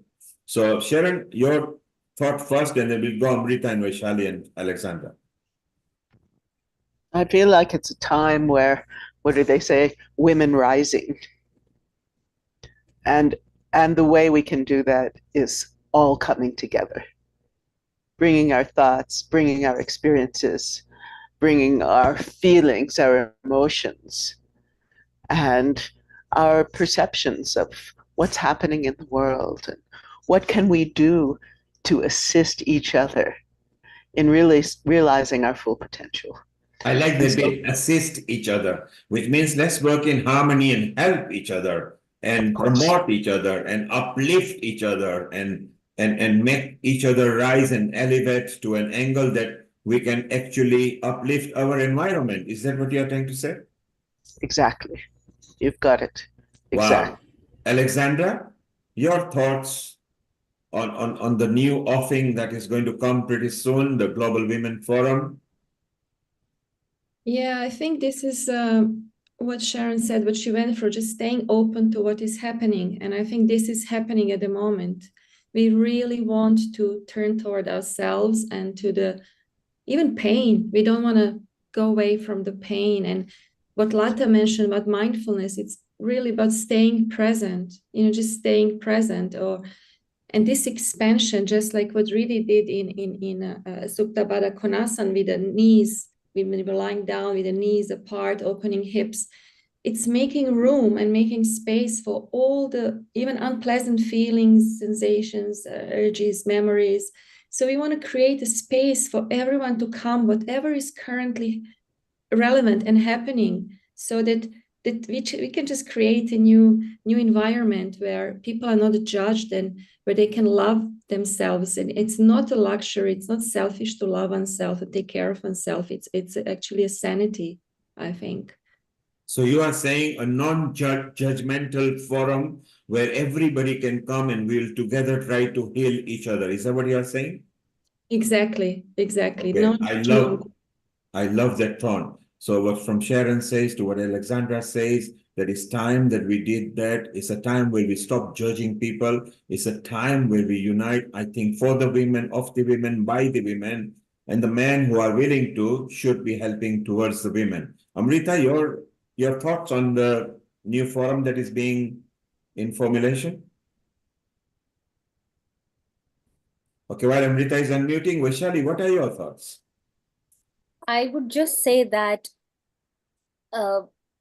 like Sharon also said, the rising, there is an evolution. I can see the change, the shift in the humanity, shift in the thought process of every single being, every single human being. It's not just women, but look at the change of thoughts in men, So, but being a woman, I feel that this platform would certainly help, and every woman across the globe. And the main idea should be being empathetic, seen and heard, pain, accepting the pain as well, because it's the glory through pain. It's always appreciated, and without pain there is nothing that and every woman have gone through certain kind of a pain in their life. No one's life, I can say, that without pain. So this platform, I would say that being more empathetic, able to help each other in every single way, that whatever way we can, because women from all walks of life, professionals, whoever, so it's a community, you know, like we are going to build something that is going to help next decades, generations and generations, you know. It's not for us, it's about, we are building a legacy, you know, for the next generations. And I think we all are here, you know, we all are coming together for Thank you, the Vaishali. community. Thank you, Vaishali. Sharon says, we've got a lot of experience. Let's rise. Alessandra says, let's not judge. You say, let's leave a legacy for the generations to come. So we are not selfish.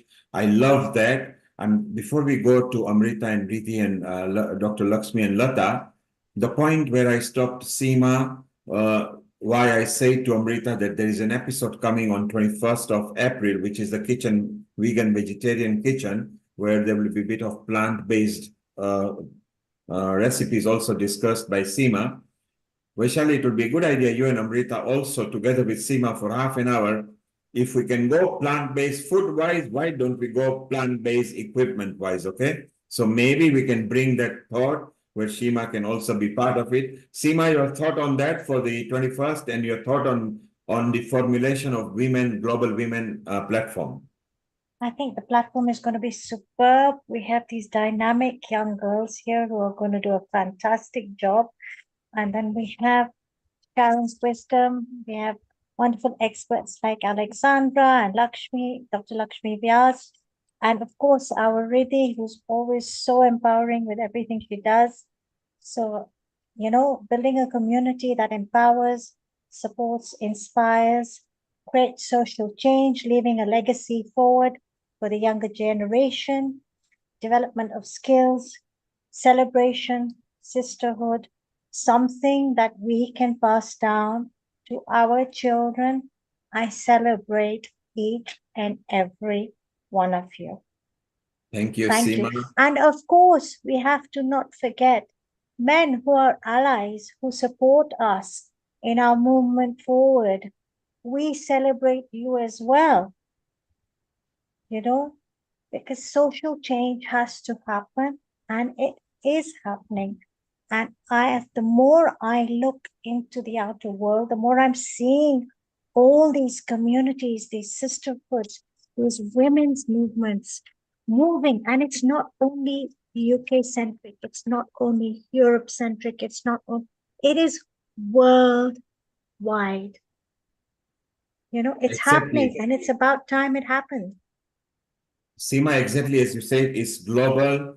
I know you particularly are connected to the Far East countries so well. Some of the people that you brought in Healing Our Earth who have become my friends as well now. Alexandra is so nice. She has already made her list and submitted her list already to me with already several countries and different age and different nationalities in there. Amrita's list is ready. Vaishali's list is ready. Sharon's list is ready. In fact, if you're not part of the steering committee, don't worry, because there is a steering, then there will be an outer steering, and then there will be a global expansion of a forum pages and everything. Please allow at least 2-3 months, because the full formulation will be shared. You are all very important. Some of your team leads will be contacting you soon, asking for your list, for your contribution, what you want, and we'll take your inputs, because each one of you are very important, not just those who are in the private Zoom here, but those who are in a social media. For example, Lata wants to focus on one particular subject where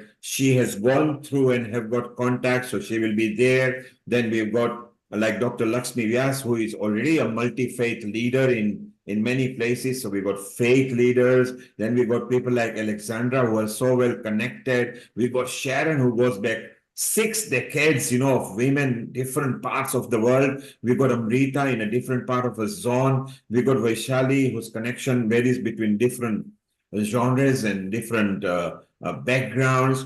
And I think just within Healing Our Earth, we got several thousand women who are there. So it's so nice we are connected. My one request to this new forum that they are in touch as well is to also start involving 16 plus.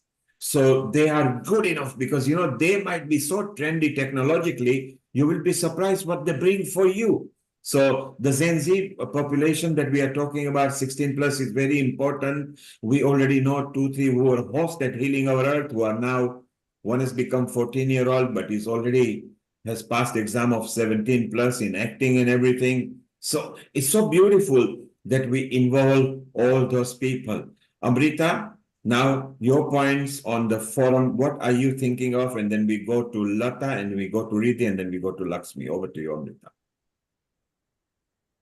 Thank you, Neil Kumar. Thank you, everyone, for giving your inputs, and the global 22nd Century Women Forum that we are planning to make basically has an aim to promote um, women and broaden their perspectives for their outreaches in different parts of the globe, for building up grid connections, addressing solutions to the problems that girls, uh, the young girls, the adolescent girls, the women they face in general, cherishing and nurturing life in different ways, as well as building up a positive attitudes to look into, so that because women have always been the pillars of their families, on whose support most of the families run, because they are the caretakers of their families, their husbands, their children, and their parents, and therefore fostering them, nurturing them definitely will add on with and making them build up something that will help them personally in their life, maybe financially, maybe support wise, or building up as a strong foundation for themselves in many ways, can help them to flourish much more better. So with these perspectives, we will be putting forward, in which we'll be having different teams, as well as the steering committee members, as well as the lead members who will be taking up different units in regards of their expertise. And in those regards, we will be having an intercollaboration with different globes, and we plan to have online and offline meetings in regards of that in the future coming time. So I look forward to it as a good collaboration where we can build up a great community to help nation address a lot of things in that way. Now, coming back to Seemaji's question regarding Ayurveda, that will be one of those questions that we'll be addressing in the next coming episode as well, which is our Ayurveda episode, which is on 24th of March. Many of the products which are made up of herbs, we use mineral formulations as well, but the mineral formulations that are given by the Ayurvedic Formulary of India should be accredited with the quality control labs under the conditions of FDA, as well as the lab clearance. And if they are not, then definitely they can be harmful. Another important thing is, it's very important to take all the herbal products under supervision of the Ayurvedic physician or the clinician who has a good knowledge about herbs. If you are overdosing any medicine, or which is not recommended for your disease condition, definitely it can prove to be harmful to the body and fatal to the body as well.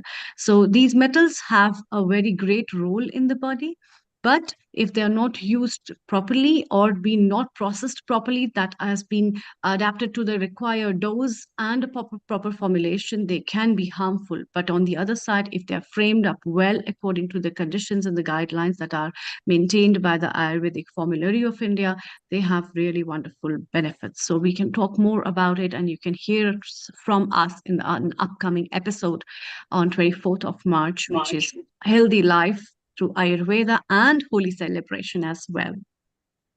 Thank you, Amrita. That was very insightful. Thank you. Thank you, Seema. I didn't see you there. Seema, stay around. Lata, you had your hand up. Your comment, please. Go ahead. You can unmute yourself.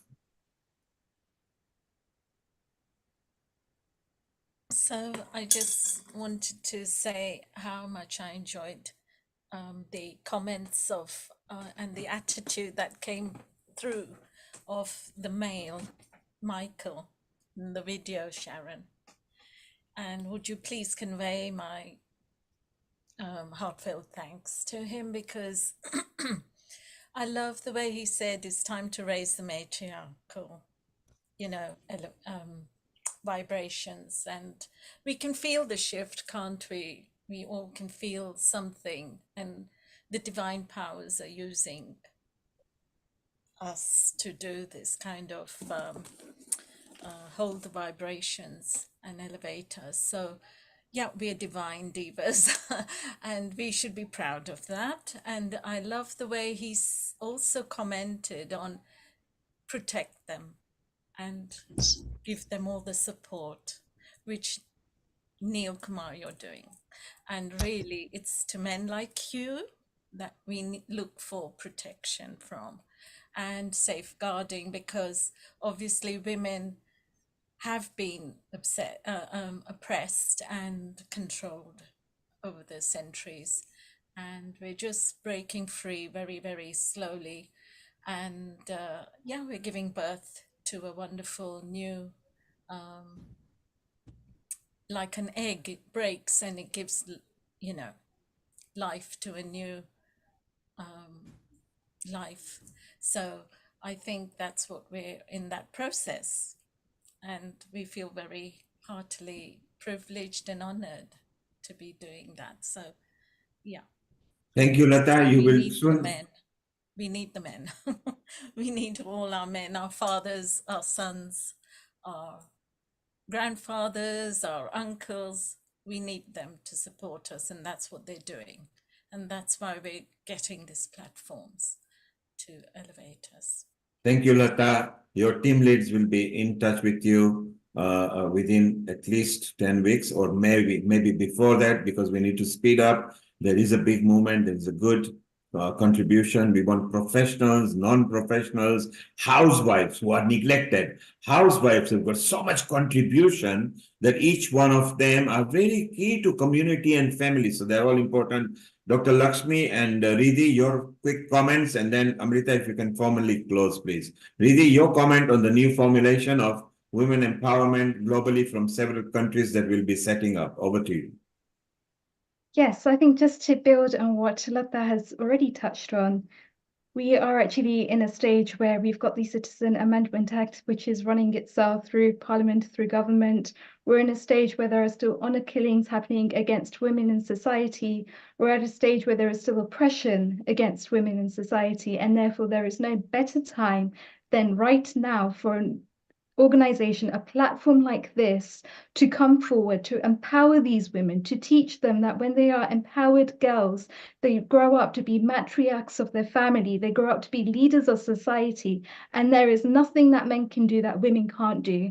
And that in itself is a power to come forwards and for everyone to realize, for everyone to see, is that when actually women step into their power, they break through all barriers, they break through all limitations, they break through all egos, and it's fascinating. And especially being a yoga producer myself, I can actually say that when we tap into that inner energy and we let go of all of those limiting beliefs, even if it's just for a few minutes, we feel completely different within. Even when we're actually taking our focus, our attention to a point of tension in the body, breathing into that and letting go, let's go of the tension that we're actually holding on to mentally, emotionally, physically, and emotionally. So breaking through all of those barriers, breaking through all of those limitations, and becoming strong, united leaders, and knowing that there is a family of support through the platform that's being created for anyone that requires it, but also for us to be able to offer our own skills, knowledge, ability, and expertise, experience to the family too. Thank you, Riddhi. Thank you, Riddhi. And your line leads will be in touch with you as well. Keep your list ready. Keep your ideas ready. Keep on focusing. If in case I haven't sent you some notes, just contact me separately and I'll send you. There are a lot of guidance notes for you to follow. It's so important for the women, of the women, by the women, and us men will be towards the women. We will be supporting you. We are not there to judge you. We just want to work in harmony with you. because you guys have contributed so much to healing our earth regularly that some of you have been here over 4 years. And we verily and truly believe that you have the knowledge and the humbleness and the expertise to bring a different forum for women. There are several, there are more than a couple of million of them in different countries and everything, but there is requirement for one that will actually support right from the teenagers to the over 80s, because now the population is living over. We also need some sort of a platform for over 80s because they're living longer. So there's so much to discuss that we will do that. Dr. Lakshmi Vyas, your last comment, and Amrita, then you can formally close. Over to you, Dr. Lakshmi Vyas. Yes, to all beautiful ladies there, um, on this self-care episode, we've done a wonderful job of protecting ourselves as well as others. So I would end by saying, let us smile, let us help others, and be kind and be honest to yourself. So once you are honest to yourself, everything is taken care of. Thank you. Thank you, Dr. Lakshmi Vyas. You're already there in a group. Set your women group ready. Keep all your contacts ready. Put your thoughts. You got expertise in European communities. You follow multi-faith as well. So again, that will be very useful. So thank you for being part of it. And now, Sharon, Vaishali, and Amrita, if you can just conclude and finish the episode.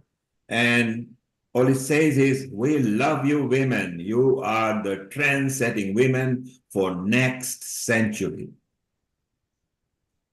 Sharon, your comment. Amrita, your comment. Vaishali, your comment, and then Amrita will formally close. Sharon, over to you. Well, it's been a wonderful show today. And as always, great to be with you all. And I really look forward to all of the wonderful things that we're going to do together. And I really look forward to one day meeting you all in person. Wow, isn't it fantastic? And Sharon, you're already going to meet the Nada from a different state into your state, and you'll be introducing them to Ram Loti and Michael and John and Hannah. Other Hannah and everybody. So our family is growing. So we are very proud of you. You're always there, always available. We wish you all the best, and the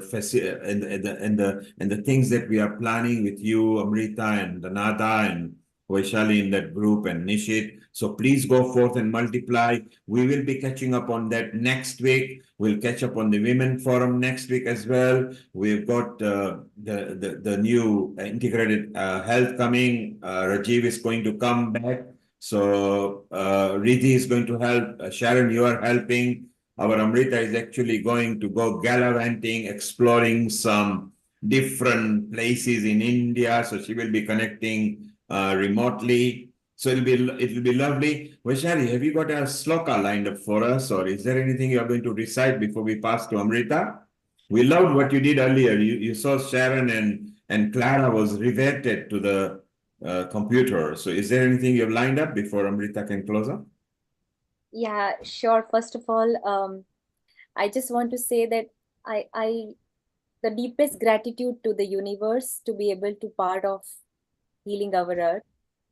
And you know what a wonderful people we are here. And I think it's an energy, and this energy what we are creating here. It is like healing the earth, the actual title of our community. So very, very grateful to all of you, and truly, truly grateful. And yeah, just one shlok I would say that from Saptashati Chandi Path, which I always keep this in. It's in my own language, but so Ma Durga, Ma Saraswati, Ma Lakshmi. Just one shlok I would like to recite. Earlier I recited from Argala Stotra, which was Mahalakshmi Devi Stotra. This is Kilak. Kilak is Mahasaraswati, Devi of knowledge and wisdom. So this is something that I would like to recite.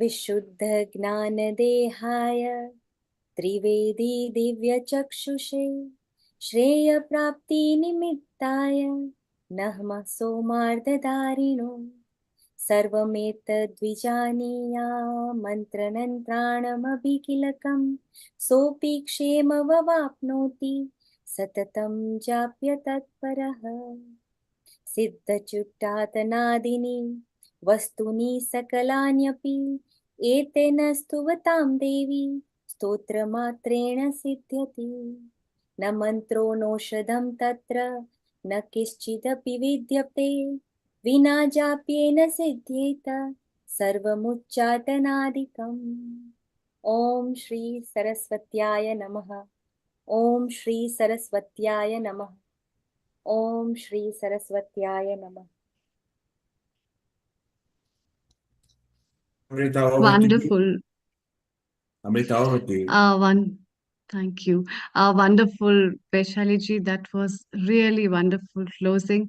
And we would like to thank all the viewers, all the contributors who have contributed and made today's episode a very successful one. And special thanks to Vaishali Acharya, Sharron Rose, Sharon Lloyd, and Lal Goelji, who have given the wonderful contribution as always. And we will be coming up again next Sunday, bringing up to you a new episode of Healthy Life, especially on Ayurveda and Holy Celebration, with the upcoming episode on 31st of March, which will be Integrated Health episode, where we will have experts from different medical fields discussing about fitness, health, and healthy life.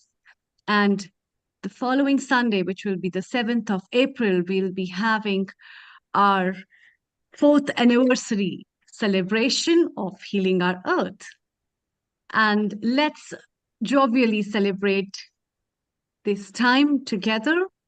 And I'd like to thank all the viewers for watching us for today, and keep joining us, keep sharing, stay happy and stay blessed. A very good morning, good afternoon, and good evening to all of you wherever you are connected to us on the globe.